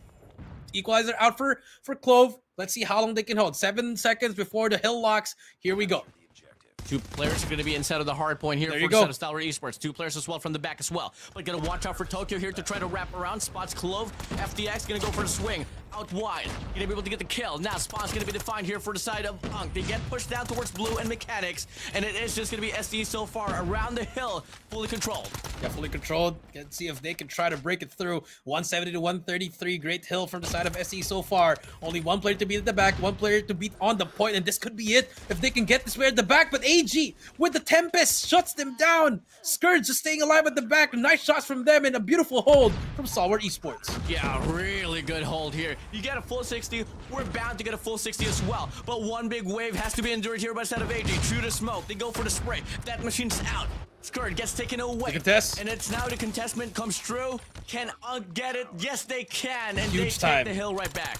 Yeah, huge time right here. But Tokyo's going to get shut down as well from the back. So they did get 3 seconds off that. But off to P4 we go. It's going to come down to the wire here, WardeN. This is a big hill for both teams. They need this one badly here for the set of Unk if they want to endure. They have to form up here from the nice front, trades. and so far, trades after trades we go. Beautiful. FDX goes out, and Mid's gonna go for the extension. Might just be the cutoff that they have been hoping for. Last 2 players here from the back. Stalwart Esports, player 3, player 4. Shut up is out with a War Machine. Gets taken away by the side of Mids. The spawns are gonna get flipped for a moment now, but it's not gonna be favoring the players of Unk as they get forced towards graveyards, but they can funnel in. The Sparrow comes out, and it's gonna be Tokyo and the rest of the players of Unk here owning this hill. Back and forth we go. Yeah, back and forth we go. That machine gets taken down. Here comes Unk. More players. The Sparrow comes through. Tokyo gonna try to get some kills inside Mids as well. Look at number 2. He's just spraying inside there, but finally SE gets involved and finally gets the lead in this P4. Yeah, lovely coverage now here for the set of STE as they try to claim the remaining scrap time. 5 Purifier. players just circling around the hard point. Purifier, Equalizer's out. Clove gets taken away quite early on, but it's going to be FDX here putting up the impact. Runs out of Purifier, but it doesn't matter. Shots are gonna go down. FDX has the Pred to work with. Back we go to P1. And now if you're Unk here, just gonna get like 30 points off this WardeN. Ended in P2. But the Pred comes through. It's gonna break the opening setup, but here comes the fight. Not going to be a possibility for them to get a full 60 here on this hard point, knowing SDA, they want to play this one scrappy as well. Hopping inside, full clearance now here for the side of Stalwart Esports, and it's going to be Unk here so far, spawned away. Last player, able to sustain. Player 1, Tarks hopping in, big 1v2 of his life, Clove shuts him down, and it's going to be SDA here so far, still holding things down. Trades are coming in, back and forth. Chroma gets another kill. Claw at the red. He's gonna get some points here if you're Unk here. Nice shots coming through, not letting them overextend. But finally, look at number 2. It's a big kill in that double dumpster, but Tin gets that kill. So no spawns for STE at the moment. But now we do see the battle for P1. Shots are flying through. Smokes are everywhere. And it's all coming down to this. Get the remaining time, get the rotation as big well. Time, big time. That's exactly what you need if you want to take this W here for the side of Unk. Double kill for the side of Chroma. Hopping inside, make it a triple for Chroma. And the hard point here gets opened up towards the next hill, favoring the players of Unk. 2 operators available, a Predator missile. Make it 3 operators available here for a set of Unk. Can they sustain? 4-man push, 5-man push War here from Machine. the back. War Triple Machine kill is with the out. Pred. Triple kill for Chroma. That resets everything. Mids with another 2K with the War Machine as well. There's gonna be a fight inside. AG breaks it though, but it doesn't matter. More players coming through now. Clove gonna get inside. Get to get trade. Yes, he gets one, but no one is there for the trade. SE getting some time off this one. Finally, Unk breaks it as well. 10 as well as number 1 getting some kills. Tarks. Trades are happening. SE, they have to go in. No operates whatsoever. Tarks with the equalizer about to shut it down. Sparrow is out as well for Tokyo. And Unk 225, 227. And if you're SE, they just have to keep on going in, WardeN. March in, contest. You gotta play for the time. More than enough for Unk to end off this game. From the back, AG's gonna go for the flag. Gets denied. 3 players from the top side. Gonna hop inside of the hole, but the Sparrow still comes in. Tokyo can't find a connection, but it doesn't matter. The players of Stalwart Esports are washed away. This might just be it. This could be game. Last contest. Here we go. Unk clearing them up. 2 players up in line, and it's gonna be game over. Unk closing up the game, taking a very shocking win off the hands of Stalwart Esports. Wow. The adjustment of the Unks. I think that's what you gotta say. WardeN, remember, we both agreed that P1, that last P1 was really big because they just had to get kills, get their operators loaded up. And remember what Stalwart did. They popped their operators in P4. They used everything already. The way that they were able to read, the way that Predator missile just flew in off that B lane, Chroma resetting the lives away of Stalwart Esports, with the War Machine solidifying it. Inside of the hill, you had the Sparrow. It was a well planned out play there for the side of Unk. And remember what we said, they just needed to get at least a little bit of time just to close it. It was perfect. It was absolute perfect. I mean, wow. That is some solid Call of Duty right there from both teams. Hella solid. And arguably the most intense hardpoint, bro. And now looking at this, Elunari gave Unk the favor. Hey, we 7-1 them in an S&D map, but it's gonna be Stalwart picking this map. So that's where Unk has to adjust at this point. It's gonna be tough. It's gonna be crazy. It's crazy. Not gonna be the most known team for Search and Destroy for sure.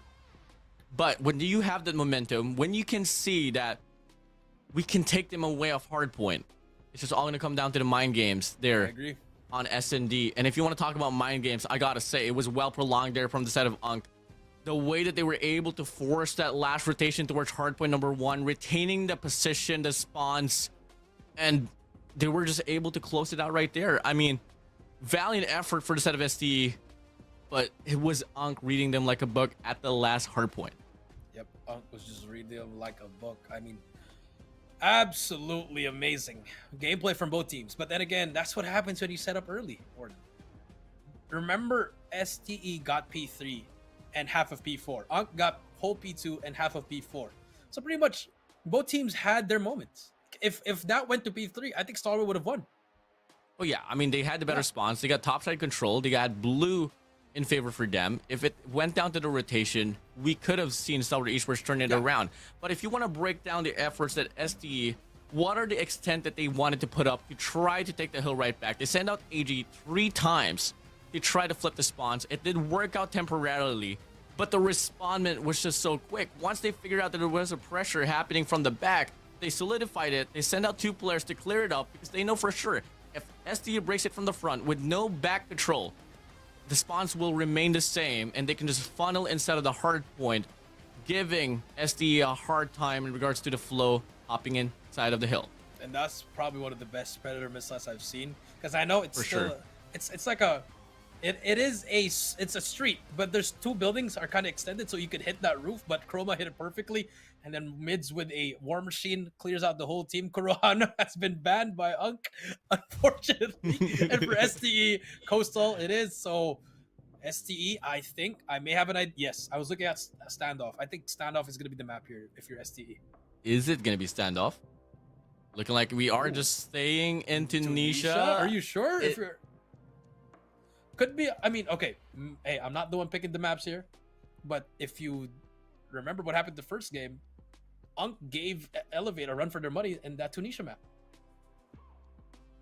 Maybe they were watching. Of course, of course they were watching. Oh, wait. Wait. Not yet over. Not yet over. Tunisha. Okay, it is going to be Tunisia. Interesting, WardeN. Very interesting pick here. What are your initial thoughts? I mean, I might just apply the same factor on what I said about, hardpoint slums. Maybe they just learn from their mistakes. And I feel like in some way, I don't know, I'm not going to be, assuming here or anything, but maybe Stalwart Esports was able to, watch the VOD there between Unk and Stalwart, and Unk and Elevate. And they were like, okay, Elevate was able to run through them. Maybe we can do exactly the same. Yeah. And that might just be the biggest mistake here for the set of STE. You forced it map, you go for it. Let's see about it. But for the time being, though, what a night that we've had so far, Jericho. Talk about this, man. First day, and we're seeing all of these actions already panning out. That is great. I mean, honestly, I wish we didn't need to eliminate anyone and just get to the playoffs. Like 6 teams, just name seeding. But unfortunately, it doesn't work that way. So now, here we go. S&D, Unk versus STE. You see STE pushing it already, but Tarks gets that first kill, gets away with his life. Yep. 5 versus 4. Full retake now. Well, back away for sure. Gonna play for the retake. 10's gonna wrap around.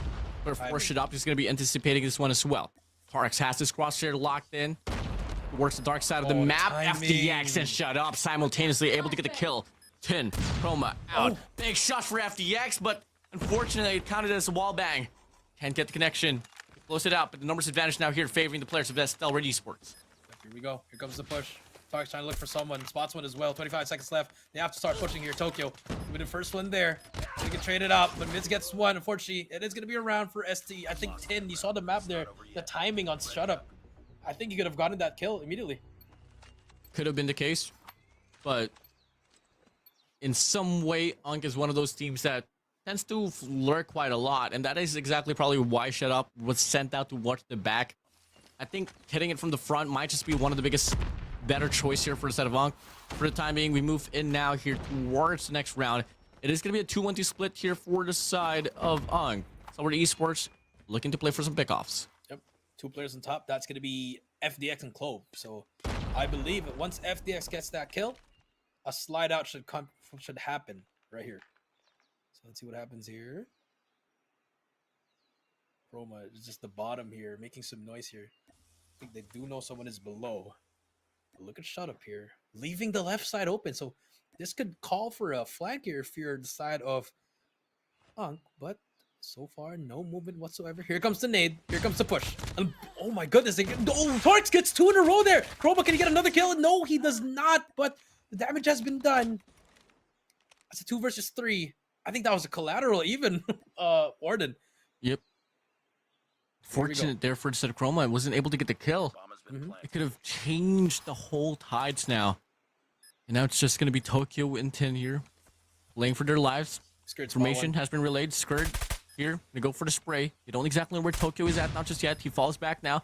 AG's gonna work for the flank as well. Eyes on the back. Eyes on the back, Tokyo. Nope. It's gonna be a big old spray down here for the set of AG. Not a problem for him. Ooh, almost gets a turnaround, but unfortunately AG just there. Now here we go, round number 3, looking good for STE actually right now in this 2 rounds. But I mean, you see the potential for the side of Unk. They are getting the kills here, but it's just not been working out for them so far. It's gonna be a 4 stack towards mid map here. 10 is gonna be leading the push alongside Tokyo, but they decide to fall back. Really good anticipation as well here for a set of STE. Sending out FDX here to go for the fight. And my man never misses. Shot down. Headshot. Here. 10 goes out. 4v5. Gets forced here. And it's going to be Stalwart Esports on the lead. On the lead, you're right. FDX going to take the lead here with the sniper. Mids could definitely get that timing. Spots him, but he's going to get wall banged by FDX. Nice shot from FDX there. Just like that, we're up now to a 3 versus 5. See what happens here. Pushes up. Clove clearing out the bases. B will be clear. Tarks get FDX. That's going to be 1. 3 versus 4 here. Maybe 1 more. We could equalize things. Tokyo is able to get an angle, but Skirt drops. Unfortunately. But now look at number 4 though. Number 4. Chroma. Very big play at the back here. Timing could be everything. Unfortunately, he does get spotted as well. 30 seconds left. They have to move. Tarks pushing up. Doesn't clear the tower, missing the shot. Clove just waiting for the perfect opportunity to peek. He finds one. Looking to get the double. Chroma all alone here from the flank. 1v3 situation. Skirt spots him out. Drop shots off the AR. And that is going to be Stalwart Esports here going 3 in a row. Yep, 3 in a row. You're right. Now moving on to the next round. Got to answer back here if you're the side of Unk. They haven't gotten a single round yet. See what happens here. Haven't really seen Unk here get into contention, not just yet though. Tokyo once again failing to convert off that position, and on the feed it's just a clearance here for the side of Stalwart Esports. Yep, just a beautiful push is coming through. Tarks gets taken down. Now this should be a 4-2-0 as Tin is gonna get hunted here. He gets one, almost gets the second. STE 4-0 in this SND. Yeah, at this point here, if you're struggling to play around at A side, take the gamble, play stack on towards A, retake B perhaps. Because SC loves to just continuously bombard the same bomb side and look like they're about to do exactly the same here on this round as well. Yep, let's see what happens. I mean, if you're Unk here, just gotta get 2 rounds right here. There you go. That's one. Can they capitalize on this? The nades are flying. Fortunately, will not hit anyone. But look at this. They have a triangle set up here at the back. They do know they're ready. Mids, does he get spotted there? Answer will be no. Timing is everything here. Allocation here for the side of Unk, favoring them quite a lot. So right. Again, it's a comes 4v5, bro. Oh, lovely placed trophy there to cancel out the execution. FDX can find a quick scope. AG on the top. Like they want to drop back and rotate towards the B side instead. Try to hit some wall bang. Fortunately, you're just gonna hit the wall. Arcs. He knows there's a player there. Oh, spots FDS. He gets a hit marker on him. Arcs gotta back away now. But that gives Tin the call out to get ready. Here we go. The pre-aim is in. Does he get cleared? I think he is gonna get cleared. Tin, he has to choose a proper angle here. WardeN, this is scary times. Tin, unfortunately. Walks into it. Information is going to be relayed. Unk's now going to be biting the rotation. AG's going to be pushing up now. Should be able to get the trail on Tarks. Not a problem for him. 2 players here pushing towards spawn. 1 player that is going to be Chroma here on the tunnel side. Chroma gets one. Through, no connection. Back and forth trades. Chroma out here. Left alone. It is going to be mids here with an AR. Type 19 on hand. Time is ticking away off the bomb. And it's going to be Stalwart Esports here just stacking this one, playing for the Crossfire. Yep, playing for the Crossfire. Mids. Gonna try to look for it. Gets spotted already. Here it comes. 17 seconds left. It is impossible. FDX shuts him down. 5-0. And Unk struggling on the S&D. I guess the momentum wasn't on their side anymore. Yep, not at all. Not at all, man. I mean, Tokyo is struggling quite a lot. 0 kills to his name. 1 for the side of mids. Everyone is just having a hard time to find the frags that they need. Except from Tarks here for the side of Unk. Move in now towards the next round. SDE leading a crusade now here on his B side. With mids here with a sniper. But in the process, shut off. Finds Tarks out. Timing is there. I don't know why mids just went away there. Unfortunate timing will not be on his side. 4 versus 5. SDE trying to hit match point. Can they do it? Nades are flying. They have to back away, but I think they're just trying to flood everything. Shut up things on Chroma. It's a 3 versus 5 now. Mids gets taken down. Tin tries to get a kill as well. It does not matter. It's a 1 versus 5. Does get one, but doesn't matter. Match point for STE. Can we see the first 7-0 here in this search and destroy? Can we see Tokyo join the agency? The name's Bond. 007. Let's see. Here we go. Or do we see the greatest comeback in Call of Duty Mobile history?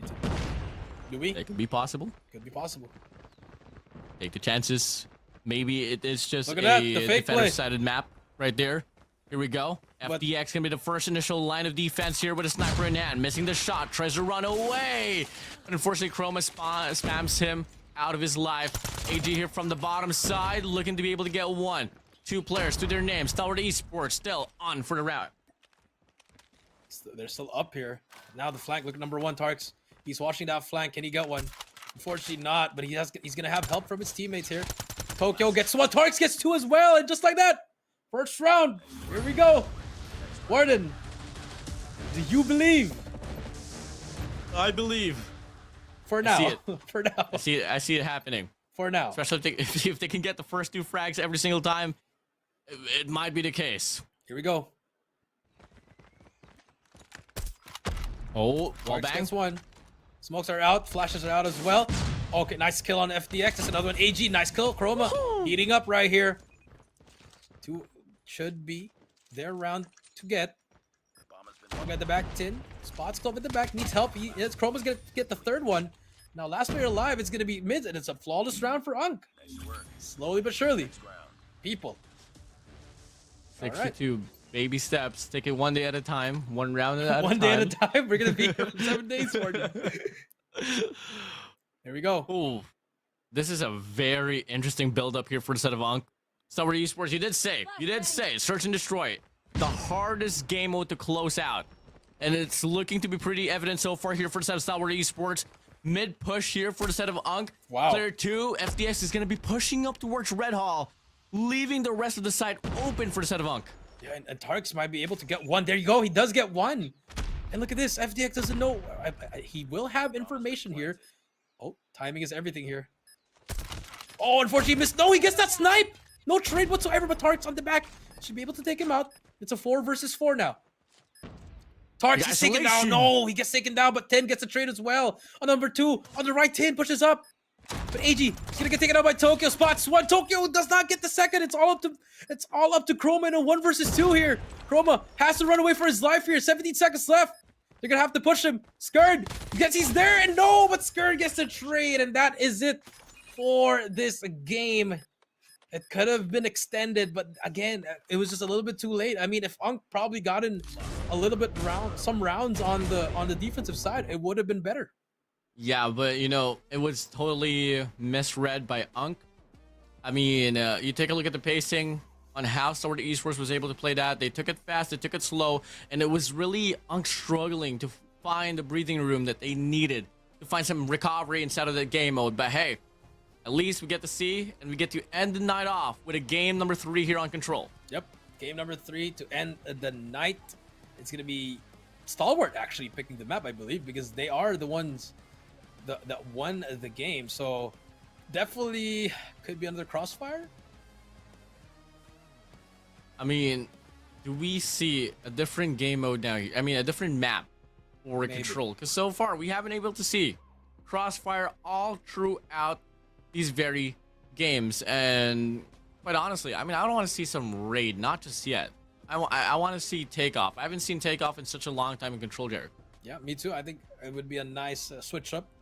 You know, it used to be an S&D map, which was also a hardpoint map, but now let's take a look if it's going to be the 3rd and final map for the night as we end day number 1 with a Control game mode. It'll be worth mentioning that, you know, in regards to Control here, we haven't really seen how Unk has been able to play a Control game mode, because Elevate was able to take them down into 2-0 fashion. You move over now towards Star Wars Esports, which they struggled at Crossfire. So on paper, I feel like Unk, if they were able to scan over the stream earlier, maybe they might force a Crossfire here, or it could be them, you know, backing out on that idea, all because of, we all know, you know, Star Wars Esports is backed up with a really great mind. Igor is coaching that very team, so maybe it's just a toss-up between Raiden and Takeoff for me here, Jericho. All right, maybe. But I mean, they did win that Crossfire. It just took to a round 5. But now let's see what happens here for the map vetoes for Control. But I think they're gonna stick to Crossfire. I think they did well, even though it was a hard-fought game. But it just showed that towards the end they loaded up on that streaks more than you saw what happened there.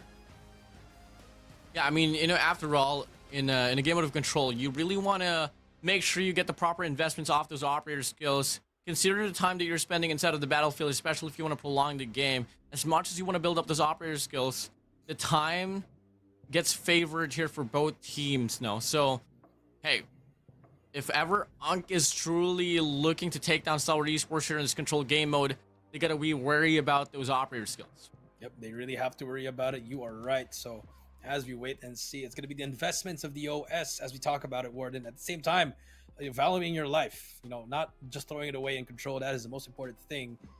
And time management. Yeah, one thing that was kind of like an evident problem there for a set of Illuminari was that they took a bit of too much time on the round number 4. If only they upend up the pacing and not give too much time for the set of Stalwart Esports, it could have been a different story. So, hey, it's something for us to see in just a little bit there. But, hey, man, I want to ask you this. Did this series go as far as you initially expected? I thought Unk would have won the S&D and Elevate would have won, SE would have won the hardpoint, but I guess it's the other way around. And we'll take it. We're here for it. Hey, at least no one's going... All the teams now have a point. That's the good thing about it. Well, it's just going to be a settlement that we're about to see here on this game number 3 once again. We're looking to see what will be the possible map here for the side of Control. Is it going to be Crossfire, which we have been able to see all across the broadcast? Is it going to be Takeoff, or is it going to be the classic mansion of Call of Duty Mobile Raid? So here we go. The roulette is on. Which one is it going to be, Jericho? I think they're going to play it safe and play Raid. Here we go. What is it? Takeoff? Okay. Is this it? Is this final? This is Are final. we going to be seeing Takeoff? Oh! Oh! Oh! Ah. Crowd goes Yay! mild. The crowd goes mild. But there you go. Takeoff it is, my friend. Back to the roots, back to some great matches here in Call of Duty Garena MSP history. I do remember some times here. Well, I think GM3. I do remember Omega versus Lokings in the S&D when the rave party erupted after they won that. Some great comebacks here as well on hardpoint. I think Elevate winning a lot of takeoffs as well. So it's a fun map overall. It's a remake of the map in Black Ops 1 called Encore, I believe, if I'm not mistaken. And the Takeoff is the Black Ops 2 remake. Yeah, Mr. Historian Jericho right here, showing his knowledge of the COD universe. But yeah, man, I'm pretty excited here for Takeoff. If you guys don't know, Coastal and Arsenal got shifted to Hardpoint, and Coastal got taken away from the map pool itself. And we get greeted with Crossfire alongside Takeoff for the competitive map pool for this year's World Championship. So it's great to see what can these professional teams offer in the battlefield of Takeoff Control. Yes. What are the numbers, WardeN? Numbers? See, does not know Call of Duty, but it's okay. But here we go, WardeN. Final game of the day. Who you got? Honestly, I want to see Unk win this, bro. I know they got what it takes. It's just a bit of, map reading here and there, and obviously gonna be the pacing. A bit of luck. Pacing matters a lot in a game mode of Control Takeoff. So hey, if I was the keymaker here, playmaker here, go for the B control point, isolate some lanes on towards the mid map, and the rest will live through. Yep, and there you go. AG takes the first one on Tokyo, gets the flank immediately, but Chrome is there for the trade, and just like that, immediate map control for the side of STE. But look at middle. It's AG here. Does he get traded out here, really? Mid-map control is the name of the game. And there you go. Finally gets the kill. Yeah, that's going to be the troublemaker here if you are on the attacking side for a Control Takeoff. If you can't get the mid-map presence, you might end up getting into a meat blender. And so far, Stalwart Esports is looking to prove that statement as they're going to be continuously bombarding this mid-map. Yeah, mid-map, but mid's there. It gets the trade. That's a 3K for him. But look at the kills. It's all equal at the moment here. But again, time needs to be on your side here. If you're Unk, you got to hop on this A point. Check the corners on the right side. Yeah, they're trying to wrap around here towards Seaside, all the way down to Aurora Lounge, but Stalwart Esports are just able to get the read once again and able to get the gunfights, but it's still pretty back and forth for it. But the problem here persists is that they're not getting any contestment at all here on any control points. If you take a look at the time, there's only 17 seconds left to play for here for the set of Unk. Yeah, but there you go, finally. Hopping on it, but AG on the flank once again. Tarks, as he spots him, no, he's gonna get away with his life here actually. So it could be good for them, but big fights on this P1. Finally, AG is there. Chroma gonna get the trade. No, 14 to 10, 15 seconds left. Now it's time for scramble. Yeah, beautiful shutdowns here for the side of Stalwart Esports. They can let go of this A control point if ever it is necessary, but I know they want to play for the time as well. One more wave to clear up here for the side of Stalwart Esports, and they could put down the players of Unk here just by the time itself, but it could be the life, it could be the time. Regardless, still odds favoring the side of Stalwart Esports. Yep, but this is a final contest here for the side of Unk here, but Skirt is there to shut him down. Tokyo kills one. Now, 4 seconds left. Not really winnable anymore, and there you go. Lives mattered there, and I think it's just the mid push. You saw AG. He just ran up to scaffolding with no trades from the side of Unk there. But it was a good fight for both sides, but now let's see how Unk responds.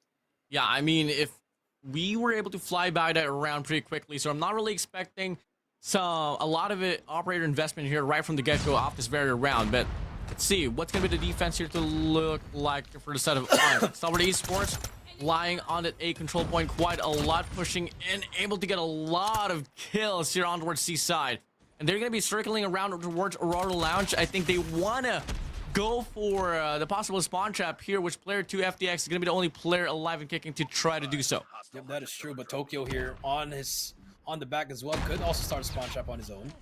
Scared now. I think they're able to clear it out. Nice shots here from Tokyo and mids. Good hold, and remember the defense side here is really good. AG and hit some shots here, but no, shuts him down immediately.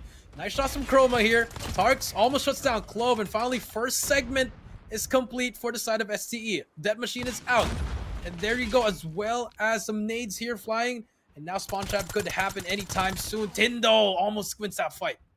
Oh, yeah, I mean, this is exactly what Unk needed to do on the first round there. Get some mid-map control, try to go for the contestment on an A control point. Don't slit around too much and just play for the time. Get the time extension later on. It's not over if yet. you want to play for the elimination, then hey, you can go for it. But we do get to see some recovery here for the set of Unk. In fact, they got some extension here from the top. Chroma through the wall, able to get the shot down. And there's going to be a lot of coverage now here for the set of Unk. Yeah, and they have operators here to work with. 30 seconds left here. If you're Unk here, just gotta hold it down. Don't throw your lives away. Miz brings out the War Machine. Equalizers at the ready. Tin could definitely make the play here for the team. There you go. Down. Coming in. Can he burn it up the heat? So far, spots another opportunity. It doesn't take the fight. Really wise of him, as he doesn't really have the range. Just has to rely on the players here at the spawn side, and he's gonna go on a run out. Sprays down, finally shut up, puts him to the ground. But there's only gonna be 2 lives remaining here. Make it shut up and Clove to be the last glimmer of hope. And it's just gonna be Unk here, looking to go for the extension. Could be playing for the time or the elimination. It doesn't matter. Unk takes a round right back.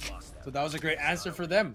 Now, swapping sides. Let's see if it's going to be the same kind of offense for Unk, or will SCE bring it out? Because Shut Up has that War Machine. Definitely see some long-range bombs here.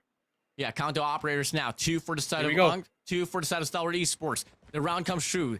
Did Unk learn from their previous mistake? They're going to be stacking up once again here towards P2. Pushing up now. Clove is going to be on the other side alongside player 1 Skirt, and they are able to get the first 5-kill metric. Yep, and just like that, the counter is in, and here comes the push. But the second wave, can they do anything? Tin gets scared. Mids almost gets one as well. That's 3 down. That's 3 mans down, and now they can just keep on pushing up. 4 down for them. Now it's only 1 player to beat. It's going to be FDX. Do they clear that corner? Nope. FDX still alive here and kicking. But Unk now able to equalize it with the claw as well. Look at this. Great stuff coming out from Chroma. Claw is still engaged, but Clove finally shuts him down. Yeah, big trace right there, but for what cost? No. Oh, but the nade comes in, denies that capture right here on a B control point. Tokyo tries to come through, provides the support, gets Life the trade. advantage. But it's going to be 2 players now from Stalwart Esports here, solidifying their take here on this B control point. Yep, you're gonna go for B, but nice push coming through from them. They're fighting it first as well, but look at number 2 FDX at the back here. Number 1 does not mention him as well. Now, they have to take down FDX in order for them to capture A here. Nice shots, finally shuts him down. Life advantage on their side here. WardeN. Equalizers out here for the side of Clove, making the push. Tarks here, well ready for the investment as well. Opted in later. Time. Pushing up now. Big challenge here from top red. AG with a jump shot. Push Chroma away. Time here, getting drained. Needs to step into one control point, and it has to settle towards A. They get the lives, but they don't get the time. But AJ's here with the Tempest. Gonna go for the shot, able to get the connection. Can he find the chain? No, he can't. Two out in the open. Scourge here from the back. Looking to get the kill. He does convert. 69 we go. Misses out with a war machine. Stalwart Esports here down by the cost of their lives. 4 more players remaining here for Unk to slay out. Can we see a run here for the side of Unk? They get that extension as well. There And you this go. round is pretty much chalk here for the side of STE. 3 versus 7. Wait, Annihilator at the head of FDX brings it out. Could make a difference. But Chroma spots him as well. Has information. Has to run away. This is everything. Nice shot from the side of FDX. 2 more lives to spare. I mean, 1 more life to spare if you're the side of Unk here. 45 seconds left. Now it's just a battle of S&D again. Here we go. Bait and switch should happen here. Don't let Tin just go on his own here. Tin. He's gonna go in on his own. Spots 2 players. Free-firing. Try to find something. FDX brings out this. There gets 1 though. That's huge. AZ gets another one. It's a 2 versus 3 now. Chroma gets 1. It's all up to Clove now in a 1 versus 3. This should be a pitch, but Chroma spots him. Shuts him down. Match point for the uncles. Can they close it out? Can they do it? Can they serve STE their first loss here on this group stage? This is crazy. An overlooked team now here on the verge of putting a series away from the hands of Stalwart Esports. Let's give it up for Unk. Go. That machine should be out. Tarks gets 1. Skirts gets shut down. Bring the hatches down. Is it starting? They feel it. Do you feel it? Can you feel it now, Mr. WardeN? Mids gets a nice shot on him as well. Spots Clove. Will get shut down. 27-28 now. Influence starts on A, but look at the map. Map rotation is in. Tarks brings out the Annihilator. Has to make something out of this. Plenty of resources here for the side There of you go. Unk to play for. Annihilator is going to be out here. Should be able to go for the spawn trap. Scurry goes for the check. Tarks connects. Here, 5 more to go. 5 more rounds. Ooh. But misses. Detrimentally falls down. FDX is going to be able to save his teammate off the spawn trap. And Unk is now going to be here on the trail for the life count. Yeah, but they are getting those kills. Tin gonna get away with his life to get that call out. But the spawn trap is still here, but doesn't matter. Chroma and the crew being able to clear out the base. We're gonna have a reset on the map pool. 21-18 now. And SE is leading in the life count here. Big kills coming through. The dead machine from Scared definitely don't want to challenge that if you are on the side of Tokyo. And SE slowly but surely about to gain another minute on the clock. We were able to see a situation like this earlier where Unk was on the trail, but they were still able to find a recovery in the midst of the round. Still not going to be over, but no. Doubling it down with the factors. Looking to be pretty favorable now here for the set of STE as they're bound to get a capture here on this A control point. More time, more lives here. We might be able to see a round number 5. 15-11 we go. Both teams looking for it, but Tokyo, nice shot. Can he get the kill? No! FDX with the quickscope as well. Tin still alive. 14-10. Very winnable for both sides here. It's all gonna come down to these fights right here. Tark still alive. Looking for the back. Finally gets the 3rd as well. Almost gets the 4th. 12-8 here. 1 wave. That's all you need. Tin now. Gonna get taken down. No, 12-6 now. This could be a round number 5 in the making. As we can see. 12-6. 1 minute and 3 left. FDX trying to look for more players here. He's gonna get shut down. But again, Unk, they just have to set up in this B point. They have their war machine app ready as well. Do they invest this? 1 more wave. 1 more wave is all that they need. They're going to go for the extension as well. FDX being nuisance. Oh, look at number 4. Player Chroma. 4 from the top. He's not shooting. Trigger discipline for Chroma. Beautiful. Spots one on the right. No, he gets shut down by Clove. And that could be it. Tin gets shut up. Chroma's still alive though. Gets 1 more. It's a reset now for both. Oh, but Chroma gets spotted by Skirt, and just like that, 3 versus 9. No operators used. Mids gets 1. Shot up gets Tin. Tarks on the back. Gets a kill there. 2 versus 7. A little bit of a reset. Now it's all the Tarks. Nope. This is going to be a round number 5. Tarks, he spots 1, but no, AG gets him. And there you go. Gonna go to, it has to come down to round number 5. Let's see what happens here. STE defending. And for the side of Unk, they are on the offensive side. 3 operatives, both at the ready. Tempest, Death Machine, War Machine. The other side, it's going to be a Sparrow, Death Machine, and Claw. Here we go. Here we go. Popped it as well. Round Oh, opens no. up. Shut up. AG combining for 4 on the feed. Operators galore here for the side of Stalwart Esports. Yep, and there you go. The chain reaction. It's happening for them, but they're trying to answer back. 29 to 22. Clove now. It's his turn to get the spawn trap going. Equalizer at the ready, but the trade out is there. So, wait, this is still winnable. If you're on the side of Unk, you just reset twice already. And here we go. We got 3 operators as well to play for. It might just be their turn here to play for the spawn trap later on. But for the time being, raw mechanical gunfights not going to be favoring them at most. Chroma here challenging. Shut up. Pulling things down from the bottom side. They got a lot of mid coverage now, but Chroma should be able to create the space here to go for the push on that B control point. Last player, Clove, gets taken away. Now they can go for the extension if they want to. Gotta clear it out here. If you're Unk here, you gotta clear out some base. There you go. 10 gets 1. They're trying to go for that spawn trap, I believe. 22 to 14 life vision. I don't think a spawn trap should work here, but Tin's just getting kills for the team. Still alive here. 25 seconds left. The capture is on. Tokyo, try to spot 1. Spots 1 with the Sparrow, and here they come. 19 to 12. Time is not on their side. Tarks gonna have to win these gunfights. He gets shut down by Shut Up. 18 to 10. 20 seconds left. But Unk will be able to get some kills here. But FDX on the spawn trap. They just have to run away now. Can't get killed by FDX here. FDX spots 1. Nope. 15 seconds left. Can a miracle happen here? The Claw Litter out. Claw coming through. Sprays down. Able to get the kill. Reset. Wait. Now, very doable round. He's about to be captured now. But no, for the flank. Clove at the back, able to end it right here. No one checked the flag, and just like that, Clove might have sealed the deal for the side of STE. Dead Machine is out as well. 7 seconds left, and that could be aim. That will be game. And unfortunately, a great effort for the side of Unk. Yes, yeah, one player did get it on his own. Chroma trying his best, but unfortunately gets to. It will not matter. STE stays alive. They get the win. Long life. Well-fought battle there for the set of Unk. But it's just Stalwart Esports once again dodging a bullet here on control. Earlier, up against Illuminari. They were on the trail. They had to force a comeback. Win 2 rounds in a row, and they were able to basically serve that right there. Same goes here up against Unk. I mean, moving forward here for the set of SD is still a valiant, well-done battle that was brought to them here on this game number 3. Every series had to go down to a game 3 here between STE and Illuminari and Unk.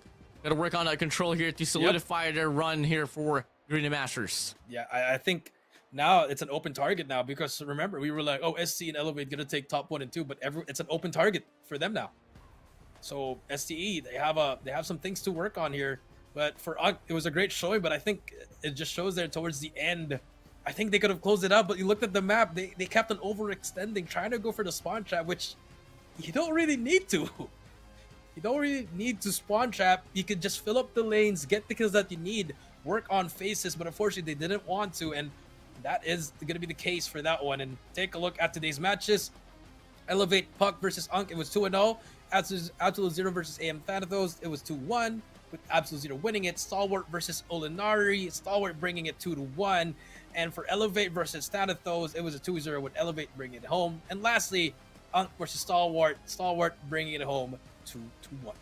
Yeah, I mean, looking at the map, the recap here, once again, it was only Elevate Puck that wasn't able to drop any maps at all throughout the run here for the first day of the group stage. Ladies and gentlemen, we got 5 more days here in line. So, hey, man, I'm pretty stoked up. I'm pretty excited. This is one of the best ways to start things off here on the group stage. Yep, it's a great match, and I believe everybody has a point. I'm pretty sure Elevate's leading by 6, Stalwart with 4, and then all after that, you have AZ and Thanatos all tied up with 2, and for Illuminari and Unk, they're both sitting at 1. Yep, and hey, again, there's still a lot more chances here up ahead on this Garena Masters 8. After the 6 days that we scanned through here for the group stage, we move over towards the playoffs, which will be happening at the 29th and the 30th for this month. But for the time being, guys, it has been a long ride here for tonight's broadcast. We still got tomorrow up ahead, but for the time being, we're going to be calling it quits. Good night, everyone. This is Garena Masters 8, Jericho and I, WardeN, signing off for tonight. See you guys tomorrow. Peace out. 2 players inside of the hard point. Get the deep spawns as well. Maybe till then, this could be the start of the change-up. But initially, the first 2 kills, back and forth we go. 10 is going to go down. Does he spot him as well? Time's gonna be everything here. Yopi. He's gonna get spotted angles for it, and now you do see them. Kalo gonna be the first one trying to break and elevate on the front side. Oh, lovely extension there for a set of 10. Oh my! Narrowly miscalculated. Beam stroke, Kalo. No crossfire. They would expect that PJ is here. Never mind. There you go. Promo spots him as well with nice moment. But I think if you're Unk here, you've done a great job here. Keeping it close. 50 points right here. Now so he said for the speed ones, some big kills there. There you go. This gets that first one, but he's gonna need more help from the side. Oh, Promo spots him as well with nice moment. He's there. That's a 1v3. It's all up to Yopi. He's gonna get pinched from everywhere, and now it's a beautiful retake again. Just having an angle here, covering everything they need in order to control this team.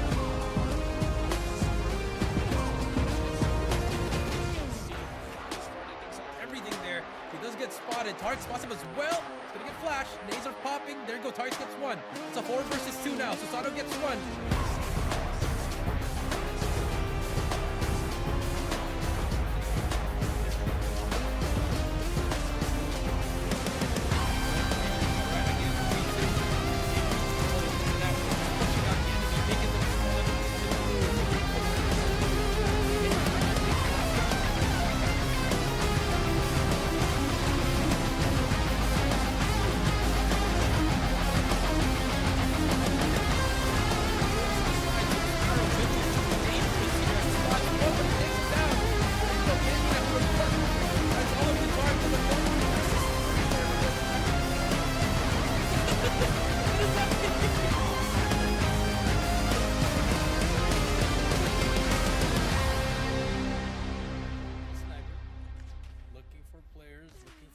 Yato gets Jai. It's a 2 versus 2. Well, in this such a power position, pretty much all you have to do when you're on top, when you're in crossfires, get inside these buildings or to get these crossfires, get as much. Some guy just popped the smoke and he died and he popped another smoke. Here we go, off the P2 we go, 137 to 152. Hydra already inside, but Aurora shuts him. Just out. Freezy's there for the trade, but a PDW picks it.